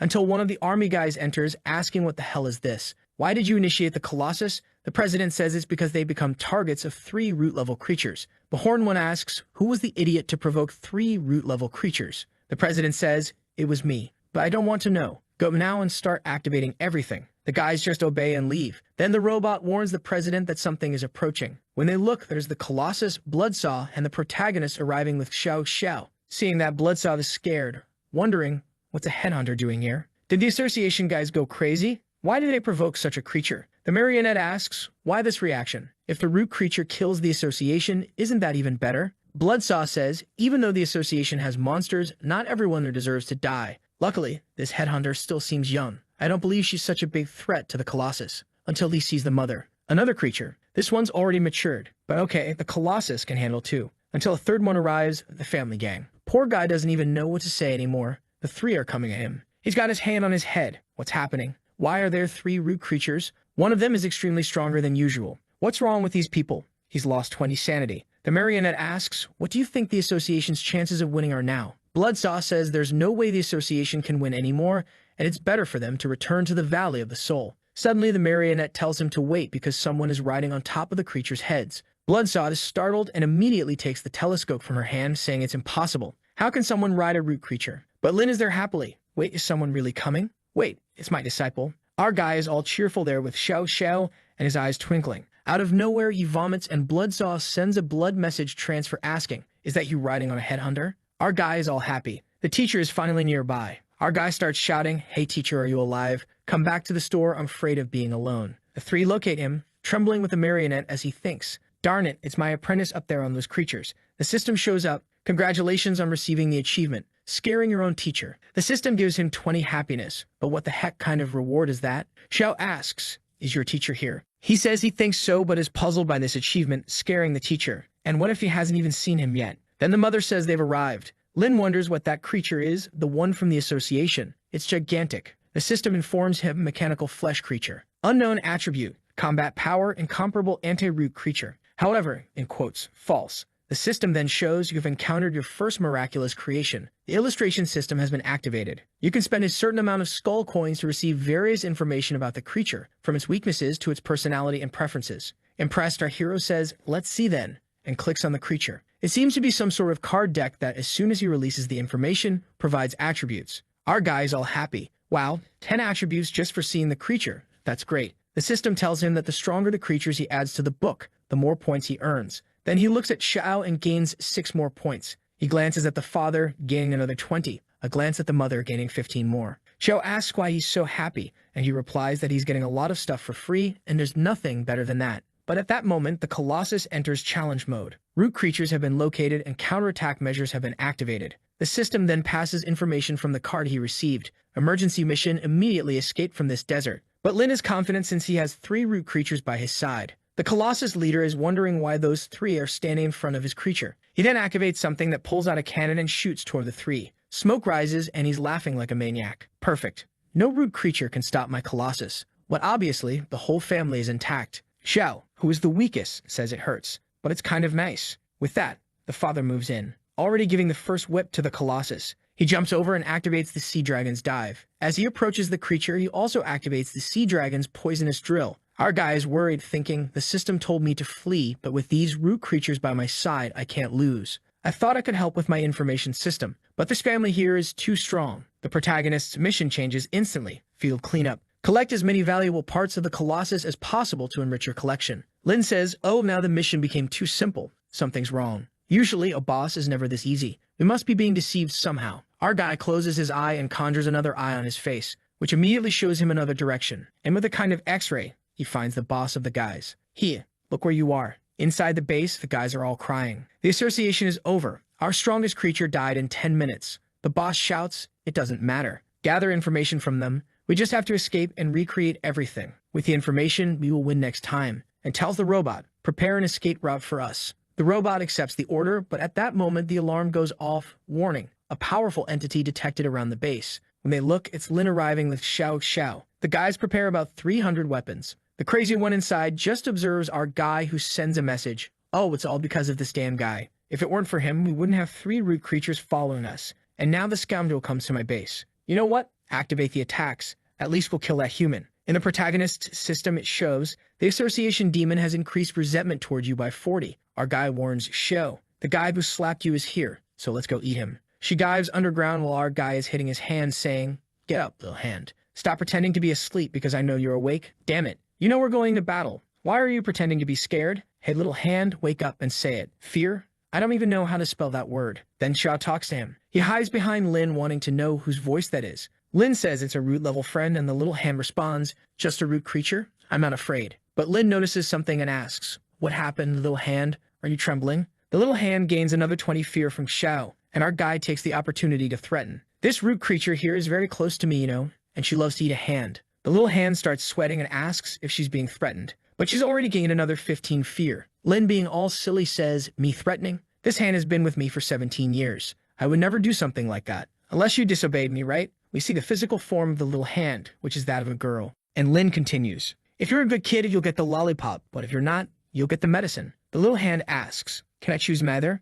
He looks at Xiao and says that today she'll eat a left hand. At that moment, the little hand comes and says she'll eat candy. Give me this damn thing. Lin tells her open her mouth then and throws the lollipop, saying, now just obey me from now on. With that, our guy gains obedience from the little hand, and he warns her. The decisive battle is about to begin. He tells the system to put all the points into physical attributes. Naogi's level 10 with 154 physical points. Xiao Xiao falls into the pit with him, but they're already being targeted by a bunch of lasers. The shots come, and Xiao catches everything in the air. Meanwhile, the little hand creates some kind of umbrella for the protagonist, who's impressed and says, I didn't know you had this power. The hand tells him to shut up and kill these creatures. Our guy pulls out the hunter's pistol and resolves it American style while telling Shio to keep advancing. Having hit 100 shots, our guy gains an achievement that increases his accuracy. They then arrive in front of a gate where, when it opens, a bunch of those spiders come out. But this time, they have cannons. Even so, they stand no chance. They lost before, and they'll lose again. Our guy has already pulled out his dragon cannon and exploded it in the middle of them all. But he seems to have started going crazy and even threw himself into the fire. The system warns him that he is being burned.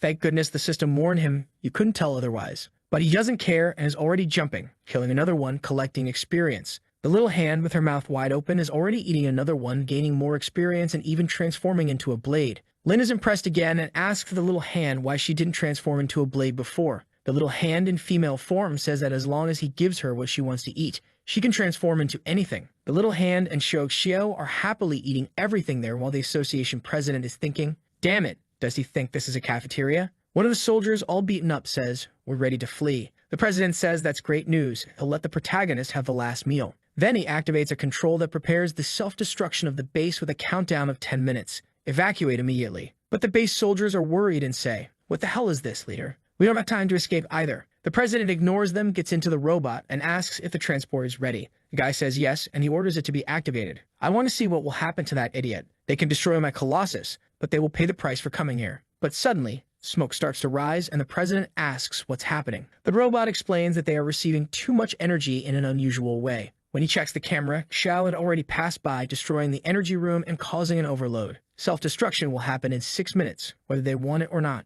Right at that moment, Shou Xiao enters the room. The president is sweating, and our guy receives a mission to finish off the president to receive a bunch of skull coins. The president says they arrived too quickly. A Psycho Lin responds, I had to speed up, right, since you're trying to self-destruct.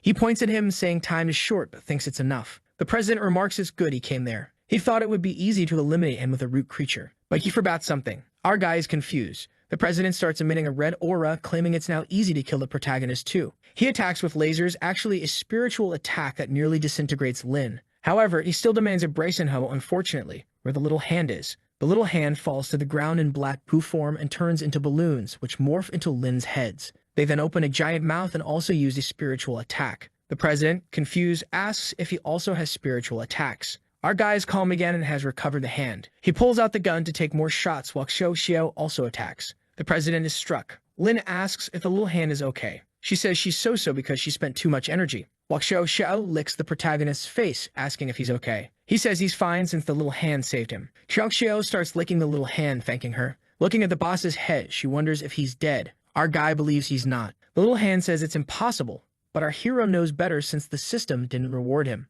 Lin then says the guy is good at controlling his consciousness and probably transferred it elsewhere before dying, but maybe they can find it. He activates that devil eye again and visualizes a creature in an incubator. The president says the flesh itself is weak, but he achieved perfection by combining it with machines. There are 4 minutes left until destruction, while Shou Xiao is wreaking havoc. Our guy seems to know the guy transferred, but not exactly where. Suddenly, Shou gets hit in the face and is dragged away. Lin asks what happened, and she says she was hit out of nowhere. The president then appears, and the system warns, mechanical creature, God 71. Combat level, king level mechanical armor. Compared to root creatures and utilizing part of the Colossus's studies, instead of being afraid, our protagonist is motivated, saying it's not certain who will lose, so let's go. Xia smiles, saying whoever dares to bully the doctor must die. But now the president is more powerful and faster, so he's managing to dodge. He leaps and fires a fireball, Sasuke Uchiha style. Xiao saves Lin, and the hand warns that if that hits them, they won't resist. He says not to worry, he has a solution, and tells Xiao to open her mouth. Hiding behind the tooth, he says, let's see if it works this time, try to come here. The president agrees and pulls out 2 blades, going for it. Xiao starts a blade versus tentacle battle, but there are 2 minutes left until everything explodes. Lin thinks, damn, if this continues, she'll win, but it will take too long. We need to win quickly. Just then, he activates the random diagnosis. The The president begins to have blurred vision in the fight. He takes a hit from the tentacle and is thrown to the ground. In his robot system, it says, you received parasites in the brain. You have thrombosis in the brain. You received a fraction in the brain. You have Alzheimer's. You have schizophrenia. He is confused, thinking this is impossible. This is a perfect body. It's impossible for him to get sick. There's something wrong here. He looks at Lin in the mouth, smiling like a crazy person. The president is sure it's him, but then takes another hit. Agonizing, he thinks I lost to a human. The protagonist comes over and says to him, you overestimate machines too much. My random diagnosis triggers a disease already contained within the person. That's why the diseases that were activated were much worse. If you really had a healthy body, I couldn't have done anything against you. But you decided to ascend mechanically and put your brain in this mechanical body.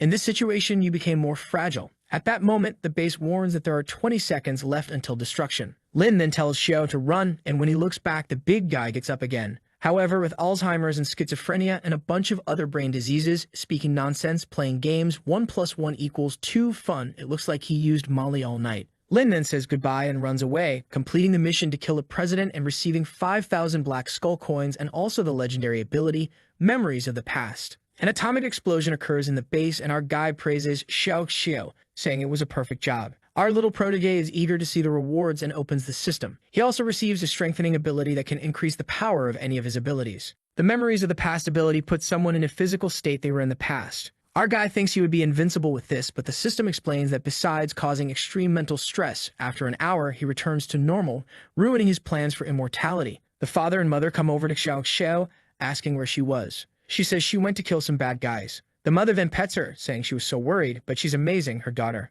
The father looks at the mother and says she's lying since she was there eating Colossus with him while their daughter fought. They start arguing and our hero thinks it's a fight no one can separate, until the body of the association president falls next to them. Lin tells Xiao to crush the body because he wants to see what's inside that guy's head. At that moment, the father looks at him and says, I want you to know I haven't agreed to the marriage yet. Roland is confused, wondering, marriage? The mother comes over and tells him to stop pretending. They know how close they are. The father also comes close and tells him not to pretend they don't have anything. Our hero says he thinks they got something wrong, but he's already hitting the tentacle and says, are you going to lie again and say it's a misunderstanding? Lin then says it's not a misunderstanding at all. No, it's all true indeed. The mother says that's good. From now on, you're a new member of our family. The father says he's a lucky boy to be with their daughter. The mother says, see, she's happy with the doctor, you see? Xiao beside them repeats the same thing, saying, I'm happy with the doctor. Lin then goes to get the president's brain, and when he touches it, the system says, add a mechanical god to your registry, receiving 5 points. The only problem is that there are many diseases in this cerebellum. Whose fault is it? Our guy puts it in a box, thinking he'll give it to his professor, and he'll be very happy with it. From afar, he was being watched by the puppet who was thinking, unexpectedly, Sarah's apprentice can communicate with root creatures, quite different from this old pervert here. Maybe this apprentice will replace the master well. She imagines herself making puppets all day with our guy trapped. She then devises a plan. I just need to deceive him and take him to my castle. Once he develops a relationship with all my daughters, we won't have to be trapped in this doll's body anymore. Looking at him very interested, but now there's Xiao, the witch, and the doll. Things are getting dangerous. Meanwhile, in the Valley of the Soul, that information seller is spreading to everyone what happened to the Demon Association for only 500 coins. The Red Witch, seeing it, is confused. The Demon Association was wiped out by the headhunters. In the images, you can clearly see our hero with a big gun pointed at Xiao's head. The witch thinks when I looked outside, I saw a lot happening, and who would have thought Lin would manage to end the association? She became even more hydrated, saying he's very sexy since just by being challenged by the association, he finished them all. Tonight, she really needs to show him some new hip techniques. Poor Lin doesn't even know the battle waiting for him and is innocently collecting the rest of the creatures on the ground. He looks at Xiao and says that after collecting, he'll help her fix her teeth. Just then, the mother appears behind and asks, finished picking up the items, let's talk. His sanity drops and he becomes all embarrassed, saying, oh, okay. The mother asks Xiao, do you mind if I talk to him alone? Lin is begging Xiao to say no, but Xiao asks, do you want the doctor to take care of your tooth too? You can take him. And with that, he's taken away. The scene shifts to him wondering, she's been staring at me for 20 minutes. What does she want? Is she waiting for me to speak first? What if I say something wrong, will I die? Should I use my communication skills? He puts his hand on his chest, feeling nervous, and says, Aunt, I want to apologize to you. When I sent the letter to Xiao, it was really because I was afraid of the association. But I swear I have no bad intentions. The first time I saw Xiao, I thought she was kind and cute, and I wanted to be her friend. Her mother looks at him and says, so you really like my daughter? He gained another favorability point at least. Lin says he likes her very much, even too much. The mother says, don't you mind that my daughter is just ahead?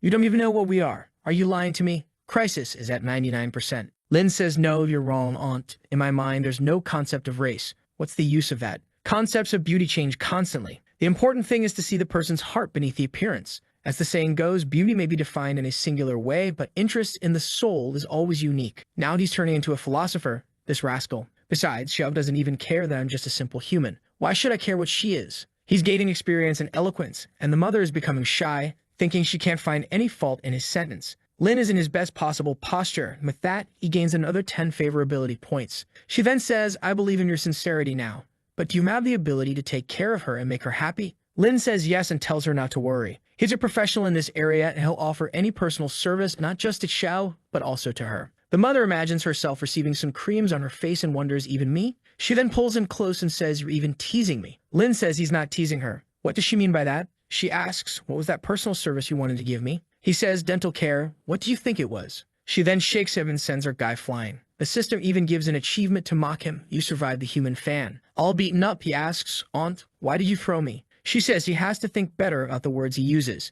But this was just a test for him. What kind of test is this? I almost died. At this point, she says she accepts him. It seems you're competent and my daughter likes you, so I authorize you to date her, but to marry her, you'll have to talk to her father. He gains another 20 favorability points and says, okay, we don't need marriage now. She and I are still in a stage of pure friendship. We haven't done anything extraordinary. But then the mother comes to his face, pure friendship. Our guy loses 60 sanity. She pulls out the recorder and says, listen to the things you said to my daughter. She plays it with Lin saying, I'm going deeper, just a little more. Xiao responding that it's too comfortable. Our guy is not understanding anything. How is he going to explain? The mother looks at him and asks, where's that pure friendship? He now looks all twisted and says, if I say I was just removing earwax, do you believe me? She stares at him and asks, what do you think? Lin knows she doesn't believe, but the mother says it's okay, and she's not that conservative. But our guy swears with his hand on his chest, I will never admit that I did something like that. No one will question my honesty and I didn't ruin her innocence. You know what? Let's settle this. He then calls Xiao and tells her to tell everything that happened that day behind the house. She's all excited to start telling, and Lin is hopeful that finally the misunderstanding will be explained. She then says he kept putting things in and out of her. It was a bit slimy and wet, but it was very comfortable. Lin breaks in the middle. While Xiao was smiling, remembering the time he was cleaning her ear and saying he's very caring and didn't miss any spot. He feels embarrassed, asking her to explain it properly. But the mother covers his mouth and tells Xiao to continue explaining. Xiao says that then he poured some white liquid in, and then when everything was over, she felt very relaxed. Lin wonders why something so simple sounds so sickening, and he even gained more favorability with Xiao. But there's nothing he can do now. He's trapped there. The mother comes to Xiao's face and asks, my baby, do you like him that much? Xiao asks, what do you mean? The mother tries to explain that, doctor, do you want to marry him like your parents? Xiao doesn't understand the concept of marriage while Lin is terrified. But then she remembers him on top of her and wonders, is marriage just playing with him all day? If that's the case, she happily says, I want to marry the doctor. The mother is also happy, and our guy gains another 30 favorability points but thinks, this is the end. This is the end of my life. The mother starts crying and Xiao asks why she's crying, also starting to cry. The two are pure happiness, too much happiness, while our hero doesn't know what happened. The father sees that situation and intervenes. He pokes her tentacle and a floating ball comes out. Xiao asks, what's this? The mother explains that it's a tradition of the Titan's family. If there's someone you like, you give this to them. And this officially acknowledges that they are partners. Xiao asks Lin if he wants it, just nod. Her mother puts the tentacle on his head and shakes it. With that, the contract between the two is formed. They go beyond and the system notifies. You assigned a spiritual contract with Xiao and obtain permanent additions. Everyone now from the Titan's family will be friendly to you and eventually may form a contract of eternal partners and receive the absolute blessing of the Titans. Our guy even has a cross on his forehead there. How many things does this kid have? He won the achievement Titan Lover, but he's crying thinking, even though I've received a bunch of rewards, I'm not happy.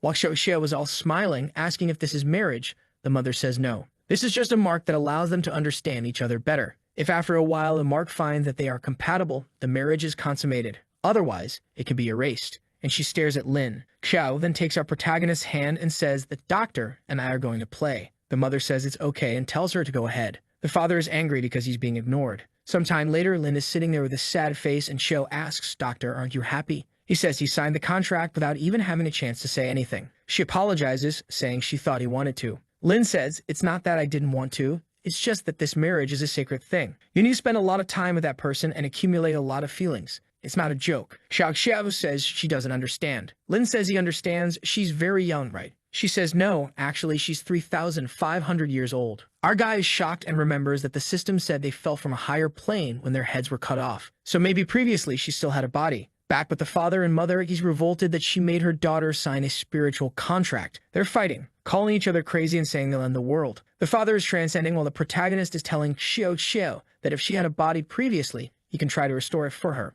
She happily says he can try. He then tells her to close her eyes. Lin will use the new ability, Memories of the Past, which can make a person's body return to some previous moment in life. The system asks, how far back do you want to go? And he says 1,000 years ago. For the ability to work, the target needs to trust Lin, and the system shows the target's resistance to you is 0%, and the trust is 200. Xiao is shining, and our guy stretches out his hand. The mother is coming after the father, who is outraged by the red eye. When suddenly, the sky starts to shine, and the two are frozen. What is this? The father is shocked, and the mother is crying. Daughter. Xiao has become a little child again, descending from the sky, saying she has regained her body. There are people who will say it had to be lowly, right? But let's remember, folks, that the doctor didn't do anything to her. The only thing he did was clean her ear. It's all a misunderstanding, and he has no bad intentions. Respect Dr. Lin because he is a man of character. He stares and says, wow, this is you from 3,000 years ago. She's still gigantic compared to him. She takes his hand and says she's very happy. She's never felt like this, and he really is amazing, already gaining another 50 favorability points.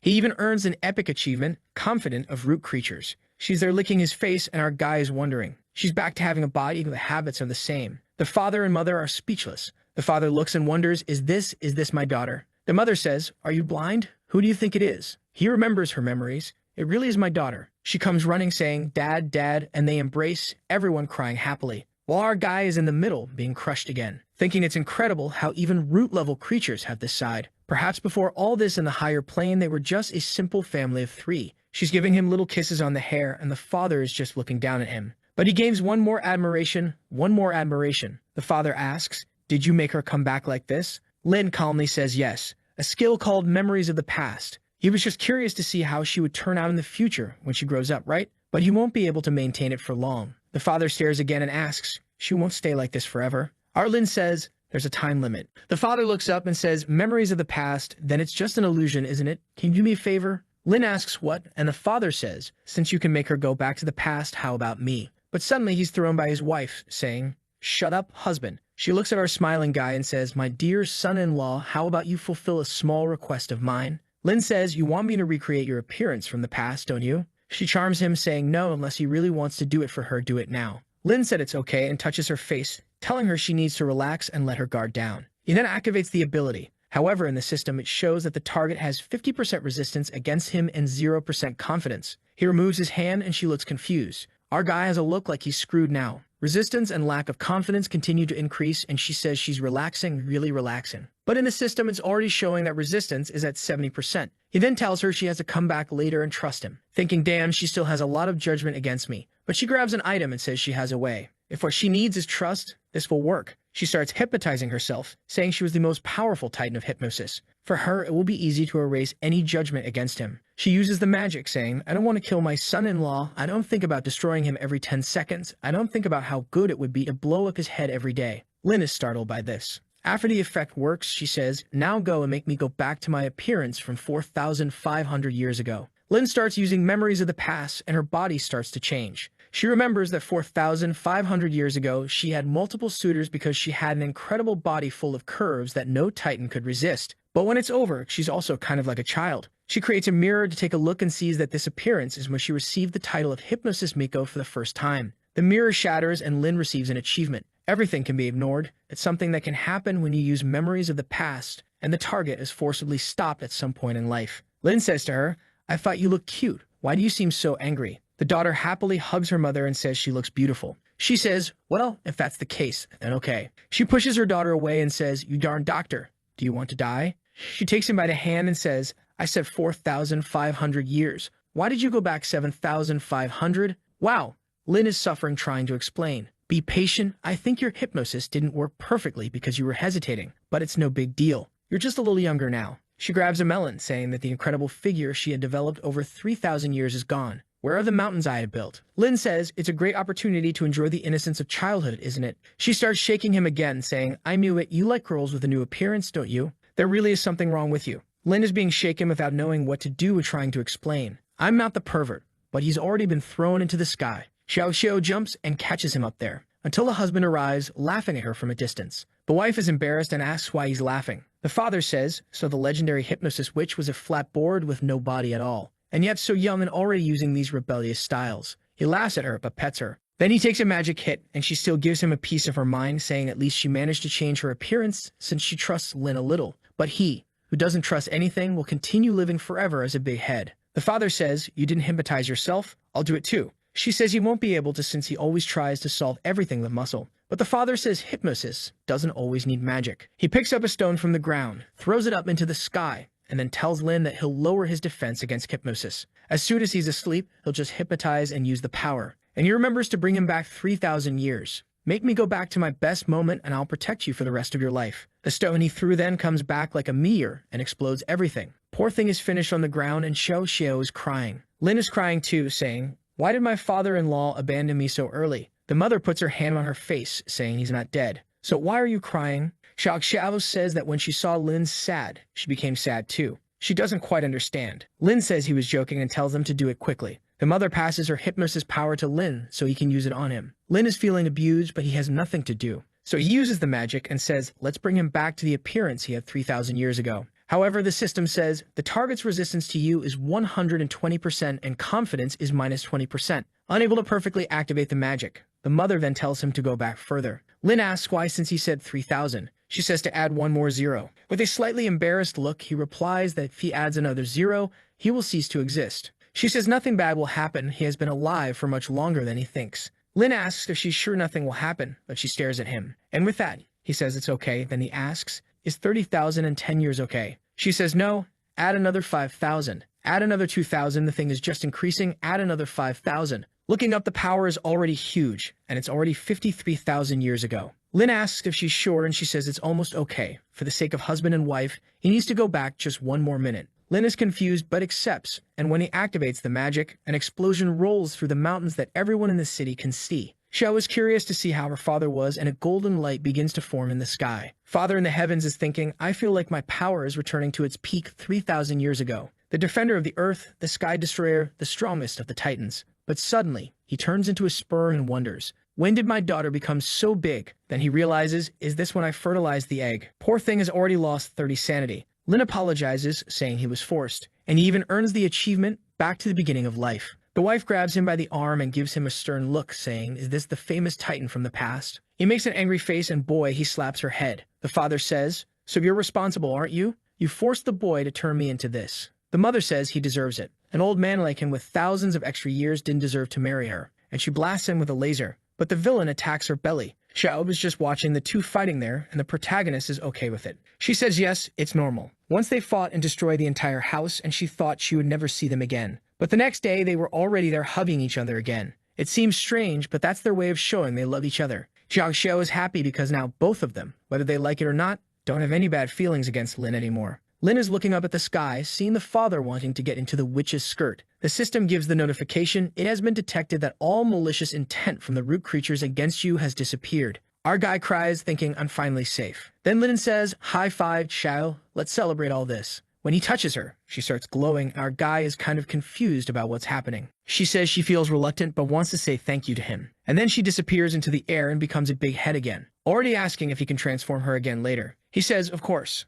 And there in the middle of the night, our guy thinks that maybe it's his destiny, having to live with the creatures. At least it's easier than being afraid and trying to resist. The father and mother were fighting in the sky until their effect wore off, and they turned back into big heads too. The whole family is together again, and the mother says she's very happy. The father, looking a bit grumpy, says it might have been good after all. She then looks at Lin and thanks him, saying she doesn't hate him as much anymore. Our guy already gains another 10 favorability. Finally, he thinks, I'm going to have a normal relationship with her, already being hugged. The father suddenly grabs him and says he's going to have a talk and takes him to a cave. Lin is thinking, I just went through one test and I'm already in another. So he says, so uncle, let me tell you, have you noticed how tiny I am? The father says yes, and Lin has to explain. I'm so small that it doesn't fit, there's no way to make it happen. But the father says, you have that ability of yours that changes shape. Who guarantees you don't have another? Lin says he would never do something so perverted. But the father grabs him and stares him in the eyes, then lets go and says, I was actually joking. I want to talk to you about something else about the Titans and about this world, and then explains to Lin The Titans are one of the supreme races that can even rival the gods, and a long time ago,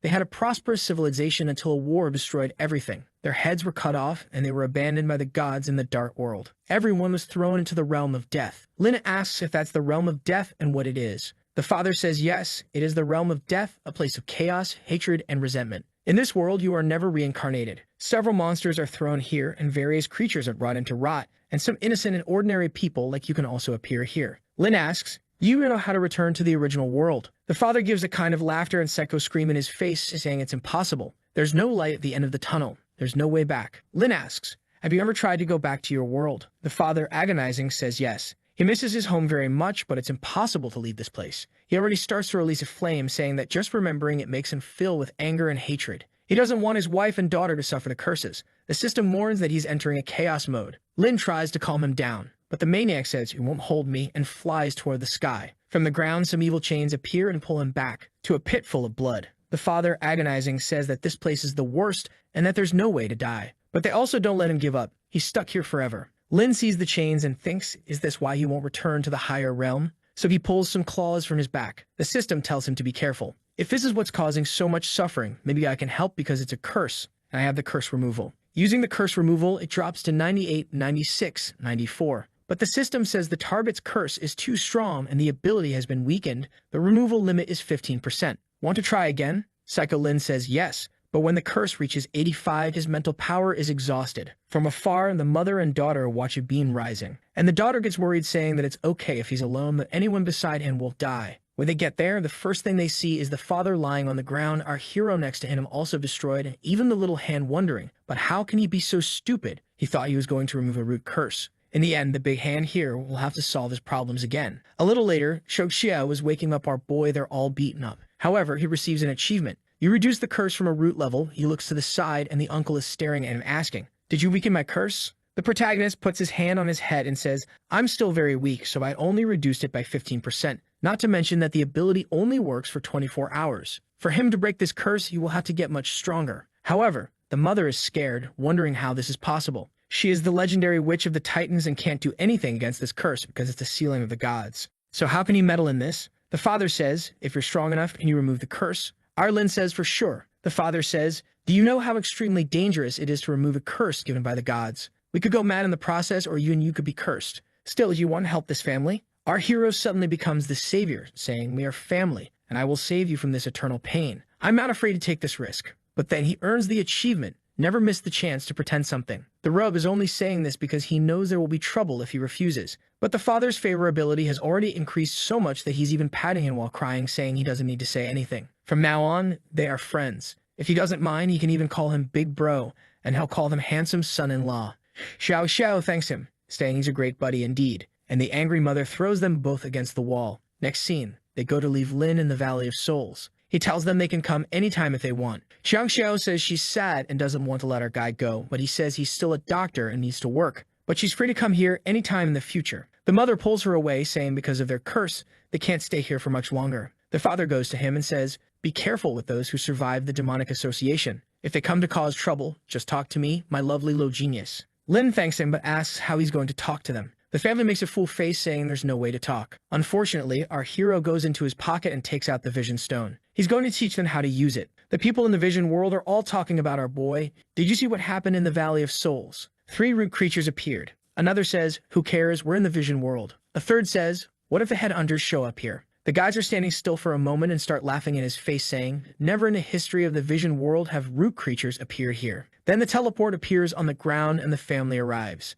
Their entrance even raised the level of the vision world. The ghosts then come running away in fear, and our protagonist is there wondering why they're running if you can't even eat anything in this world here. The mother says it's an interesting place, but they don't seem to be welcome. The father looks up at the tower there, and upon seeing the eyes says that there is the supreme will. The protagonist asks if he knows what that is, and the father says more or less. He only knows that this is something that existed long before him, extremely mysterious and powerful, and you can see that alone it's sustaining this whole world, so its status is much higher than his, and even root creatures mean nothing to that existence. Lin is impressed even root creatures are insignificant. This world here has more mysteries than I imagined. Lin then explains how to use the chat, already shows on his arm, and puts everyone in the family conversation group. He advises them to just have the skull coins. Xiao asks where she can get skull coins. Lin says she just needs to ask someone rich politely. She asks if they're going to hand them over so easily, and he says they will, rest assured. We then return to the marionette and Bloodsaw conversing. Apparently, the headhunters have finally left. Bloodsaw says,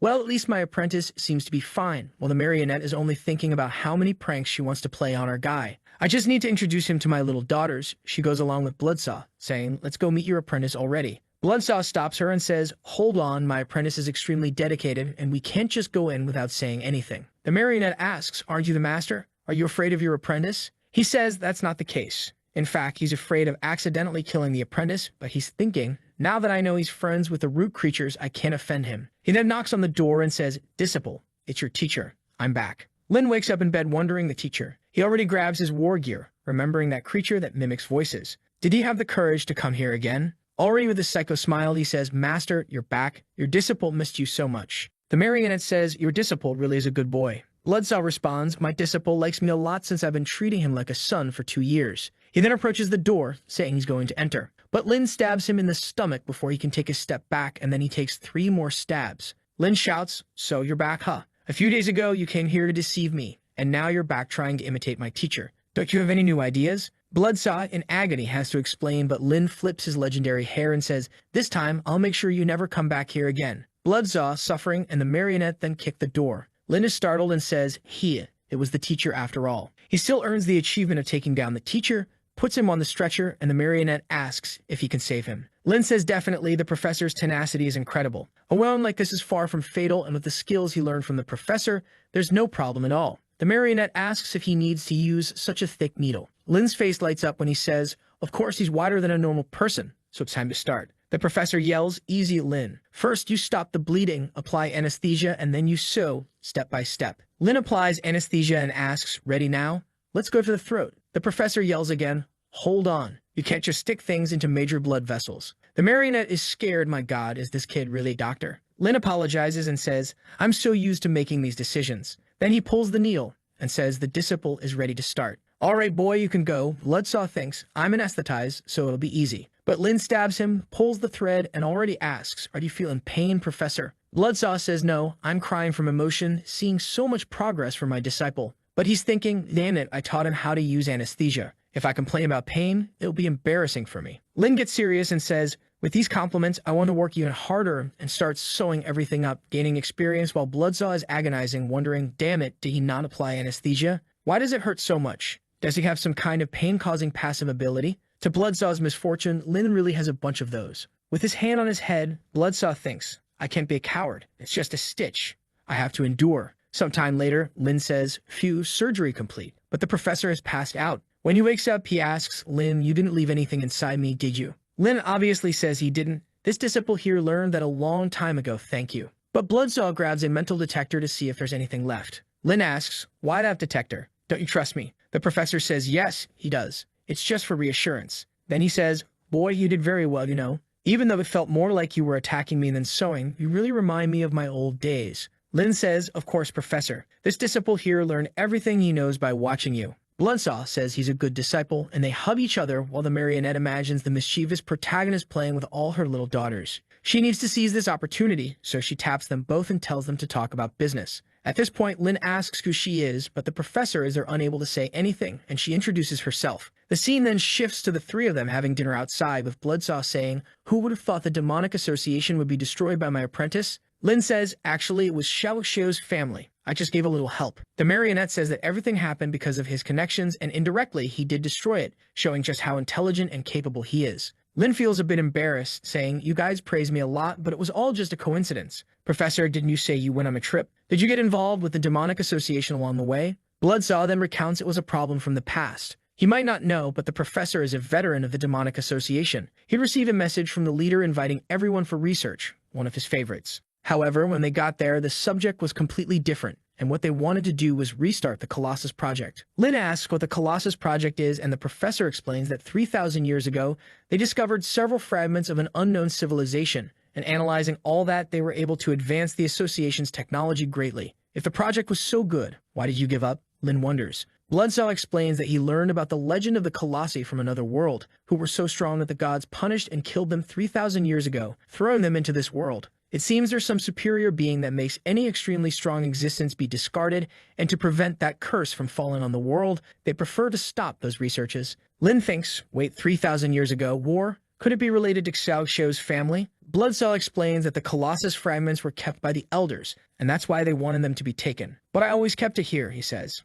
Upon hearing this, Lin thinks, is it what I'm thinking? And quickly opens the trapdoor. The creature comes out and he asks, is this a piece of the Colossus? Bloodsaw is impressed and asks, I never told you, but did you already know? Lin says he figured it out when he noticed Bloodsaw's affection for this creature. The addict creature asks why they're waking him up, and Lin finds it curious that if this is a piece of a titan, why does it seem to have independent consciousness? Bloodsaw says it's really something unusual but not unheard of in this dark world. Of course, being part of the larger body, it's still inseparable from the unknown curse. Thankful that Lin foiled the bad guy's plan, Bloodsaw asks, what's the next plan? Are we going to stay in the shop? Bloodsaw pounds on the table and says they're still doing a lot of research they shouldn't, and he heard they're transferring their base. Also, he and the other elders did a lot of research, and they can't let the association's collapse erase everything. So from today on, he puts his hand on Lin's head and says, the pharmacy is yours. Shocked, Lin asks, mine? Bloodsaw then says, from now on, Sarah's pharmacy is yours, Lin. Our hero is all excited and emotional, saying, Professor, don't worry, I'll make Sarah's pharmacy the best in this world,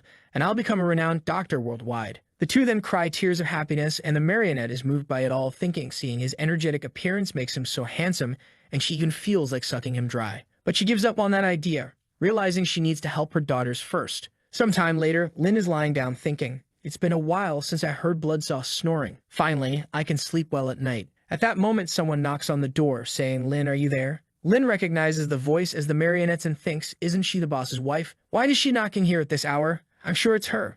Can't be wrong. When he looks through the peephole, he sees two giant planets and is sure it's her. He opens the door and asks what she wants at this hour, but she's startled and asks why his nose is bleeding. Lin explains he hasn't been sleeping well, but she can come in. She sits on the bed and tells our boy that lately, she hasn't been feeling very well. She went to look for Bloodsaw, but he was dealing with a demonic association, and now he's sleeping, so she needs a little favor if it's not too inconvenient. The system gives the mission to help check the doll's body, promising a special reward just for helping. Lin is impressed, thinking, I'll get a reward just for checking. Too easy. She looks back and says she needs him to check her hip as it's been hurting. Lin, bleeding from his nose, rushes to the dressing table and asks, how have you been resting?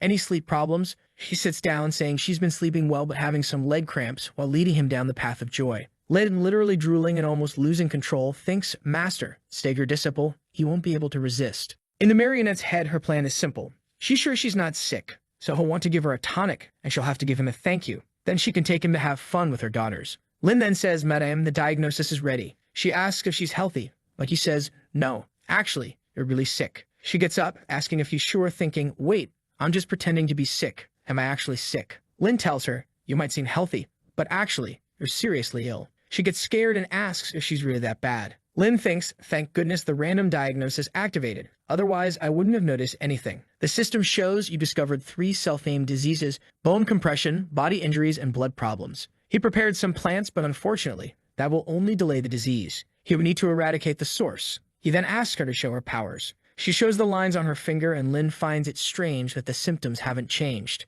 There must be something hiding her condition. He then asks if her power runs through her body. Shocked, she wonders, how does he know that? I do let my energy flow through my body, but to do that, I have to turn off my sense of pain, or else I wouldn't be able to feel just the energy. Am I cursed? What's happening? She feels something snap in her head and falls to her knees. Lin goes to help her, and when he sees her hand, it's lost its human skin and is like wood. Lin tells her she's really turning back into a wooden doll, and then it seems to be a curse. She looks at her own hand, losing 80 sanity at once, starts crying and says it's impossible. This curse has already been lifted. I don't want to become the wooden doll Pinocchio 2.0. She grabs him, saying, Lin, you'll save your wife, won't you? If you cure me, you can do anything, even the unethical. Lin says it's okay. They'll cure her, thinking he'd never do anything unethical. He's a serious boy. But suddenly, he's buried in a soft adventure and almost died from blood loss. He then asks, you said you lifted the curse once, right? How did you do it? She hesitantly asks, do you really want me to tell you? And explains you have to find a creature you have strong feelings for and cultivate a lot with it. Then at the right moment, the person sends you to heaven. Lin is scared as she's all shy, saying maybe the curse wasn't lifted because she didn't ascend to heaven enough, didn't cry tears of joy enough. Lin asks if he should call the professor again. She explains that when she was a doll, she didn't understand the concepts of looks, which is why she liked the Bloodsaw a bit, but now she's lost interest.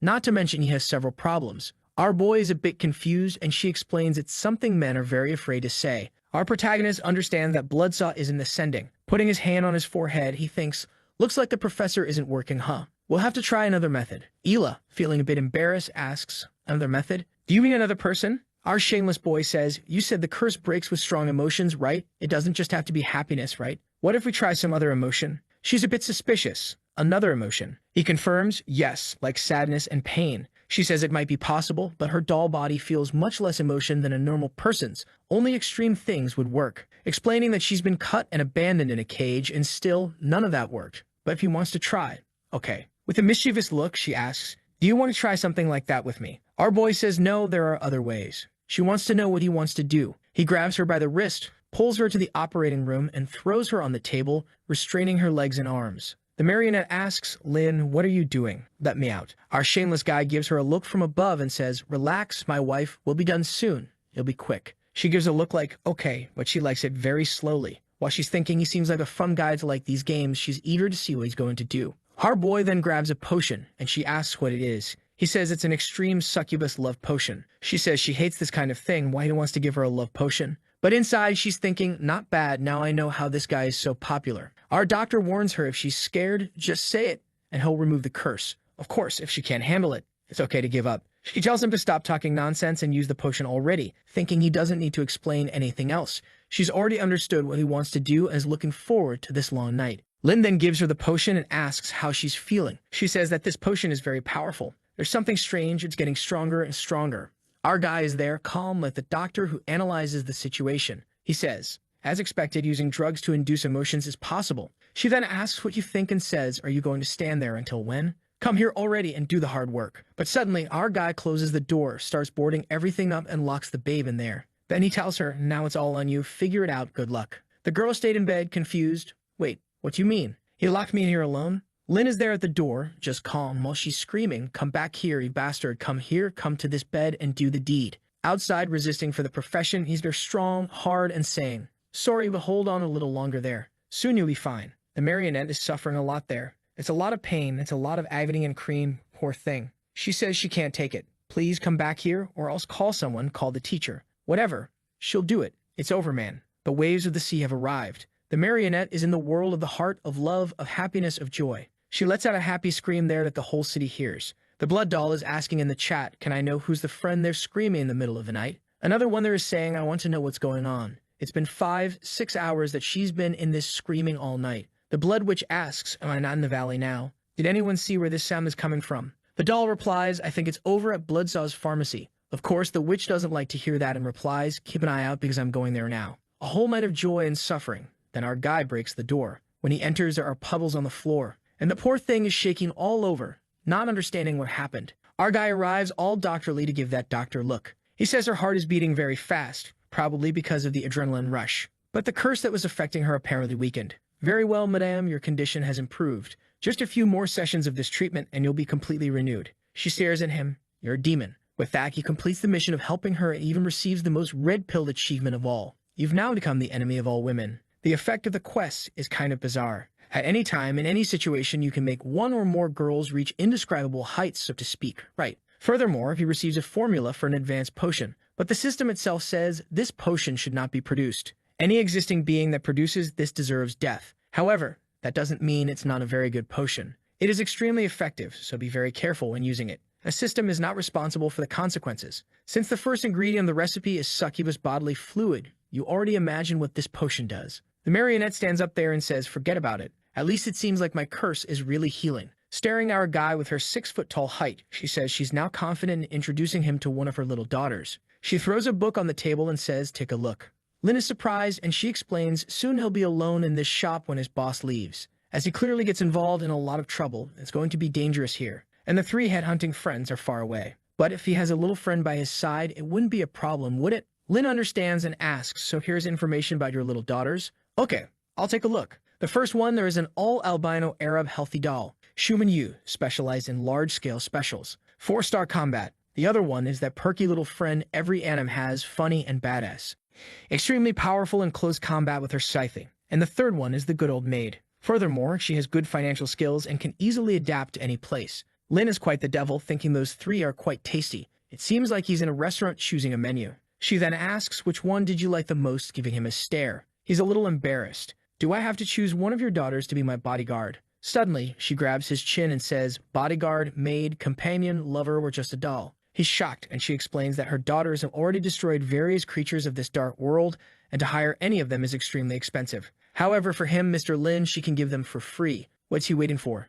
Choose. Look at the sly guy's face. He thinks, for security reasons, I really need a doll. Besides, it's free. How could I refuse something so good? Already thinking about the three, choose me, master, choose me, choose me. He's drooling. Each one of them is so excellent. Which one will I choose? Can I have them all? Marionette is all buggy. Hold on, you want all three? Lin says that he's joking. Come on, I'm not that greedy. But it's over. She says, of course. He suddenly even gained a lot of favorability with her. But now he knows that something's wrong. Why is she so happy that I chose three? Imagining all the joy, he asks himself, is she wanting me to use my body to break the doll's curse? Then he says, maybe I don't want that. Her mood changes and she asks, what did you say? He lost favorability. Taken back, Lin tells her, wait, I'll take another look. Hold on. I understand the combat stars, but what does this degree of emotional development mean? She explains that it's simple. The higher the emotional degree, the easier it is to stimulate the doll's emotion. Our guy is afraid. He doesn't want a doll that will be screaming here and there, so he wants one with few stars in this emotional degree. He then asks what this energy consumption is.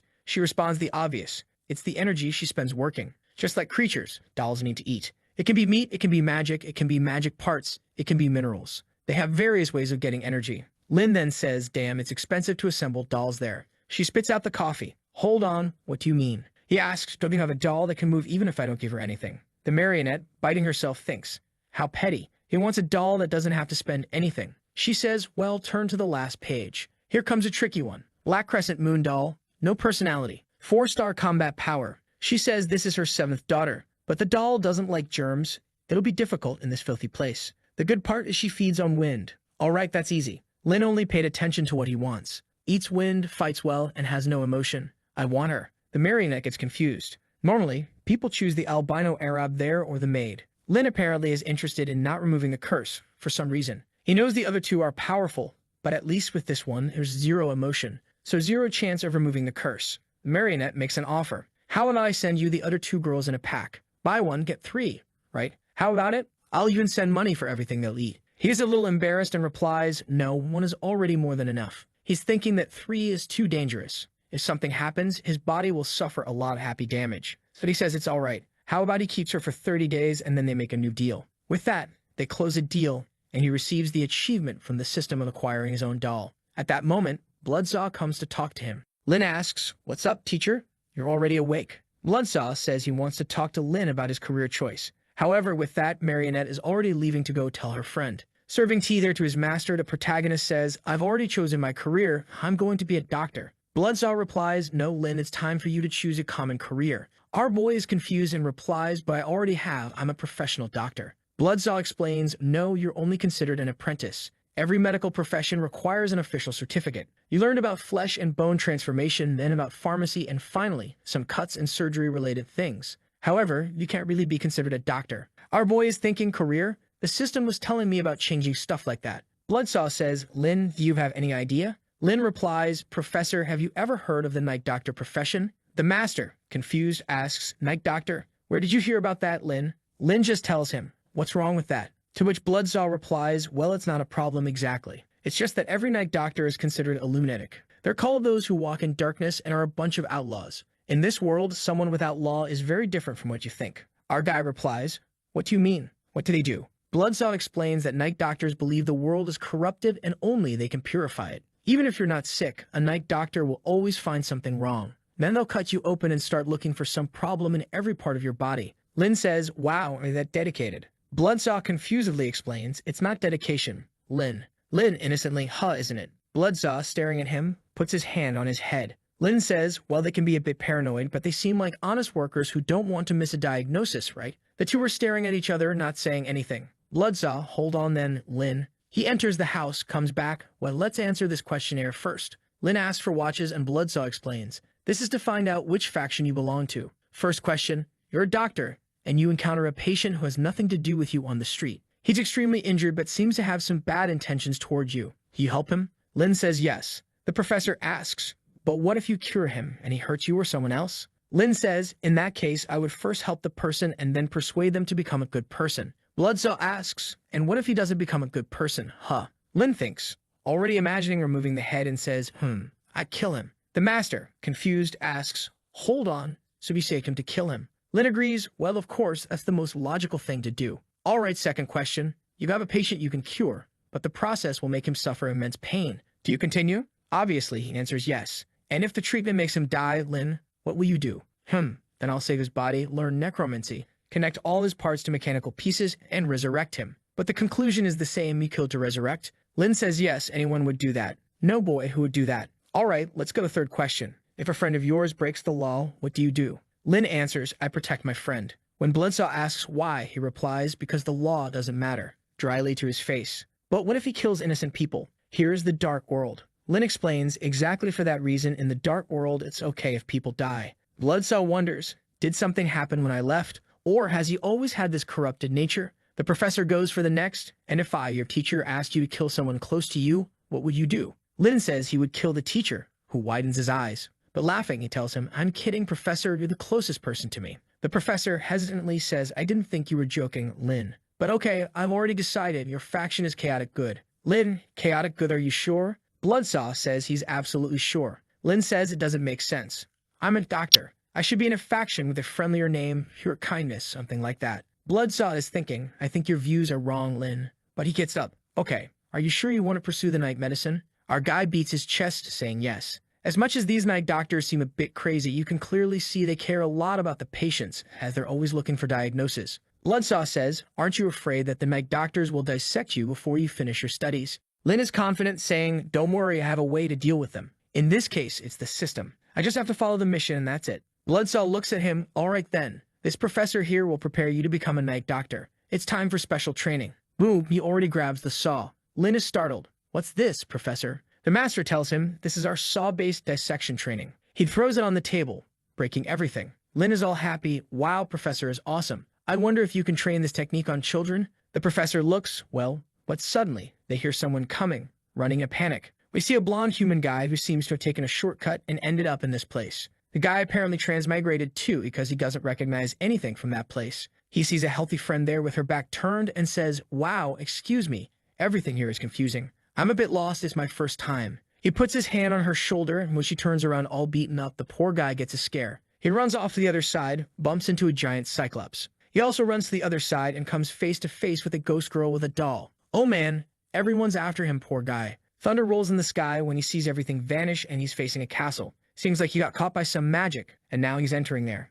After a few days of practice, our guy is coming out prepared. He thanks the professor for all the teachings these past few days. He learned all of Bloodsaw's dismemberment techniques. Bloodsaw gives him a thumbs up. Go on, Lin. Show everyone what you know, kid. It's gonna be your first time performing surgery out there. I'll lend you 1,500 coins. I want to see you coming back with no less, huh? Lin gives a greeting. Relax, Professor. I'll come back with more than 15,000. I'm off. The professor says, don't forget, it's on the Hun Street. Lin thanks him and says, don't forget to drink that tea I prepared for you, huh? It's to give you a little boost between four walls. Poor guy wonders, did the marionette say anything to him? Our guy then arrives at that street, walking around all lost. Holding the lantern, he says the place is scarier than he imagined. And the darkest smoke is so thick that even with the soul lamp, it's hard to see properly. He's walking around until he sees someone with their back turned. The guy's thinking, here comes another one. 3, 2, our guy puts his hand on the shoulder. The person turns around and gives Lin a scare. Oops, everything all right. How do I get out of this place, buddy? He's already got the hunter's gun in his mouth. Fear of the ghost goes up to 30. Lin tells him to let go of the gun, but the guy's holding it. He takes a slap there and falls to the ground crying. The Cyclops, who was watching this, doesn't know how to proceed now. Lin asks, hey Cyclops, I need to know the right direction here. The Cyclops runs off in desperation. Both heads are shocked. That guy's a pervert, who just comes out of nowhere and puts the gun in someone's mouth like that. Each one wants to run to their side, saying, I can't stand being with you anymore. I want to be separated. Lin's already on his back, telling, I can separate you guys. How about giving a little help? Your techniques aren't professional enough. The guys hugging replied, no, we like being together. Don't separate us, no. Suddenly, Lin drops everything on the ground. Come on, let's do it. I can't leave two patients with such a rare condition like this. He grabs the saw, and before they respond, congratulations, everyone. The operation was a success. If I ask you guys, do you know where I'm looking for? They point that way. Sometime later, our guy seems to be arriving. It must be here. when there's a little girl coming from behind asking, "Are you the new big brother? Wanna play with me?" When he looks, he sees that it's the doll from the beginning. Shocked, she replies, "It's you, the perverted doctor." Lin says, "I remember you. Did you make money to buy the eye back?" She's all trembling and he insists, "What happened, girl? Come here." She already remembers the big hand entering. "No, get out of here, perverted doctor." Suddenly, he holds her and says, "I'm not perverted. I just helped you. Take that on your head, for God's sake." But she gives a little moan there and he tells her, "Stop making those noises." "Well, I have something to ask you. Remember that thing I took from inside your stomach?" She says, "Yes, but why? Do you want to get pay again? You've been thinking about my mouth all month, haven't you, pervert?" Lin, confused, thinks, what does she think I am? For God's sake. He kneels down. "Aren't you the one looking for your mom?" The doll replies, "Darn you, you want my mom too." He's already tired. What the heck does this little girl think I am? A guy who eats mother and daughter? He looks at her and says, "Have you ever stopped to think that your mother has always been by your side? For example, in your belly?" Wow, out of nowhere like that. She gets confused too. "What did you say?" "After you left, I analyzed all that bunch of garbage that I took out of you. And I also found this personal brush. This here is your mother, right?" He receives a notification from the system that he advanced 10% in finding the girl's mother. She says, "It's impossible. When my mother disappeared, she left and brought a lot of meat. That's all that happened." Our boy speaks, "Maybe your mother felt sorry that you were starving and cut herself into pieces to feed you." The doll starts to go crazy. "I would never eat my mother. Never. Are you lying to me?" Crisis is already at 30%. Our boy pets her and tells her not to worry. "Everything I took out of your belly is still with me." She asks, "Wait, are you going to help me?" He says, "Yes, but first I have to deal with the thing inside." The doll replies, "Does your client live happily in this house?" He says, "Yes." She then explains, "I advise you not to enter this house. You will regret it." But our boy is already there and the big gate opens. Once more, she advises him not to go. "If you don't believe, it's your fault." The doll is gone. Lin just thinks that she's super friendly. He then goes in there, taking a look around, until a message appears. The owner is home. Suddenly, someone appears behind him. The next moment, everything disappears. A candle lights up and he's in front of a dining table. Funny enough, he doesn't react at all. He just continues as if everything is very normal. "Hey, nice to meet you. I'm Dr. Lin from the Valley of the Soul." The family members' names are all peculiar. Happy brother, happy father, the embarrassed doll elf, and our boy just looks to the side. Apparently, each of them belongs to a race. The thick mother says that Alice has been sick for a long time, and therefore she doesn't trust doctors much. The beautiful little boy eats the meat and says he's sure that our boy can cure Alice's illness, can he? The father speaks, "That's why we prepared this feast for you. Sit down, let's talk." Everyone is staring. He's there like a psychopath. The mission to solve the problem of Alice activates, and he sits in the chair, all calm. "Thank you very much for the hospitality." However, strangely, a mission activates in the system. "Get out of this happy house alive." He's shocked. "Get out alive? Is there something wrong with this place?" "Well, then that doesn't matter. Even if I die, I have to take care of my client." Our boy then asks, "How is Miss Alice doing? Isn't she coming to dinner?" The father says without haste, "She's sleeping because she's been very weak lately. After dinner,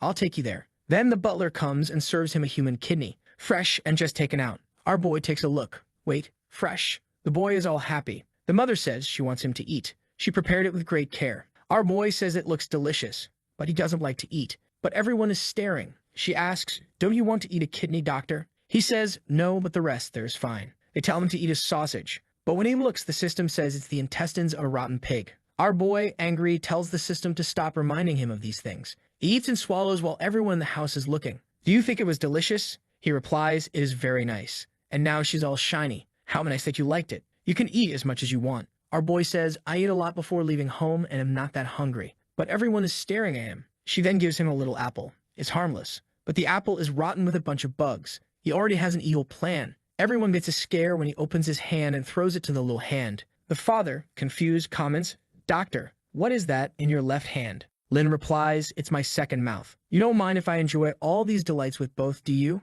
The little hand is already finished there. Favorability even dropped. The mother says, "Of course not." She's happy that he's such a glutton. Already handing over more, our boy throws everything to the little hand again. But the hand starts trying to beat him. The father, confused, asks, "Sir, why are you trying to beat yourself? Is this normal?" Lin explains, "It happens when my second mouth gets very happy." He looks at the little hand and asks, "What are you doing?" The hand replies, "Damn it, stop feeding me with these weird things." Our protagonist tells her, "You eat a bunch of live monsters. What is this here for you?" The hand says, "It's voluntarily to win battles. This here is just bad, it makes no sense." Our boy makes a proposal. "Later I'll give you something else to cleanse the taste." The little hand asks him, "How about a strawberry cake?" Lin says that he will give her the freshest strawberry cake. With that, the hand says it's not impossible to help you. Our boy turns to the table and says, "Phew, let's get back to eating." At that moment, the little hand becomes giant and starts eating everything there is. Everyone is scared. What's happening? Don't swallow all of that. Someone notifies the kitchen, tell them to bring more. There's already a pile of plates there. The father is crying and the mother asks, "We have more food, right?" They both get up to go to the kitchen. On the way, arguing, "That damn guy, he ate 2 months of our food." The mother says, "They told Alice that Bloodsaw's apprentice was a weak human. Was she deceived? At this rate, we'll run out of food." "Well, it doesn't matter. Alice will solve everything, and you will become a dish too." Our big-eared boy heard everything. Wow. So apparently, every time they bring doctors to take care of this girl, they become a dish. He stands up and asks the little boy there, "Hey, where's the bathroom?" The kid says it's on the 3rd floor. In the bathroom, staring at the mirror, he says, "Little hand, what are we going to do? At this rate, I'll die before seeing my client." The little hand is there, telling him to pee with the other hand. Lin tells her, "Stop talking about it. Let's talk about these important matters. What do you think we should do?" The hand replies, "I have no idea. Figure it out." Right at that moment, the kid opens the door and comes next to him. Our boy, kinda embarrassed, asks, "Are you mad? What's wrong?" The kid starts gushing blood there. He turns and recognizes that apparently he's a human who was transformed. That's because he said, "Run in the human language." Shocked, Lin asks, "Are you a human? How do I get out of this place? What happened?" The kid grabs his neck and says, "They're going to cut you open and turn you into family. Alice, she wants you to be a brother." Our guy throws him against the wall, and he's all twisted there. He goes up to the attic.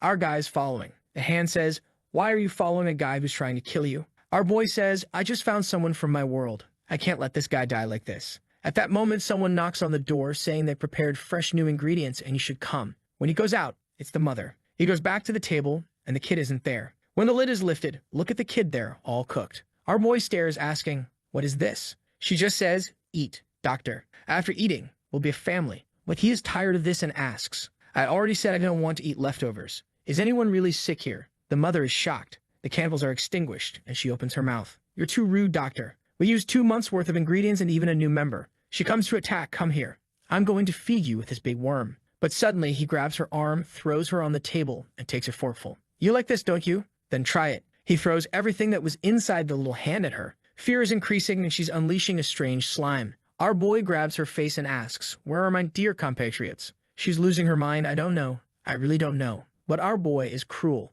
He uses the diagnosis to start throwing a bunch of diseases at her. The curse of the embarrassed doll, possession by an evil spirit, cyst on the skin. He tells her, "Don't worry. I'm just a little doctor. I'll definitely cure all of this. You've identified another necrosis in the body. Lung perforation." The woman asks, "What are you doing to me?" Our boy pulls out the blade. "Relax. You tell me where my dear compatriots are, and I'll help you solve all of this." It suddenly happens, and he's just gaining skill with the blade. A while later, she's already pointing the direction, telling him to go that way. Your compatriot was sent to the kitchen. Our boy thanks her. "All right then. Since I've already cured the diseases, now I just need to stitch you up." Apparently, he left the girl all stuck there on the ground. He opens the door, enters the kitchen, and there's a big pig with his back to him. The pig says, "Leave now."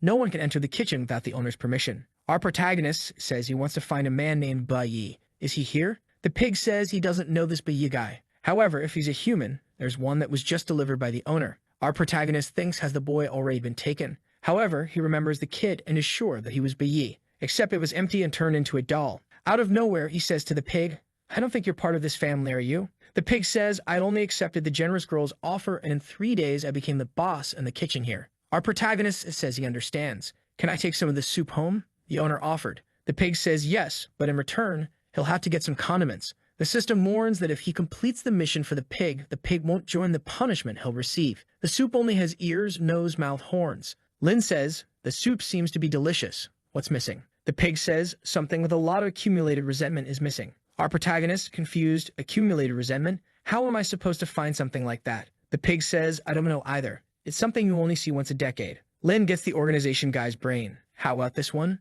The big pig is impressed. He's already found it. He takes it, sniffs it. Yeah, it really contains a lot of resentment and knowledge, but it's full of unnecessary diseases. Lin asks if he's going to accept, and the pig throws it and says, "All right, go ahead. This will serve as the final ingredient." The system announces that the pig's special reward is ready. Come back in half an hour to receive it. Then it delivers some rewards to our protagonist, who thanks him. The pig points to the pile and says, "That human you're looking for is trapped there. Just go get him." Lin is already going, spins the door, and arrives. There's a terrible smell. The boy is all sewn up, trapped. Our guy cuts him and apologizes because he didn't bring the right ingredients. but I'll perform the surgery to make sure he comes back to life. However, the kid wakes up like a demon. Lin shouts, "Stay still." Damn it. He takes a punch in the mouth, already landing on the other side. He's back again, but takes another 1, 2, 3, 4, 5, 6 shots. Stay on the ground for God's sake. He blows the gun and says, "Complete anesthesia. Let's start the surgery." He puts everything on the kid and gains experience. "Congratulations on activating the achievement, recreating a living being. You gained experience." The kid wakes up there, and he already puts it to his forehead. Trembling, he wants to know what the doctor is going to do. Our protagonist tells him to shut up and asks some questions that only a human from Earth would know the answer to. "Naruto," the kid answers, "Uzumaki." Here comes the damn otaku and he asks, "What are the 2 best things about a lolly?" Be answers, a soft voice and a cute face. He grabs him. My God, he's a fellow countryman indeed. The kid is all happy. "Thank you so much, doctor. But they took my kidneys, my stomach, even my balls. How did you save me?" Our protagonist says he put his balls back, but unfortunately, his kidneys were cooked. The rest didn't have much impact. The guy is crying all happy. "Thank you so much, doctor. Can I know your name?" Lin, all affectionate, says, "You can call me Lin. I see you're a young boy who understands the culture very well." The kid thanks him once more and says, "My name is Bai, a poor student who never graduated. Inactive from the magical city of Juzo." Our protagonist, "Wait, magical city of Juzo? What do you mean? Where are you from, kid?" He replies, "From the magical city." Now our protagonist realizes he's not from Earth, but he is confused, asking, "Everyone knows the magical city of Juzo, don't you know?" Lin asked another N9-related question, and the kid answers correctly. He realizes that this guy, apparently from another world, has a culture very similar to Earth's. However, the system already gives the achievement, hometown in an unknown place. But Eve understands and asks, "So, we're not from the same place?" Our protagonist puts his hand on his shoulder and says, "It's all right. Let's get out of this horrible place first." The kid thanks him but suddenly slaps him in the face,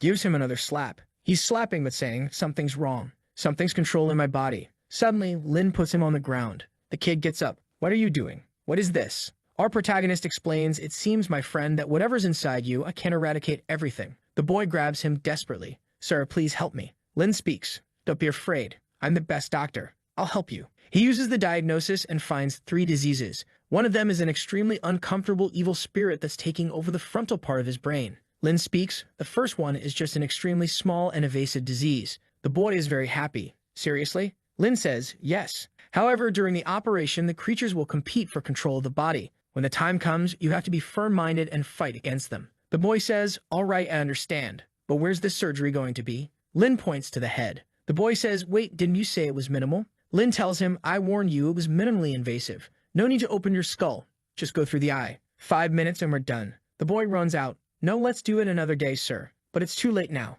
Lin holds him still. "I just rebuilt your entire body, and you're scared of such a little thing." The boy replies, "I was dead before, so it didn't matter." But Lin replies, "Just be patient, man. Believe me this time. You're annoying, you know." Then he throws him on the table. "Let's deal with this now." The boy looks up. "Just be gentle. I'm afraid of pain." Our protagonist goes with his little hand, and he's already trembling. "Don't worry, my patient. It'll be quick." The boy is desperate. Lin goes with his hand on his eye, just touches the eye, and the boy's face is already hurting a lot from the lack of anesthesia. Lin says, "Oops, I forgot. How crazy." Beggy asks, "Are you a doctor for real?" But it's done without mercy. Every doctor is like this. Come on, get used to it. Agonizing, he asks for help. He falls to the ground without an eye, pleading, "Mom, I want to go home." But Lin says, "All right, now we're going to start the next part of the operation. If you feel something try and take control, just shoot right in the area." The eye is appearing on Lin's face, and Bai asks, "Hey, there's a strange eye on your face. Are you human?" The protagonist just ignores him. With this eye, he can see inside the guy's brain, and there's a little demon sleeping. Found it, that boy there. Bai asks, "Hey, you're not going to tear it out with your fingers, are you?" Suddenly, tentacles come out of Lin's fingertip, and the real operation starts. He's entering the cerebellum and starts navigating. Look at the little demon sleeping there. Little hand war inside the guy's brain takes place. Our boy is even suffering. The poor guy is just like Kaneki, abandoned and destroyed. Lin tells him, "Stay awake. Don't fall asleep. The creature will take over you. Throw the thing into his eye." But he asks, "What did you throw in my eye?" Our boy says, "I'm just giving some weapons to your brain." The boy already feels Lin's little claws fighting with the little hands. Now there's a knife in his hand. The little demon inside lets out a loud scream that drives everything away. The boy is agonizing outside and repeating, "It's wrong. I can't control it." Our protagonist shouts, "Show him the divine power." The boy, trembling there, takes the shot. Man, the crazy one protected himself with a little shield there. Lin shouts again. It's coming to an end. He's weakening. Shoot more, take more shots. With that, after a bunch of shots, the little creature is finally pierced. Lin stitches the cerebellum. The system praises him for conquering and removing the parasite. He says finally, now you don't have to worry about someone stealing your consciousness. However, the boy is kind of agonizing there. Lin asks, what's wrong? He says he's feeling a little bad. I missed one of the shots. Oops, man. Got it right there. Our boy looks and tells him, your shots were very precise, one next to the other. Diagnosis activated. Broken eggs. Ba Yi says, man, I'm still a virgin. I can't become a eunuch. Lin replies, don't worry, there's a solution. However, there will be some very serious side effects. The boy says he doesn't care as long as he gets complete. Lin takes out the potion and says, this potion here will change your body. Are you sure you want to use it? Ba Yi says he wants to. Lin warns, if you feel anything happening, tell me. Then he throws it in there. The boy is all relaxed. Phew, I feel my body recovering. The flesh and blood are coming back. The little egg there breaks. Boom, something comes out. My God, I feel a new life appearing. But the thing explodes in front of him. A huge tentacle comes out to lick his face. His sanity is dropping and our boy says, congratulations. From someone who had nothing to someone who now has a giant one. The boy tells him to stop joking and get rid of it now. Lin cuts it, and the boy falls to the ground again. Poor thing, he's tired of all this. Lin puts his hand on his shoulder. Okay, it's okay, man. At least you're still alive. Later, we'll put a metal one for you. It'll be easier to use. But rest a bit because I still need to talk to the owner of the place. Bai Yi asks, are you going to heal her? Are you crazy? Alice is crazy. Our boy replies with a yes. She's my client. I have to help the girl. Bai Yi says, this is madness. If you go there, she'll kill you. You'll become a doll like me. Lin says that if she tries anything, he'll avenge him. A few moments later, they're walking down the hallway. The protagonist says, are you sure this is the way? Bai Yi says yes. He's already been taken to her room. From the back, there's an evil aura coming, and Lin knows it won't be that easy. In the midst of all this curse, there's a malicious blonde doll. Strong combat ability, obsession, and hatred give her unparalleled abilities. Bai Yi takes a scare, losing sanity. She's flying over, and Lin asks, are you the Alice who asked me to come? She just says, be family. I won't turn you into a doll. Come with me. The crazy doctor says she seems to like him a lot. What's the reason? She replies, you healed my old friend. You seem to be a kind-hearted boy. I also want someone with a kind heart for myself. Why don't you stay here and accompany me forever? Lin explains that he can't stay in the place forever because of his profession, but I'll certainly cure your illness. And if what you lack is attention, I can give you that occasionally. But she comes toward him and says he'll change his mind. And of his own free will, he'll stay here. Our boy is taken aback. But Yi takes a fright, saying she disappeared. Our protagonist explains that it was just imagination. She wanted to negotiate terms, but I rejected the offer. Now it's time for action because she's going to attack us. He passes the blade to Bai Yi as the monster comes out of the wall. Bai Yi takes a scare again. Our boy already tears into it with the saw. Lin looks back. What are you doing there? Come on. Walking down the hallway, Lin is dismembering all the ghosts and Bai Yi asks, aren't you afraid, man? Lin says, I am afraid, but there are only two ways in this world. Either you're consumed by fear or you cause fear. Already tearing into another one. At that moment, Bai Yi's eyes light up. Grabbing our doctorate, he says, you look like a superhero. If you were a girl, I would definitely, but you're a boy, right? Lin is looking. What the hell is this? The damn guy is hugging his thighs tightly. The system says his respect increased. Well, at least it was respect, right? At that, our boy kicks the door. Nobody's on the tables. Next scene, he's walking with Bai Yi through the castle. What do you say? Do we need to keep looking for everything? Our boy explains, I have to solve one more thing. Drink this drink, buddy. What's this here? He says, just drink it. Bai Yi is all shiny. Wait, what? Did you turn me into a lamp? Our boy would never, ever do something like that to his friend. Now come here and shine. However, at that moment, something green falls from the ceiling. They look up. There's a guy with a mouth and a spider. The monster suddenly jumps. Lin defends himself with a chainsaw, but he's losing sanity in the fight. Apparently, it's the mother there, because she's talking about her little monster. You made my daughter feel bad. Our boy is trying to hold on there. The lamp is coming, but boom, it's over. It opened its big mouth and already ate everything with little hand. It spits there, all beaten up, all drooling. Our little protagonist comes over, saying it's time for a little adjustment. The creature asks, what are you going to do to me? He replies, it's a quick thing, just a little adjustment to the skull. The creature agonizes, begging, eat me, for God's sake. Bai Yi finally understands why his surgery was considered gentle. At this point, our protagonist finds the evil spirit that was inside her receiving an achievement from the system. The monster is there on the floor. He lifts something up and there's an explosion. And boy, what's this? The big healthy friend comes out of her. Our protagonist already says 10% discount on surgery. Now tell me what happened to your daughter. But the poor thing is agonizing. She doesn't want him to come close. Sudden slap and thrown. He says, explain quickly. Dan red-pilled. The mother explains that she has no idea. That girl is a maniac. The little protagonist says, I'm a doctor. There's no need to be afraid. Don't you realize I just gently cured you of the curse? Bai Yi is there thinking, that's the secret to surviving in this world. One moment you're the chainsaw maniac, and the next, an angel. The mother explains, the girl is a cruel ghost. In the original world, my daughter dragged me up, tore everything out of me, made me eat my own pieces. Then my belly exploded and I died on the ground. Our boy doesn't seem very impressed. He just asks, why did she do that to you? The woman thinks for a moment. Why? Because she's a lunatic. She's mentally unstable. Since childhood, she's been doing bad things to animals, cutting everything. She's strange. She punches the ground. She has to die. Our boy says, yeah, it seems like you hate her a lot, but I'm here to treat her, so I can't help with that. The Mortar replies, no, doctor. You can help me. If you cure her and hand her over to me, I'll give you this entire castle. But our boy says, it sounds like a very tempting offer. She blushes, asking, is it a promise? But he already comes next to her, all clingy. I already know her illness, and I just need a little of your help. Little hand. Guard her for now. Sent her inside. When he got close, he gave her one in the belly. But he asks, brother, I don't understand. Why did you give her one if you had just cured her? Our boy says, because I'm an ordinary human and was angry with her for forcing me to eat all that garbage. The boy says, that's why. But Lin explains, I also know she was lying. They don't originally belong to this world. If I'm not mistaken, they were pulled here by Alice's resentment. For someone who has so much resentment to this point, her life wasn't so easy. They really are a very unhappy family. He opens the door and there's already a bridge leading to a tower. He knows. Here we are at the tower where Alice is. On the way, he thinks, this here looks like one of those game places where the monster will appear out of nowhere. Ba Yi says, no need to appear. There's already a gargoyle here. But for Lin, this isn't a monster. But here comes the whole gang. Ba Yi asks, man, are we entering the Demon King's house? Lin is excited, saying, oh, I'll have to pull the big one. But he asks, what's the big one? He already took out the dragon cannon, and the boy now understands why it's called the big one. Lin just tells him to take a look and explodes everything. Ba Yi says, wow, too strong.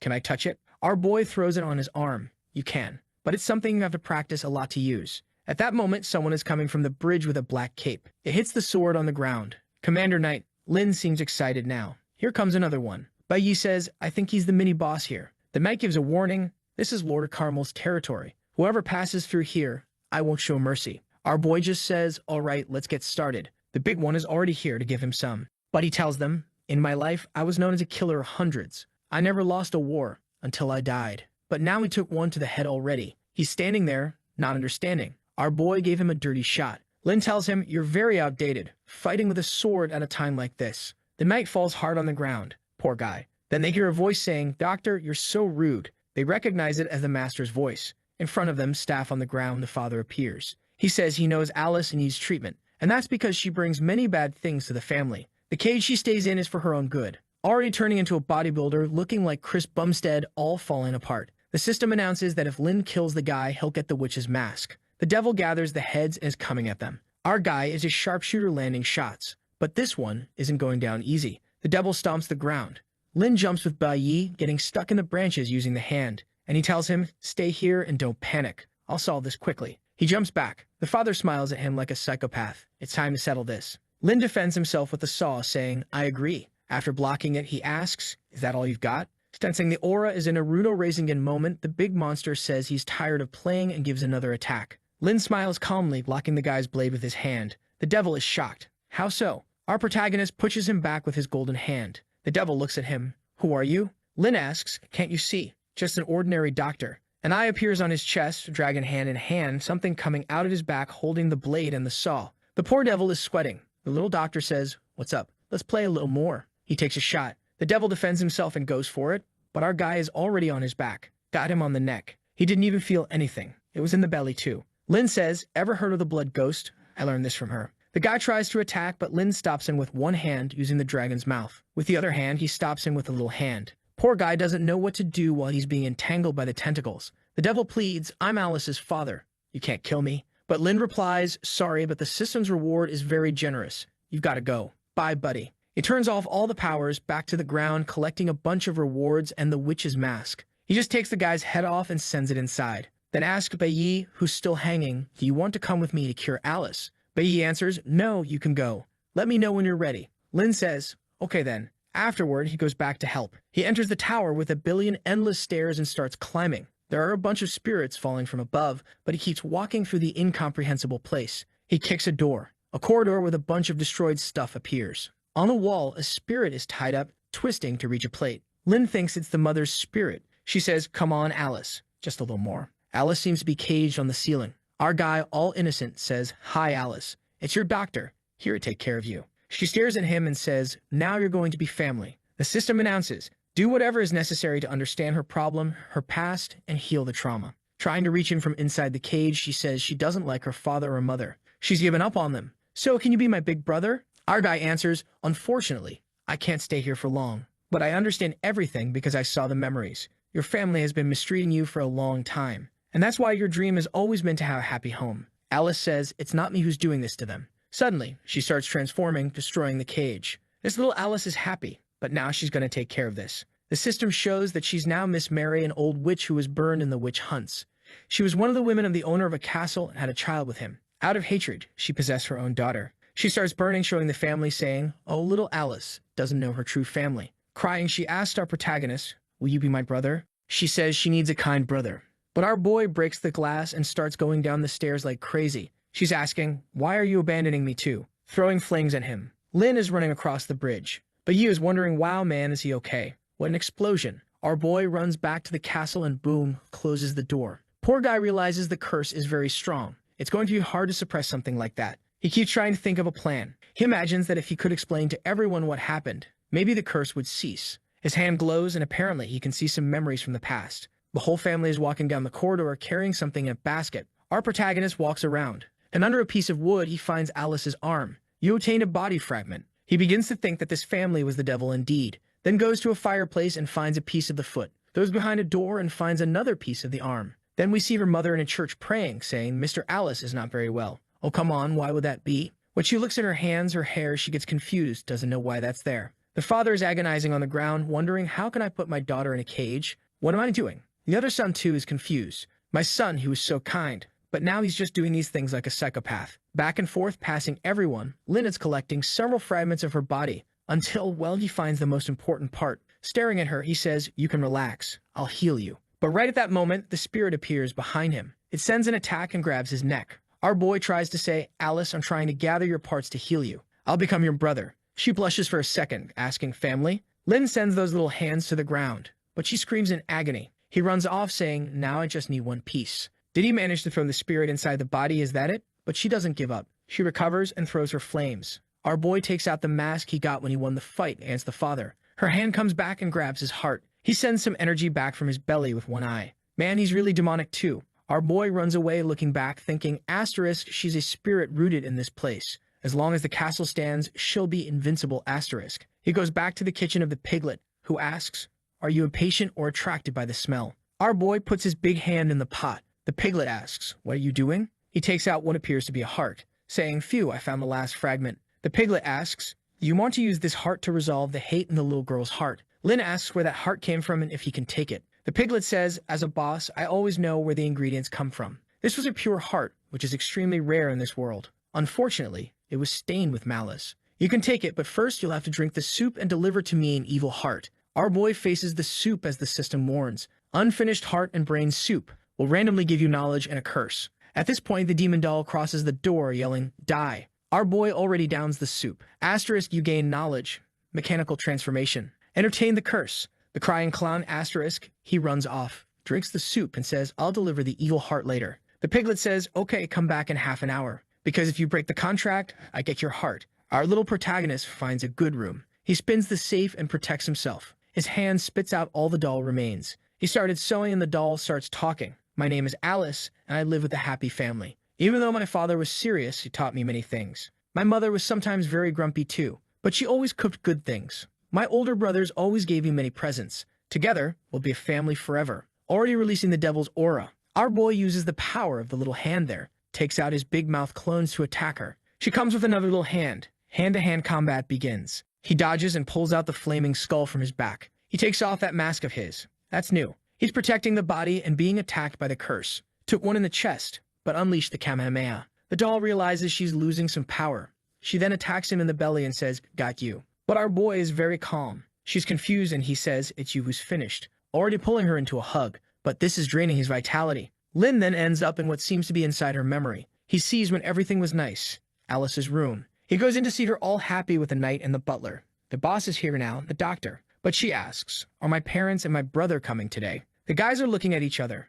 The knight says, "Sorry, miss, but the lady took the boy out for a walk. I don't think they'll be back today." She gets all sad. "Oh, I see. He gives her a cake so she doesn't worry. When we cure this disease, they'll definitely celebrate your birthday." Lynn observes, so this is Alice's inner world. Asterisk, there's more hope in her heart than I expected. But escape memories never solve the problem. Asterisk. He tries to talk to her there. She says, "Don't come." She appears in the cage. "It's over, isn't it? Everyone who has helped me has died. I don't want you to get close or you'll get hurt." But our doctor just hugs her from behind. He says, "I'm your doctor, and I'm here to save you." Oh man, easier said than done. His whole body is being consumed by a creature that's trying to invade. 75% progress. The mother has taken over the daughter's body. She gets hit by a Kamehameha. "Stay away from my daughter." The psychopath is smiling. Says the curse is indeed very strong. 92% already. The system says, if you don't suppress the ghost in 5 seconds, you'll die. He pulls out that spiritual lance he got back in the beginning of the Xiao Xiao and sticks it in his own leg. With that, he manages to reduce the progress of the evil energy. But the demon doll is already coming at him. She tries to attack him with an explosion. He manages to grab her little arm. Apparently, it was Alice herself who canceled the mother's attack because she's asking, "What did you do?" He says, "I just told her the true story. The daughter's consciousness is speaking in her head. So it was you who did everything, mother." "It wasn't me. It was you." Already crying. "But why, mother? Why did you do this?" The possessed mother appears, saying, "No, I'm just protecting you.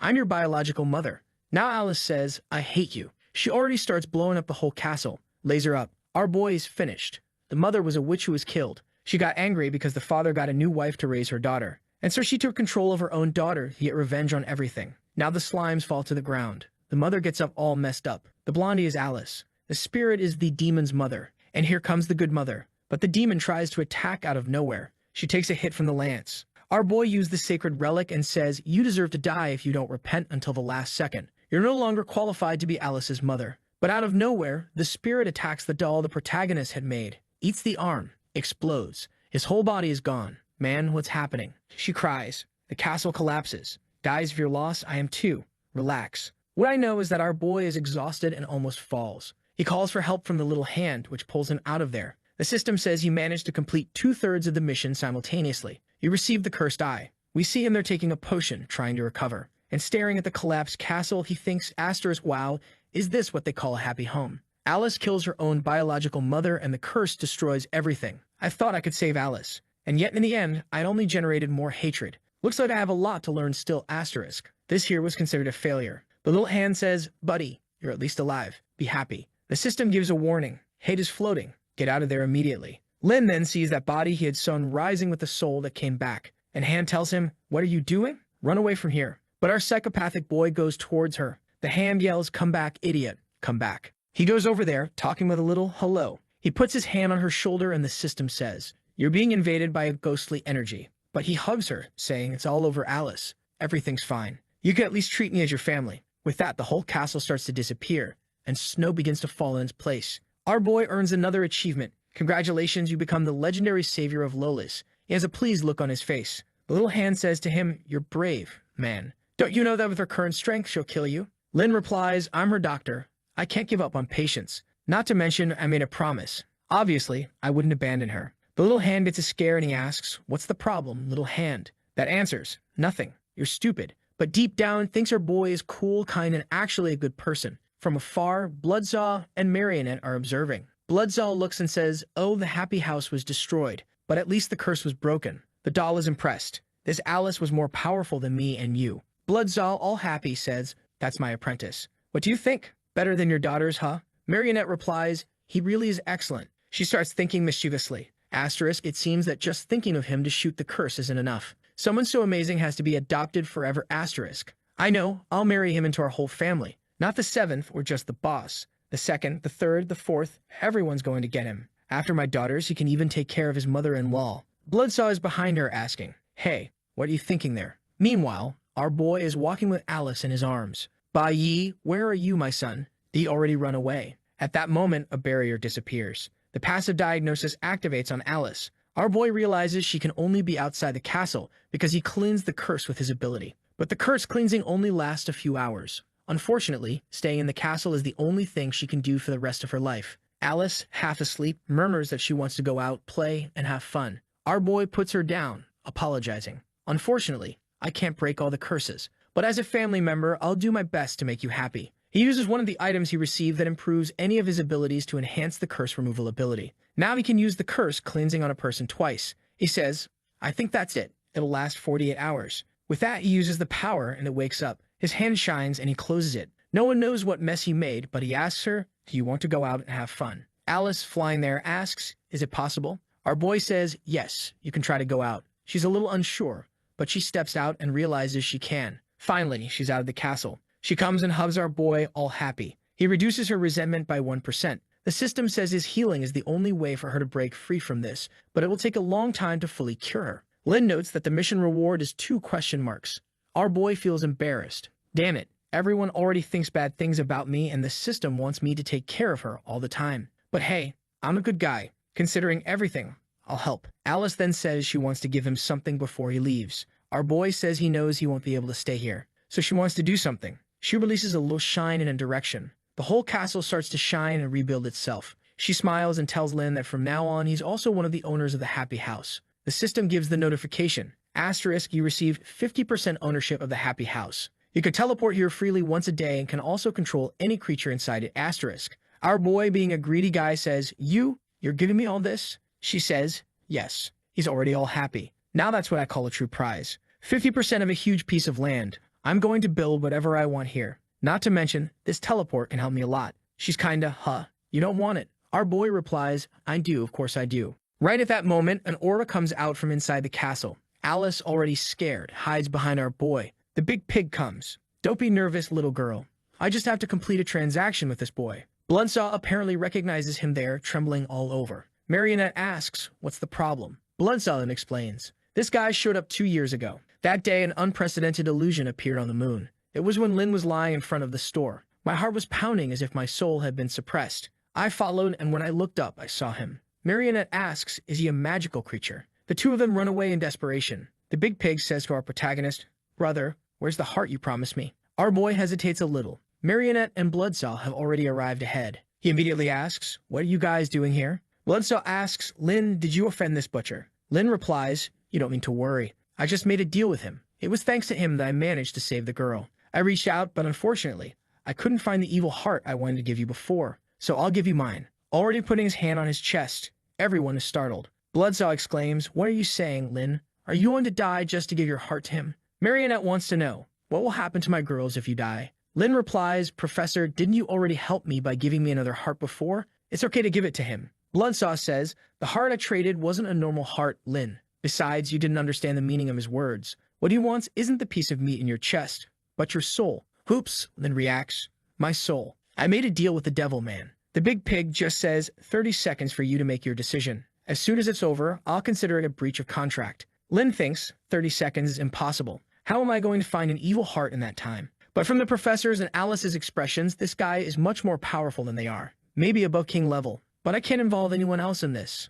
I made this deal. He puts his hand on his chest, saying, you can take mine. But right at that moment, someone behind says, what do you want? Take it. Alice, already tearing it out, the protagonist shouts, what are you doing? She says she'll accept the trade in place of her brother. Man, her heart is really evil. She takes it to the pig and says, this is my biological mother's heart. Her malice and hatred should satisfy your request. The drooling pig takes a look. Very good quality, I accept. Our boy shouts, Alice, what did you do? She explains it doesn't matter. At least by removing this heart, which is the source of hatred, I won't even remember my mother anymore. The devil pig is removing something from the heart. Apparently, it's the mother's own soul. The soul says, Alice, you can't trade me. How can you do this to your mother? But she's already turned into a little ball, falling into the pig's hand. Condensed soul. Transaction complete. We'll meet again. Bloodsaw asks, Pig, was it you who brought Lynn here 2 years ago? Lynn asks, but wasn't I adopted by you, Bloodsaw? Bloodsaw explains, yes. But the moment you appeared in front of the store, this guy was there. Our boy is confused.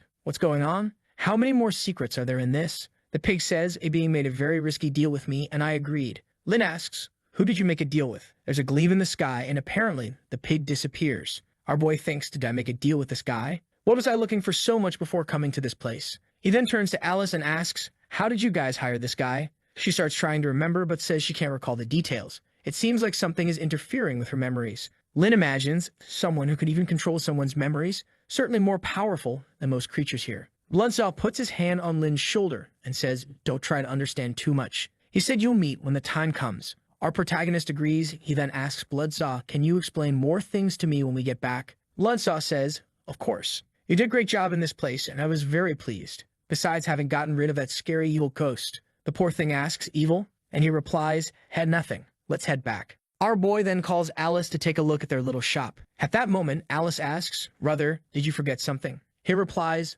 I don't think so. Why? The Baiyi is still down there, abandoned. Come on, my son, get out of there. 3 days later, he's still in the shop, frozen. Our boy is warming him up to see if he wakes up. Without further ado, our protagonist asks, so, how did you end up in this world? The kid says he had gone to a bar with some friends, and when he was returning home, he followed the GPS and ended up here. Okay then. Our boy asks, GPS? Do you have a cell phone? Show it to me. He shows it, but it's all broken and doesn't work anymore. The random diagnosis activates. You've discovered a hardware problem. The item is under a blood pact. Our boy is confused. Dude, does your cell phone have a curse? But Yi asks what the problem is. He says, there's some curse on your phone. Maybe that's why you came to this world. The kid says, what a disaster. Throw this thing away then. Our protagonist replies, friend, now it's too late. You're already here. He remembers that when he drank the guy's soup, he gained a mechanical transformation. Maybe with that, he can fix this thing and get some clues. He calls Baiyi over, and after a while, the cell phone is fixed with a little creature on the screen.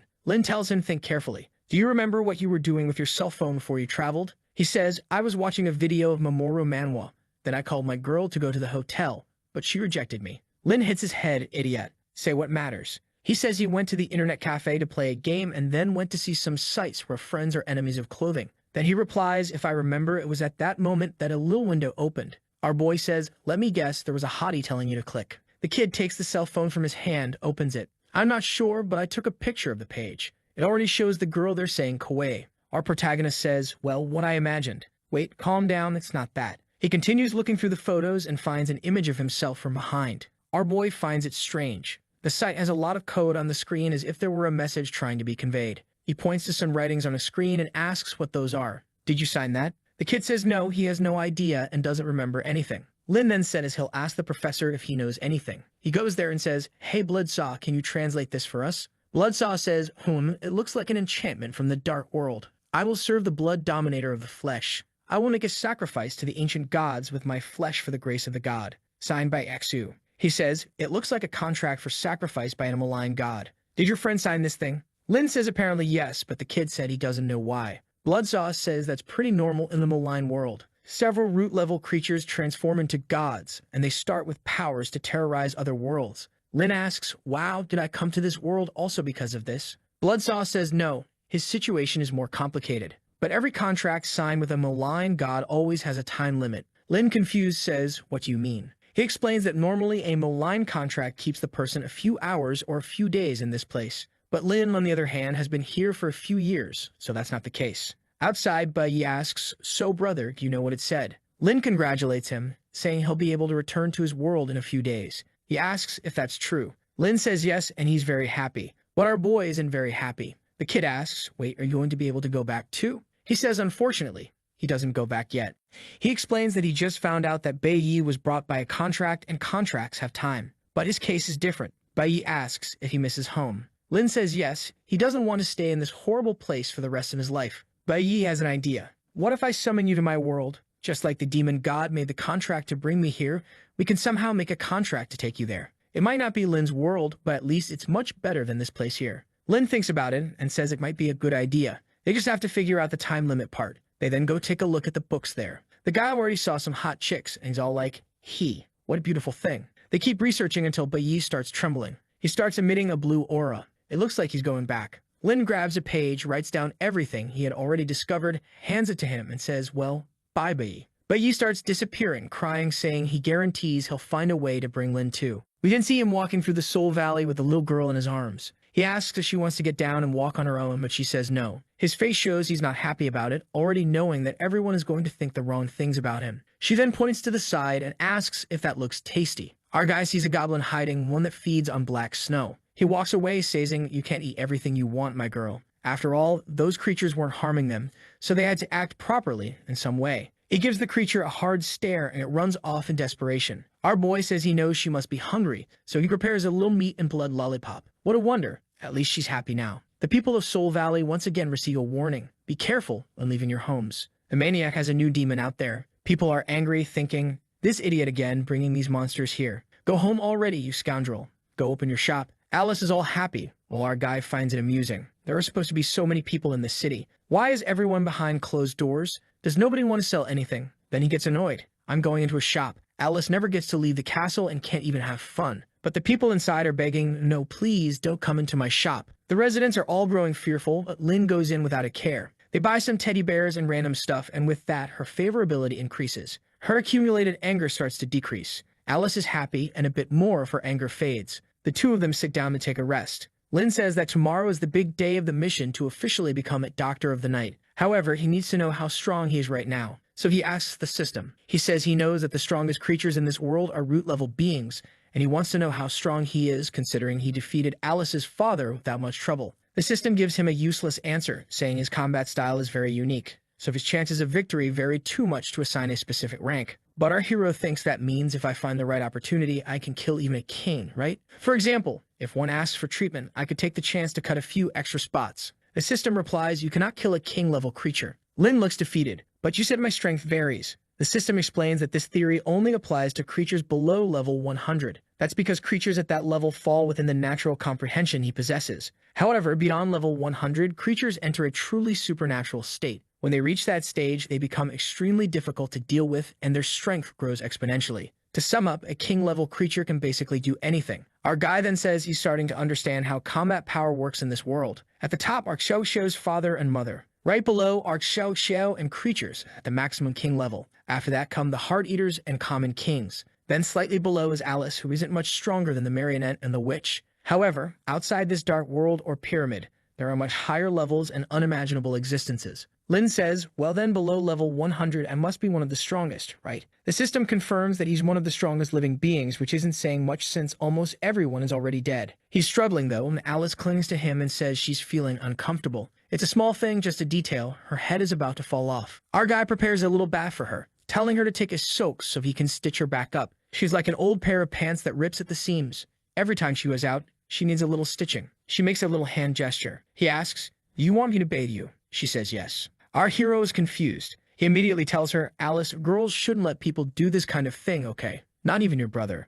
She lights up, asking why. His face shows he's giving the lesson, but he's blushing. However, he explains, it's because you're still very young. You don't understand. She then asks, how old are you? He replies, 18. She responds, I'm 201, the classic FBI trap. And she says it's not a problem. But he insists, I'll just teach you how to do it, and you're not to ask for this again. Poor Lynn feels sorry for her. The girl was trapped her whole life and doesn't even know how to bathe. So he decides to help her. But by doing so, he immediately earns a bunch of achievements from the system. Shameless body washer. King of gaining favorability with female friends. Furious, he curses, damn system, stop giving me these achievements, you jerk. He then dries her hair and tells her he'll remove the stitches. For that, she should leave her body in ghost form and just leave the flesh so they'll hurt less. She shakes her head and says, no, I don't want to leave my body. Lynn says, all right then. If it hurts, you can scream. He makes a small cut and she's already wincing in pain. He tells her again to leave her body, but she says she trusts him. You don't want to get hurt too much, right? Lynn replies, fine then. I'll try to be gentler. He finishes the stitching without causing her pain. The system teases him again.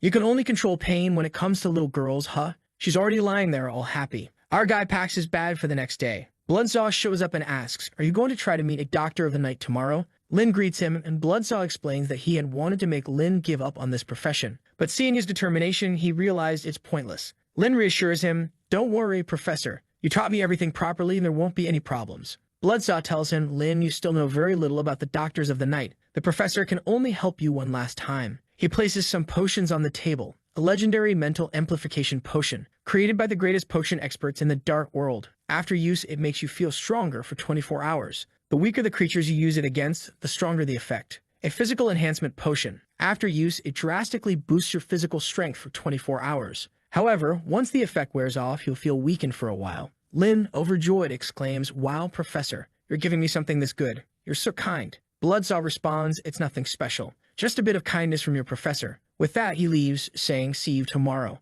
Lynn is deeply moved. The next day, our guy heads out with his doctor's bag and everything. The system activates the mission. You have initiated the transition to Doctor of the Night. He is immediately teleported to a world with a red moon. You have entered the cursed realm, Silent City. First phase, introduction to becoming a Doctor of the Night. Increase your popularity in this place to 100 to advance to the next part of the mission. It is forbidden to kill animals during this mission. Doing so will cause extreme resentment among the doctors of this place. Note, receiving a significantly high score will grant you a higher title upon becoming a Doctor of the Night, as well as better rewards. Our hero thinks that for a first phase, it seems pretty simple. He walks among a mass of terrifying souls. Assessing the situation, he decides to be cautious and drinks the potion. He says he feels incredibly strong now, no longer afraid of anything or anyone. He uses both potions at once. He heads confidently and recklessly to the city. In front of the city's church, there are towers raised and armed guards aiming. It seems to be a survival base, complete with a Cyclops among them. One of the guards says, "Mayor, leave this to us. You don't need to take these risks." But the old man replies, "This isn't our old world and light will never reach this abandoned place. At the very least, I want to protect my people. Now stop bothering me, grab your weapons, and don't let any creature get through." Up on the mountain, werewolves watch. One of them asks another how the attack on the city is going. The other replies, "Leader, we're ready to launch the attack at any moment. However, according to our scouts, there's a stranger heading in that direction. We're wondering if it's some kind of reinforcement." The leader asks, "Reinforcement? What race? Giant? Undead? The corrupted?" The scout responds, "It looks like just an ordinary human, sir." A group is already trailing our poor doctor, fully prepared for an attack. The wolves recognize him and say, "It's him. Let's end this now. Rip him apart." The whole wolf family comes for him. The man looks and says, "That guy looks like a doctor. Sir, could he be one of the crazies?" The leader responds, "Maybe he's one of those weirdos who are interested in us. Their base is close to this tower as well. If it weren't for them, we would have already taken this city and the sacred relic." The man says, "Boss, if he really is a Doctor of the Night, we should head back. I don't want to be dissected by one." The boss, however, slaps him and asks, "Why are you so nervous?" "I doubt he's a Doctor of the Night. They all wear masks to identify themselves. Besides, that guy looks like he's from somewhere else." Lin is walking, almost dancing, and the wolves think, "His skin is soft and his flesh is weak. Let's finish him off." They howl and leap to kill Lin. The system immediately identifies their race, Blood Moon Werewolves level 43, with extremely strong combat abilities. Lin glances back, smiles, and says, "I've been waiting for you guys." Tentacles emerge, and he's already captured 2 of them. The wolves are confused while Lin mocks, "How bold of these weak little werewolves to try and provoke me." But the leader is sneaking up behind him. He strikes Lin, who is thrown aside. When the beast looks again, Lin is fully transforming, saying, "You know, I already took my medicine today." The leader growls angrily and says, "You arrogant brat. Do you think we can't take you down? Today is the blood moon, and our combat effectiveness is doubled." He howls again, and all the wolves charge once more. The leader instructs them, "Move the tentacles aside and pull him so he gets stuck." Lin thinks, "Damn it. The system said I can't kill any animals. Otherwise, I just use Dragon's Breath and end this. But since you want to attack me, don't blame me." He activates a random diagnosis on everyone. Suddenly, diseases spread everywhere. Prostate explosion, that's just cruel. Full body itch. Kidney failure. The wolves are all writhing on the ground in pain, pleading, "Boss, help. Boss, I'm dying." But there's one wolf, a little red-faced and shy. What happened to him? Lin wonders. The boss asks, "What's with that face?" The wolf mutters, "Sorry, boss. You look so handsome today. I'm losing control." It turns out Lin hit him with uncontrollable desire. What kind of disease is that? And the wolf didn't hold back with the other one. But then Lin caused a mess, literally. He gave one of them diarrhea and everything exploded everywhere. The wolves are losing their minds. The system even awards Lin the achievement, cover the entire place with excrement. The wolves are collapsing on the ground. Someone grabs a jet to start cleaning up because the stench is unbearable. Lin approaches the leader and says, "Explain what's happening." The big wolf growls, "I'm a strong guy. I never tell anyone what I'm planning." Lin points to the leader and says, "If you don't talk, I'll leave you for your boss to show his love for you." "All right," the little wolf says there, "I'll explain. We saw you on your path and we're planning to attack the Silent Tower." Lin replies, "That's no problem at all. I just want to know why you're trying to attack the city." The werewolf explains that small city is called Silent City. Inside, there are some remnants of the sacred world. About 3,000 years ago, the army of the sacred world opened a passage to this world. From what I've heard, their world experienced some catastrophe 300 years ago. Their civilization was destroyed, and 5 of the 13 items they considered sacred relics fell into this world. Their expedition was to retrieve these items. Lin grows curious. 3,000 years ago again, the colossus of the association, the Xiao family, with their heads cut off and banished to this world. And now this sacred civilization is also tied to that time. He asks, "And what about that expeditionary force? Where are they now?" The werewolf replies, "They're all dead already. Apparently, they encountered a root-level creature and got scattered. A small number of them are still in Silent City, and they hold one of the sacred relics." Lin says, "Strange. Why do you, a werewolf, know all this?" The werewolf explains it's because our ancestors used to work alongside humans, but those bastards abandoned all the cursed werewolves, leaving us to suffer eternal hellish pain. The werewolf's eyes start burning with rage. They have to die, all of them. I'm going too. Lin punches him in the face. Shut up. One last question. If you answer well, I'll let you go. Got it? The werewolf, trembling, agrees. Okay. Do you know the doctors of the night? The big wolf starts shaking. Why are you asking about the doctors of the night? Lin smirks.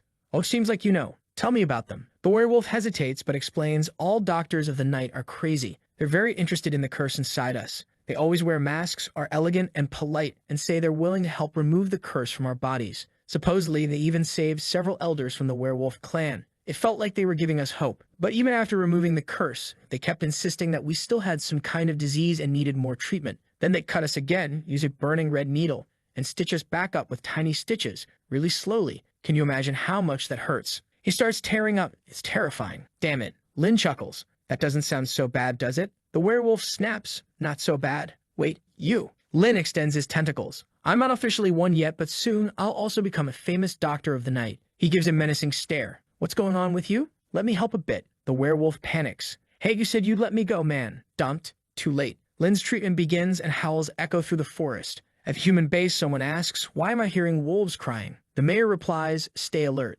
It must be a conspiracy. Suddenly, Lin emerges from the forest with the whole pack behind him. The humans point their weapons, alarmed. Wait, isn't that a human? And it looks dangerous. The mayor tells them to hold their fire. Lin approaches with his hands raised. Don't shoot, guys. I'm just a doctor passing through. I have no intention of causing trouble. I'm a very kind person. The humans exchange glances. Wait, a doctor. One of them raises his weapon again. Who sent you here? Lin replies, no need to be scared, man. These are my trophies. Now it's clear why the wolves were following him. They're all being carried. But the paranoid humans start firing anyway, refusing to take chances. Lin, now serious, pulls out his scalpel, which looks more like a sword, and deflects the bullets. He calmly tells them, be patient. These wolves are just my prisoners. But then, bang, Lin takes 4 bullets. A voice says, hey, you realize you're getting shot, right? Our guy replies, shut up, I know. The mayor and the man nearby are like, maybe we shouldn't let this guy in, huh? But when they look again, the wolves are all completely defeated, even while captured by him. They look a bit thoughtful. Sometime later, Lin is sitting with them at the table. The mayor asks, so was it you who took down all the werewolves?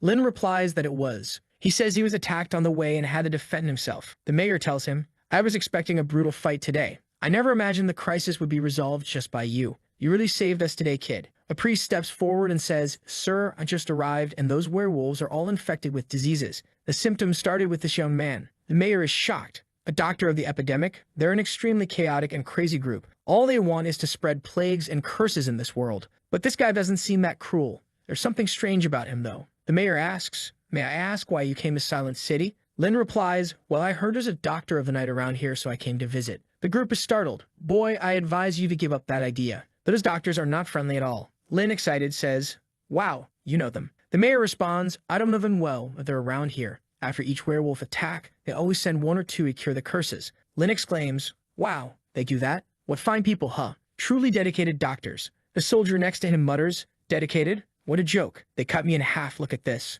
He shows his scars. All of this just to remove a curse. And look at that guy over there. He points to someone. Because of those doctors of the night, he's not even human anymore. Not a werewolf or a ghost either. How can you say those doctors are good? He slams the table. The mayor tells him, enough, soldier. Stop it. The soldier, embarrassed, leaves. The mayor apologizes. Sorry, he's the son of an old friend. Even though a doctor of the night cured his curse, the job was horrible. Not to mention that wound of his constantly oozes pus. He's had to endure painful torture every day, so he doesn't have a good opinion of doctors. Lin says it's okay. He understands how he feels. Honestly, his body ended up like that. It's not a perfect cure. If the boss wants, I can help restore him to his original appearance. This earns him a new mission worth 30 favorability points. The poor guy sits there, stunned as Lin prepares. The man asks, sir, why can't I even wear clothes? Lin gives him a psychotic smile. It's the only way to stabilize your entire body. There are several strange creatures hanging nearby. The man asks, why does the surgery have to happen here? Lin says, enough questions. The guy stammers, wait, there's something weird about you. Why are you pulling out that giant weapon? Lin swings it in the air. They notice how sharp it is. This one is perfect for causing no pain. The man mutters, sharp or not, it'll hurt the same way. Lin tilts his head to the side. Enough questions? You'll find out soon enough. The poor guy is already crying. He asks, hey man, no anesthesia? You don't use that either? Lin replies, oh right, I was so eager for the surgery I forgot. Sorry. The man tries to run, shouting for help. Lin grabs him again and uses the needle. He pins him down. Stay still. He'll be over quickly. Cuts here. Cuts there. Golden light glowing. The man suffers in pain. Damn it. He didn't even use anesthesia on me. Why does it still hurt so much? I can't move or scream. I can't even express myself. He's worse than the doctor. Outside the door, everyone is watching. Someone says, the skills of this kid with a blade are hundreds of times better than those doctors of the night. The mayor agrees. I think so too. He even made our soldier cry tears of emotion. It's impressive. I never imagined there'd be someone so dedicated in the dark world. Another person says,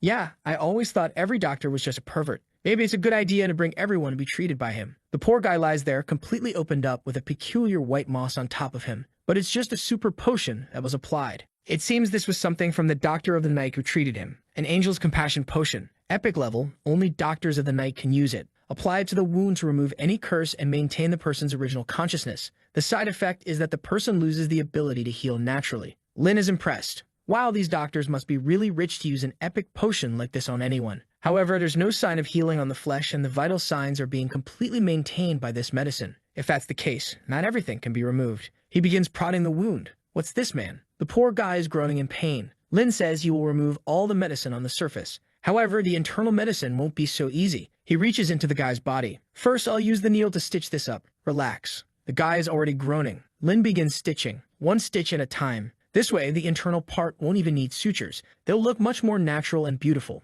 Now I just need to apply the recovery medicine and add a few special ingredients. He gives a little scratch to make everything act faster. With that, the operation is a success, and the man's skin is perfectly restored. How does it feel? Lin asks. Our boy completes the system's mission. The man looks at him, still a bit scared. Lin says, hey, it's okay. No need to get so emotional. The guy, clearly uncomfortable, thinks Lin enjoyed the process. Suddenly, Lin looks at the door and says, everyone can come in. A bunch of curious people rush in from behind the door. They surround the man, all impressed. Wow, your skin looks perfect. It's like nothing ever happened. It's even better than before. It's so smooth, someone says. The man looks flustered. What the heck, guys? At that moment, some hooded women surround Lin. What's up, everyone? Lin asks. They remove their hoods. It seems he'll need to work on their wounds too. One of them asks, Doctor, can you remove these stitches for us too? Lin places his hand on his chest, visibly moved. Of course. Doctors always help their patients. They cling to Lin, competing for his attention. One says, if you do my surgery first, I promise to do anything you ask. Another behind him adds, cooperation is guaranteed if you just put your medical knowledge on me. Lin says, whoa ladies, calm down. I'll get to everyone soon. No rush. I'll treat you all. Meanwhile, the poor guy who was just treated yells, don't be fooled. This doctor hurts like hell. Goodbye, my friends. Outside, the werewolves are all tied up and groaning. Damn it. I thought I'd become famous today. Today was supposed to be the big day of the attack. I never imagined I'd be defeated beforehand. Hey boss, how are you feeling? One asks. The leader replies, what do you think? I'm still bleeding from behind. Another says, boss, I've lost all my teeth, so I can't break your chain. But if you free me, I'll go call for help. Fine, come here. The leader bites the chain and the werewolf runs off. However, one of the humans shoots at him, but he still manages to escape. He's wandering through the forest, a spooky mist surrounding him. When he looks ahead, he sees someone. It's the real doctor of the night. The werewolf panics and screams, his voice echoing through the forest. The humans hear the noise. Did you see that white fog? That means he's back. Go notify the mayor now. Meanwhile, the werewolf leader and his group return, angrier than ever. Lin finishes up. Finally, I'm done. Lin overhears the humans talking. They're notifying everyone not to leave their homes. He looks confused and approaches the mayor. What's going on? The mayor responds, the doctor of the night has arrived. At the church, the bells ring, announcing his arrival. Everyone rushes to the church. The mayor grabs Lin. Come on, doctor, run with me to the church. You shouldn't stay here, let's get out of here. Lin resists. Calm down, man. The werewolves ask their leader, boss, what's happening? Why is everyone running? The leader replies, I think I know what's going on. The doctor, he's here. The werewolves gain the strength to break their chains and flee. Everyone is trying to run to the church as well. The werewolves bang on the door, yelling for help. Inside, everyone is terrified. The mayor looks at the werewolves and says, you better cooperate or I'll hand you over to the doctor of the night. The poor werewolves beg, anything but that, please. Lin stands there, watching, eager to meet the man. The werewolves collapse to the ground. It's because the doctor of the night always moves with medical gas surrounding him. The leader tells Lin to crouch down so he doesn't faint too. Lin asks, is it always like this when the doctor of the night appears? The mayor explains, this is just one of his treatment methods.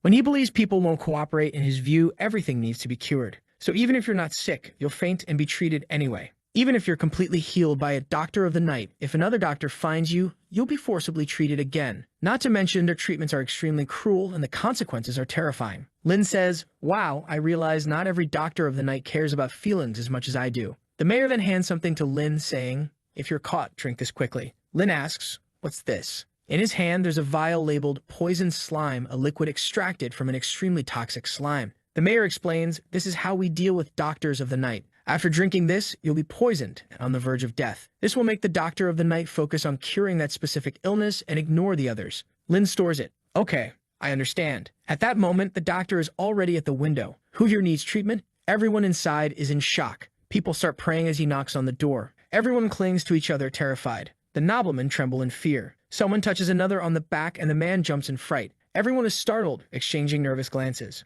One person bolts outside, screaming. The mayor announces, now, everyone begins drinking their poisons. Lin protests, hey, calm down. Are you all going to drink it already? One of them accidentally drops his vial and immediately stabs himself in the stomach with a knife. This is the only way. Lin is stunned. What the heck, they are all crazy. Everyone collapses to the ground, already incapacitated, and Lin hasn't even drunk his poison yet. The door opens. The doctor steps in, scanning the room. It's a sin to abuse your own body. This only brings me shame and anger. But still, I will heal your injuries. He places a finger on the mayor's wound. The doctor says, pain is the best medicine because it keeps you awake. The mayor remains calm, seemingly unfazed. Lin, however, is impressed. So fast. He already removed all the poison from his body. The mayor looks at the doctor. Thank you. But in the doctor's eyes, there's something else. The mayor says, I'm fine. There's no need. The doctor interrupts, making a quick incision. He pulls out a needle and examines the wound. Your body is protected by divine power, and the curse of darkness couldn't corrupt your soul. You truly remain pure and innocent. May God bless you, Amen. The mayor responds, Amen. Phew, I escape easily. Lin watches from the corner thinking, wow, this doctor of the night seems so cruel, but he acts like such a nice guy. The doctor turns to the man who injured himself and says, are you afraid of me? Is that why you mutilated your own body? I despise you, but I'll still heal you. He places a finger on the man's face and continues, aside from this wound, you have a tumor inside your skull. You were injured by a werewolf and the curse is spreading through your body. You just haven't realized it yet. He presses a finger to the man's forehead. Whoa, that's harsh, Lin thinks. The man notices something strange coming from the doctor's mask. Suddenly, everything is exposed. The doctor holds the man's least important organ in his hand, removes a small object inside, places it back, and stitches it up. Lin, once again, is impressed. Wow, he didn't use any tools. He removed the tumor with just his fingers, and it was perfect, flawless. The doctor speaks again. The curse hasn't fully spread yet. The divine power in your body prevented it from spreading further. However, the dark world has marked you with disaster. The mayor asks, Din, what happened to you? Din replies, I don't know either. The doctor interrupts, you mean more treatment? He removes the man's foot, saying, it was cursed. After a quick cut, the cursed area vanishes. The doctor pulls out a regular scalpel. Then he makes precise cuts, seemingly slicing everything perfectly. He pours a potion over the area to heal it. The man's foot is restored and stitched back together. You even cure a boy, the doctor says. Lin claps from the background like a psychopath. Incredible. The professor was right. Your medical skills are the best in this dark world. The doctor looks at Lin and asks, are you a fellow traveler? The doctor says yes and explains he's here because of the reputation of the doctors of the night who are already approaching him. Lin looks a bit confused. The doctor grabs his wrist. There's something strange about your left hand. A mysterious consciousness has formed there. The flesh, blood, and genes are completely distorted. Not to mention there are various side effects from drug use, excessive body modifications, heart transplants, curses, mental disorders, and even spiritual genital infections. You, my colleague, are very sick. Lin responds, wow, doctor. Thank you so much for the compliments.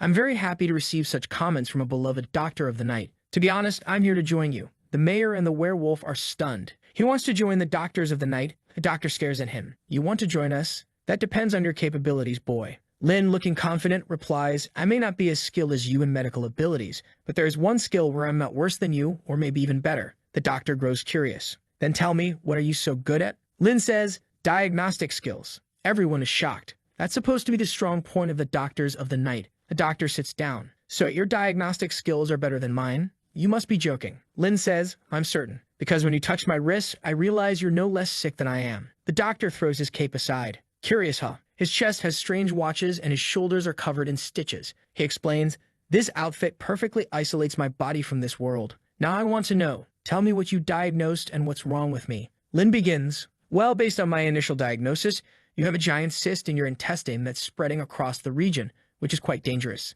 And another thing, why is your bladder so swollen? The doctor chuckles. Boy, you're really not that good. A cyst in the stomach hurts a lot, but I don't feel any pain. Suddenly, his stomach starts gurgling. Wait, what the hell is this? Why am I feeling something? He checks his abdomen and sees the cyst. What is this? Why is there a cyst here? He glares at Lin. Explain this. This is your fault, isn't it, kid? Lin responds, I'm just a doctor. I'm responsible for diagnostics and nothing more. While I understand how you feel right now, it's very rude of you to accuse me like this. The doctor calms down and presses his hand against the cyst. He stitches it up quickly. Well, it was just a cyst. Lin observes him. Of course, with your medical skills, that wasn't a problem. He adds, now come closer. I noticed something else. The doctor, now nervous, complies. Lin pulls off his hat, revealing a completely bald head. Whoa, where's my hair? Lin reassures him. It's just alopecia. It won't cause you any pain. The doctor exclaims, impossible. The pain of losing my beautiful hair is unbearable. Where's my lovely hair? Lin replies, you're worried about your hair. You have a much bigger problem. The doctor asks, what's wrong with me this time? Lin explains, there have been some small changes in a certain part of your body, something that might be trying to come out. There's a strange sound from his pants. Lin remarks, whoa, what's that sound? The doctor replies, I'm wearing steel underwear. Half an hour later, the poor man is limping with a cane. Lin follows, saying, hey, take it easy, sir. We're not done yet. The doctor glares at him. Stay away. I'm a doctor of the epidemic and night, a dark doctor. I'll send someone to deal with you. Hey, wait, Lin shouts. But the doctor enters a portal. Your throat was in bad shape too, Lin calls after him. The mayor then asks Lin, do you want to stay here longer? Lin replies, yes, I want to stay until I'm recognized as a doctor and officially become a doctor of the night. The mayor responds,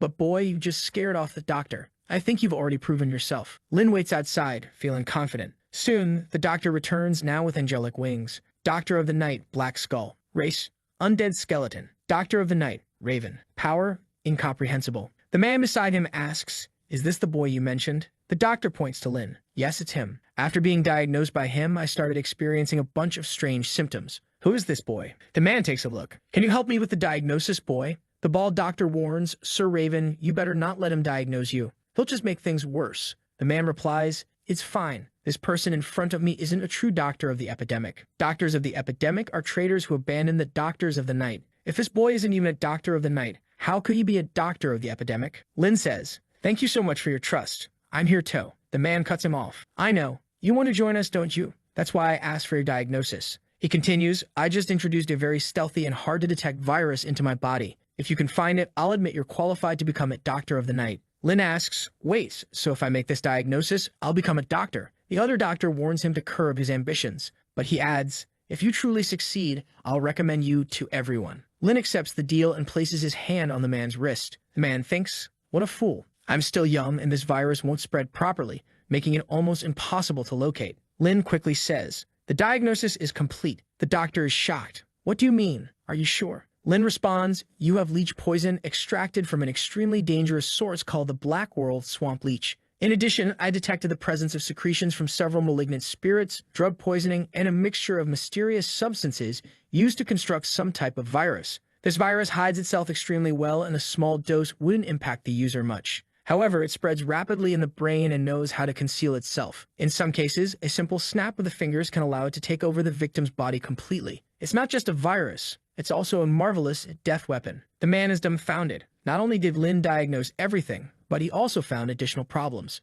Raven says, you still have a few minutes. Do you want to try pinpointing the virus or its reaction time? Lin replies, of course. The virus is located 3 centimeters above the joint of your right arm. It's small but has accumulated there. Additionally, a tiny red mark should have appeared on your right arm where it was injected, causing an unusual itch. Am I right? The townspeople are amazed by Lin. Nobody can handle this like him, someone says. The man turns to Raven. Is he correct? Raven stands and says, he's exactly right. However, you seem to be underestimating the virus' ability to spread, don't you? Raven continues, in fact, it's not just my right arm that's itching, my entire body is burning, itching, and stinging. Unfortunately, your diagnosis wasn't perfect, and because of your current skills, you can't join our group. The doctor turns to leave. Lin protests, wait, you only asked me to identify the virus reaction, but there's something else I need to tell you. The man turns back. What is it? Lin explains, you may not have noticed, but the follicles on your skin are developing hidden lesions and some are even necrotizing. The virus you introduced has activated and worsened this issue.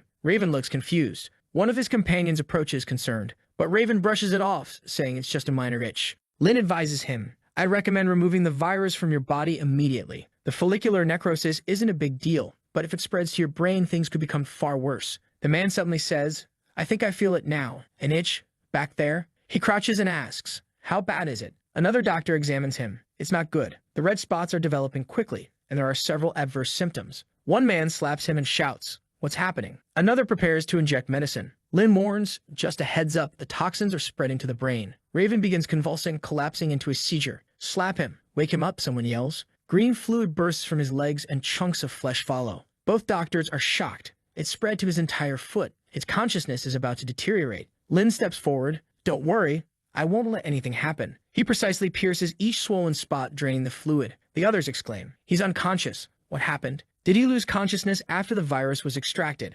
Lin, feeling overly confident, says, What shame. This is disappointing. A doctor of the night who can't even heal himself. Little Hand asks, Hey Lin, you're not the one putting these viruses in them, are you? Lin replies, Of course not. Don't you trust me? These are all doctors with extreme abilities. There's no way I could do something like that. It's just that they really had some hidden illnesses and I helped diagnose them. But Han says, Hey Lin, this looks suspicious. Doctors of the night are the best in the dark world. How could they not notice their own diseases? Lin responds, Who knows? Maybe they focus too much on others and forget about themselves. He puts on a mischievous smile. Funny, isn't it? The look on their faces when I discover their illnesses. Something about the boys seems off. The skeleton doctor points at Lin. Kid, did you attack Sir Raven? If you're so capable, I'd like to see you diagnose me. The bald doctor warns, Black Skull, are you crazy? Raven was already poisoned, and this doctor won't spare you either. Black Skull insists, I don't care. I need to understand what's happening here and see what he's doing. The bald doctor thinks for a moment and says, Fine, but be careful. Lin with a smug look says, You criticize me so much, but it seems you still depend on me, don't you?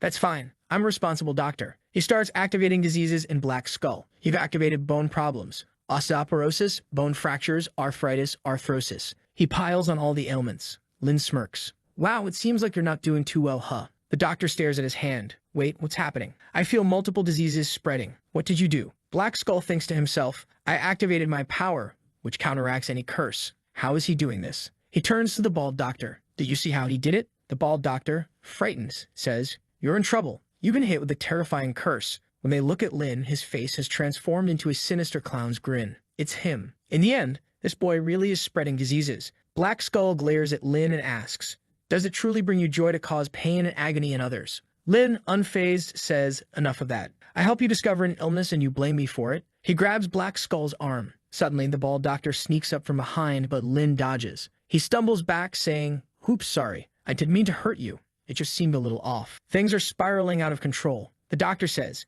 It seems he doesn't even realize he's cursed and that his consciousness is being corrupted. The bald doctor, clearly in pain, asks, What's happening? Another human answers, Maybe he didn't intend to cause so many diseases in others. It's the curse that made him act this way. When he infects someone, he draws life from that person. Go bring Raven back. The bald doctor asks, And you? What are you going to do? Looking at Lin, he replies, He's very sick, and I need to save him. Lin, now losing control, mutters, If you're feeling uncomfortable, I can help you with a diagnosis. But Lin thinks to himself, No, I'll do it myself. When Lin looks within, he sees, Crying clown syndrome, delirium, clown madness. It must be from when I ate that pork soup. Multiple clown-related illnesses are listed, uncontrolled clown performance, clown madness. Lin shouts, What the hell is this? Why is this happening? The mayor approaches and asks, Lin, what's wrong? Lin yells, Get everyone out of the city now. The mayor asks, You want me to evacuate the people? Lin clarifies, No, I'm telling you to bring everyone here. Lin transforms into Clown Lin, an unknown ranking creature, an extremely abyssal and distorted entity. Lin declares,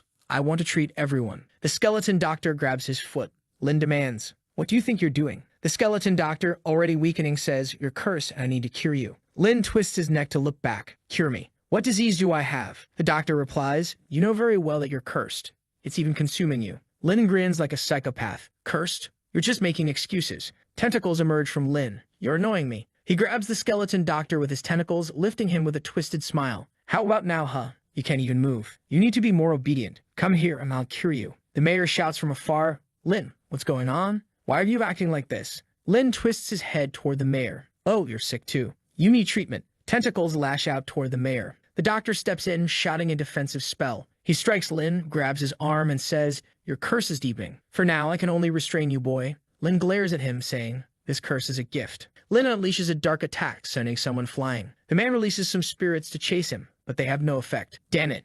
My attacks are ineffective. Is it some effect of the curse he placed on me? Lin hovers over the city, looking down. Start diagnosis. Tentacles begin descending, and everyone flees in panic. Lin is now more dangerous than the enemies themselves. He grabs the townsfolk and infects everyone with a multitude of diseases, like a psychopathic doctor making everyone sick. Little Hand calls out, Hey Lin, wake up. Why are you resisting? Lin looks at him. Hey, Hand, I thought we were friends. Why are you here to bother me? The Hand replies, don't you realize you're being controlled? You need to break free from this. Lin shouts, shut up. You're the one who needs to be cured. The friend, furious, yells, damn it. I'll make you snap out of it. Thud. He punches Lin in the head. But Lin says, did you forget I drank the physical potion? You can't hurt me now. And your weaknesses. I know them very well. He picks up a vial of poison and drinks it. Little Hand starts writhing in agony, completely defeated. Do you still want to fight me? Lin asks. Just then, a red feather appears. Raven descends from the moon, landing in front of Lin. Face to face, the doctors prepare for a duel. Lin grins. Hey, Sir Raven, are you already healed?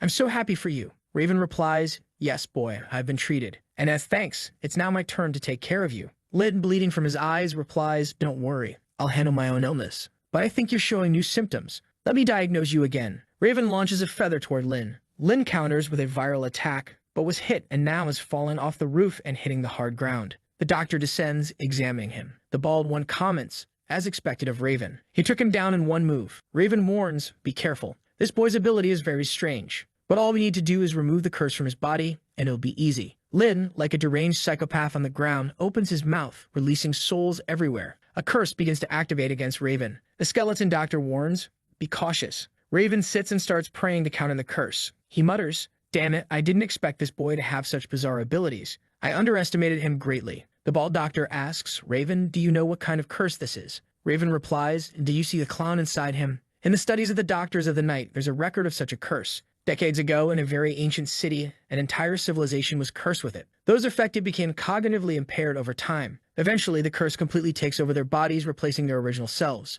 The skeleton asks, if that's the case, do you know how to deal with this curse? Raven replies, every curse can be destroyed by divine power, even the clown curse. If we were anywhere else, it would be difficult. But this boy is lucky because there's a sacred relic from the holy world right here. Inside the church, everyone's in distress, crying for help. Someone approaches the mayor. Mayor, what's going on? Why did he end up like this? The mayor lowers his head. I don't know either. All we can do for now is protect ourselves. A figure approaches and Raven appears. Don't be alarmed. I'm not here to harm anyone. I'm here to help. The mayor retorts, I don't care. No one here is in the mood to be helped by a doctor of the night. Raven clarifies, I'm not here to treat you. I'm here for that boy who's in danger now. To break the curse in his body, we need the relic from your world. The mayor protests, impossible. The sacred relic is the only thing keeping us safe in this place. Raven responds, you got a misunderstanding about the doctors of the night. We're not enemies. In a way, we're even allies. One of our creators is part of your group. Raven reveals a relic. The old man gasps, the 12-winged angel. Suddenly, someone crashes through the large glass window.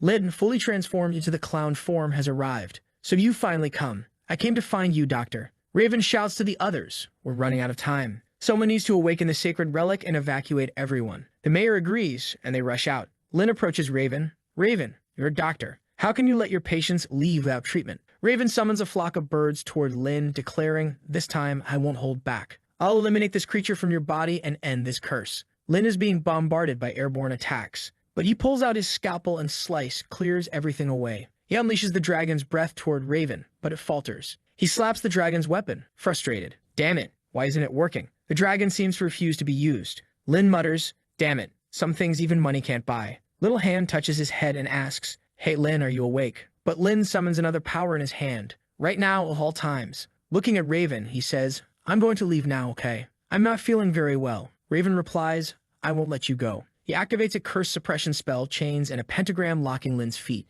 Lin screams, unleashing a burst of purple energy. An eye opens on his chest. Raven activates the fallen 12-winged angel and charges toward Lin. Grabbing his neck, he slams him to the ground and places the angel on his forehead. The clown inside Lin begins to emerge. Lin fights back with his tentacles. Stop this. Don't do it. Diseases rain down on Raven. A tentacle reaches into Lin's pocket for something. Little Hand yells to Raven, stop him. He's using that potion that'll cause another mutation. But it's too late. Lin drinks the potion, and suddenly a million tentacles erupt from his chest. He becomes grotesquely enormous, his body swelling unnaturally. From a distance, the pig with a clown on its shoulder observes the scene. The clown chuckles. I and the curse will destroy that boy. The pig, regretful, says, the curse I cast didn't work as intended. The clown mocks. So you used my curse. You should have been afraid of it completely consuming him. Are you going to rely on the doctor of the night? The pig replies, Lin can easily break the curse. The key is whether he can accept the distortion. Meanwhile, Lin's gigantic form chases Raven through the city. Raven, confused, notes,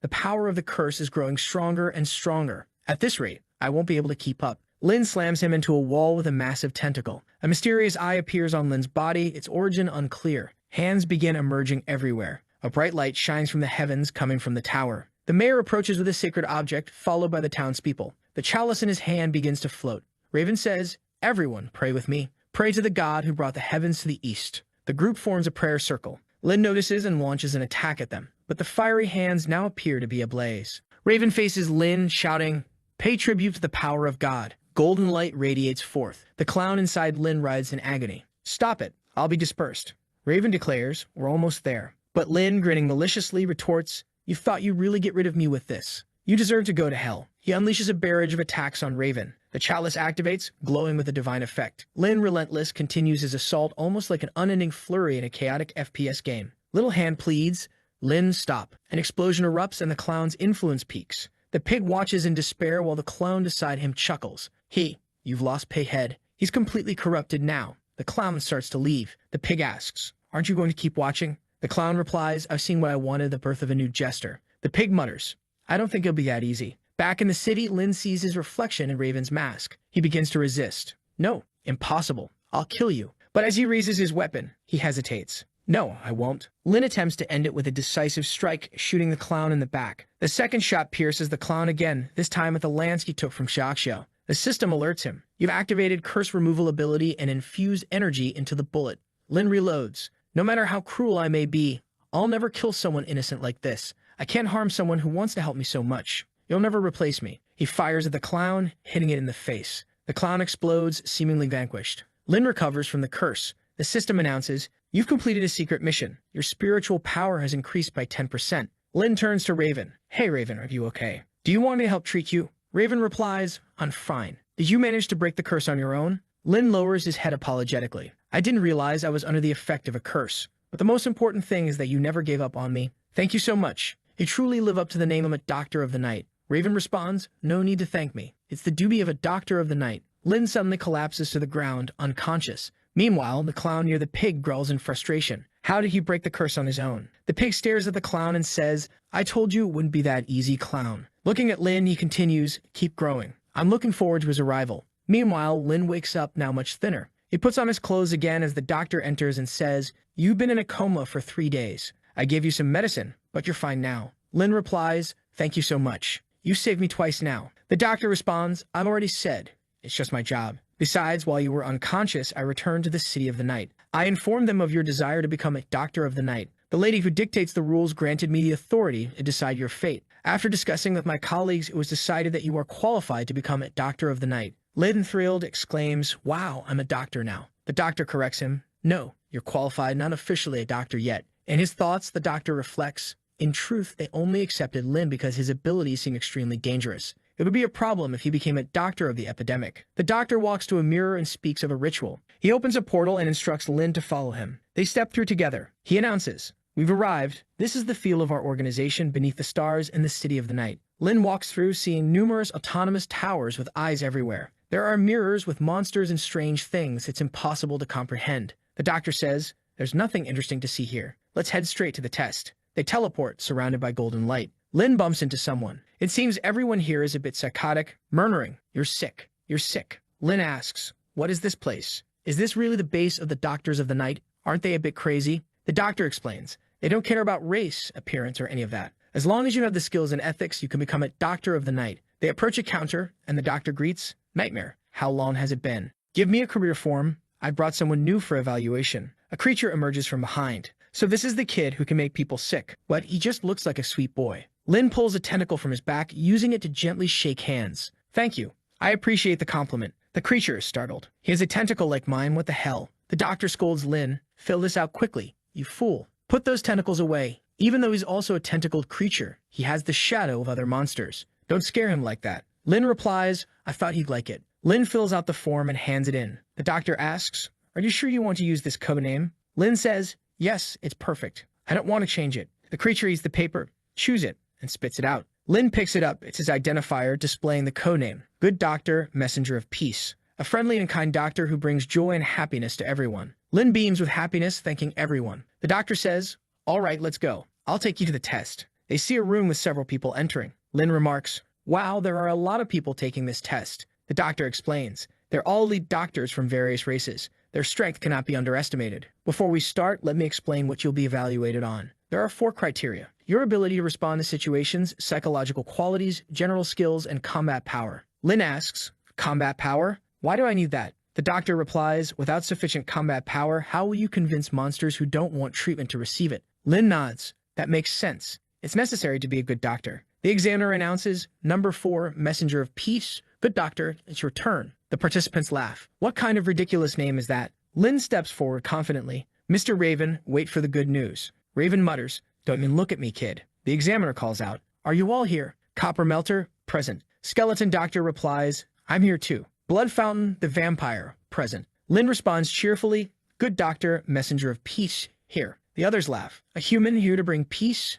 What a joke. The examiner claps his hands. Anyone taking this test has already been approved. I have no doubt that you're all professional doctors. But to become a doctor of the night, being professional isn't enough. You have to be the best of all doctors. Sometimes in a dangerous place, a piece of stone, a bread knife, or even a box cutter will have to become your scalpel. The examiner continues, the first test for all of you will be your ability to use tools. He reveals a variety of equipment, including a small shovel and a mechanical saw. Bodies are brought in and someone dumps them unceremoniously on the floor. The examiner announces, these are your patients, and they are also your seniors. Now begin the treatment. Everyone rushes forward in desperation. One grabs a fruit knife. This is perfect for opening a chest. The skeleton doctor picks up a bone dagger. This is great for removing curses. The vampire selects a barber's razor. This is the best. Makes the blood flow easily. The instructor observes them.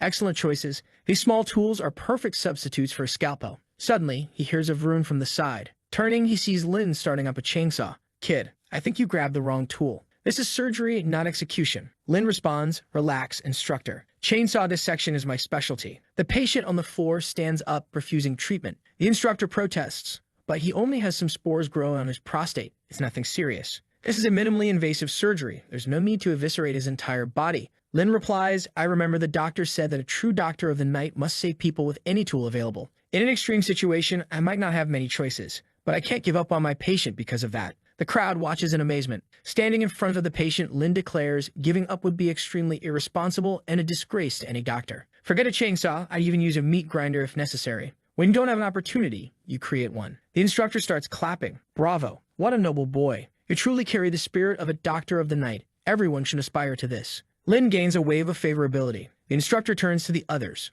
Look at him. That's professionalism. Go swap out your tools now. The others reluctantly comply, grabbing drills and cutting tools. The patients awaiting treatment begin crying. The instructor smiles. Good. Now let's start the surgeries. The room erupts with cutting and agonized screams. One patient yells, no, no, no. What are you doing? The instructor tries to reason with Lin. Just pretend to use the chainsaw. I'll tell them it was perfect and you'll get good grade. Lin refuses. No, I have to prove my skill. I want to pass the right way. The terrified patient tries to run. No, I won't do it. Lin quickly injects anesthesia and pulls him back. Hey, you're sick. You need treatment. This is a very important part of the male body. Inspecting the spores, Lin says, they're accumulating here. It's clear you got single syndrome. Damn, this operation is going to be very difficult. If I make the slightest mistake, this patient will pay for it for the rest of his life. He resolves, I need to reach the level the professor calls becoming one, man the saw. I must imagine these spores as creatures invading a forest and stealing the princess. I'm the brave hero here to save her. Lin activates the chainsaw and charges in, cutting precisely. Ah, finally done. A glow emanates behind him as the imagined princess says, who are you, brave man? Come back with me. Lin mutters,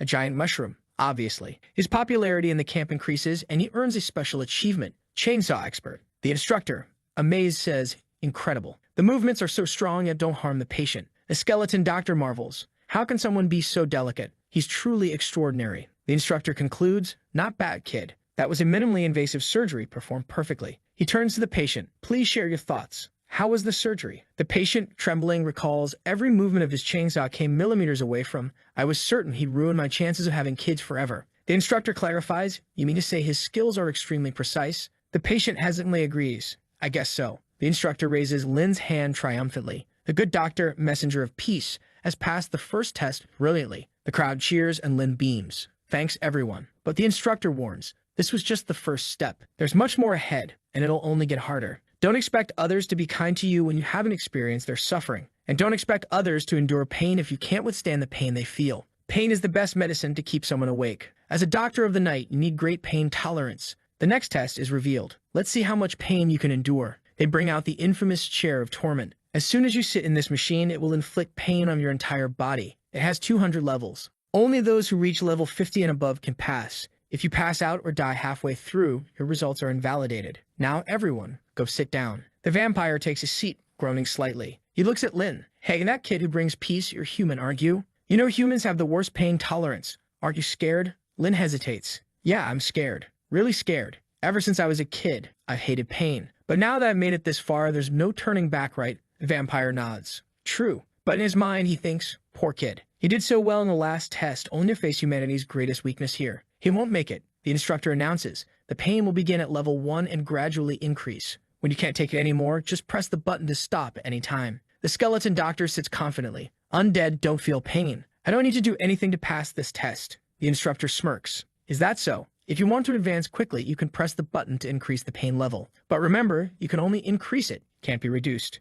So think carefully before you press. The skeleton dismisses the warning. There's nothing to be afraid of. He presses the button, raising the level. Soon he's being electrocuted. This feels so light, I might as well take a nap. But a second later, he collapses. Man, does it hurt that much, skeleton? The skeleton groans. It's like getting kicked in the, well, if I had one. The instructor laughs. This machine transfers the sensation of pain directly to your consciousness. It doesn't matter if you're a machine or undead. If you have consciousness, you'll feel pain. So do you still want to continue? The skeleton hesitates. Damn it, I can't handle this. But you know what? I'll push through. He keeps pressing the button. I'm going to become a doctor of the night. He reaches level 37. The guy next to him gets motivated. That's right. It's too early to give up. He reaches level 27. The vampire mutters, I can't take much more of this. The instructor observes. They're really pushing themselves. That's what it means to be a doctor of the night. You have to endure the pain. But when he looks at Lin, he sees him lying back, relaxed. His surgical skills are excellent. I wish he wouldn't be eliminated. But there's no way he'll make it. Little Hand whispers, Lin, you're not giving up, are you? Everyone else is at level 40 and you're stuck at 18. This isn't your limit, is it? Lin replies, Little Hand, why the rush? The friend retorts, rush. If you keep this up, you'll be eliminated. Lin smirks. I use the flesh cataclysm to alter my mind, transforming pain into pleasure. I'm just enjoying myself. Hand, baffled, asks, enjoying yourself? What are you even thinking? Lin daydreams about taking a witch for a stroll. The friend rumbles, ridiculous. The instructor announces, 5 minutes left. Lin's pain level hits 73. The skeleton reaches 81. Little Handy shouts, it's over. They've all passed level 60. Lin slowly opens his eyes. It's time to go all in. He pushes forward, pressing the button repeatedly. The pace quickens. He imagines himself racing. I'm almost there. Sweat drips as he pushes the button until it breaks. He's going really fast and is a dangerous wet rainy road. I'm about to reach it. The test ends with Lin hitting level 200. The others are stunned. The instructor exclaims, you're the best candidate I've ever seen. Truly incredible. Lin humbly thanks him. But the instructor's demeanor shifts. To become a good doctor of the night, this still isn't enough.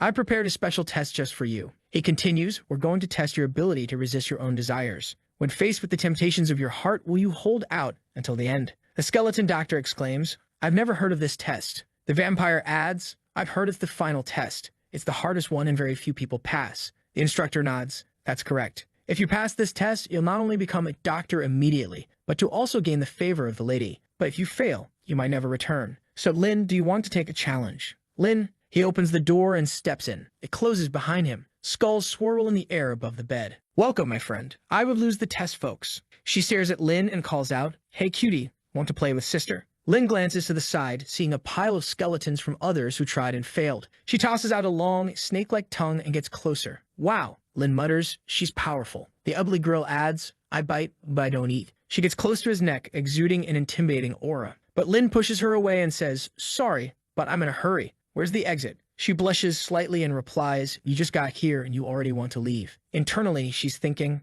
that's strange. I activated my charm. Why isn't it working? She clings to him again, saying she feels so lonely. Do you want to help with that? I know some very fun games. Lin pushes her away once more. Sorry, but I'm here to pass the Doctor of the Night test. And my time to stay here with you. She freezes in shock. Damn it, this kid's determination is incredible. I'll need to be more aggressive. I always know how to deal with doctors. She approaches and says, Big brother, I'm not feeling well. Could you take a look at my body? Lin replies firmly, no matter how hard you try, you won't seduce me. She begins to cry. Impossible. For the past 100 years, I've been able to conquer anyone with just a touch of my finger. You were so close to my face. What happened? Am I that ugly? Oh, I see, it's my style, right? You don't like it. Wait, I'll change for you. She shifts her appearance into that of a homemaker. Lin steps back. No, you don't understand, that's not the problem. It's just, I emptied the tank in the previous test. She looks shattered. Damn it, this makes no sense at all. You're not going to ruin my reputation as a succubus with this nonsense. Even if there's just a drop left, I'll get it out of you.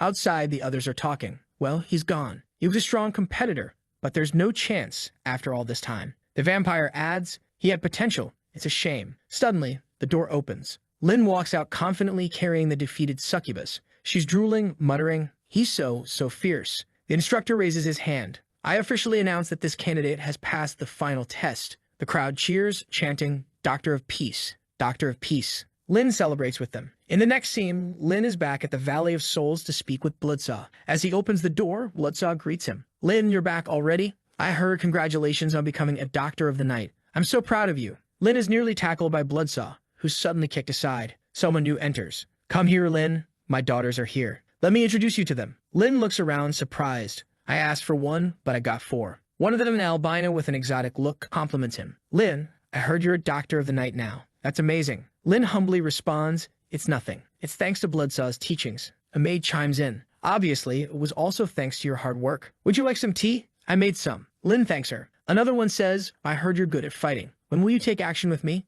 Lin replies, soon when I get the chance. A shy witch in the corner raises her hand slightly. Her mother nudges her forward. Go introduce yourself to the doctor. Get to know him. She pushes her toward Lin, who gives her a gentle hug. Just then, the door opens again. A familiar voice echoes. This house is getting crowded with girls. It's the Blood Witch. I leave for a bit, and when I come back, you fill the place with new friends. Lin, tell me, who are these strange women? The marionette interjects. Strange women? Are you talking about me? The Blood Witch looks up and replies, I do find it strange, a 3-meter-tall woman bringing a bunch of dolls into his house. The two glare at each other while Lin watches nervously. Damn it, if they start fighting, I'll lose the entire pharmacy. At that moment, an ominous eye appears at the door. Someone announces, the doctor is here. Lin exclaims, oh, Xiao Xiao. Welcome. Xiao Xiao steps in. Lin, and I heard you become a Doctor of the Night. I came to congratulate you. The two women immediately stop arguing in the presence of such intimidating figure. Lin introduces her. Everyone, this is Xiao Xiao. She's my fiancée. The two women are shocked. Fiancé.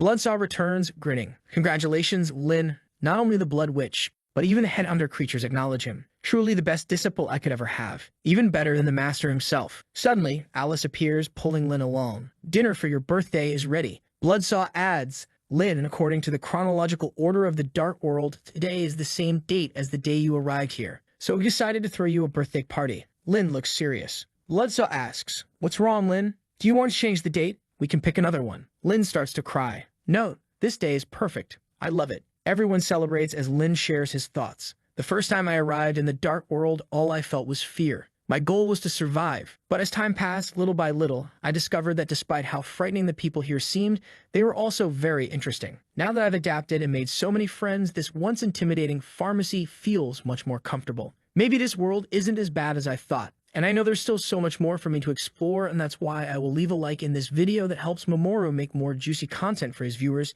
activate the cheeky little bell, and I'm out.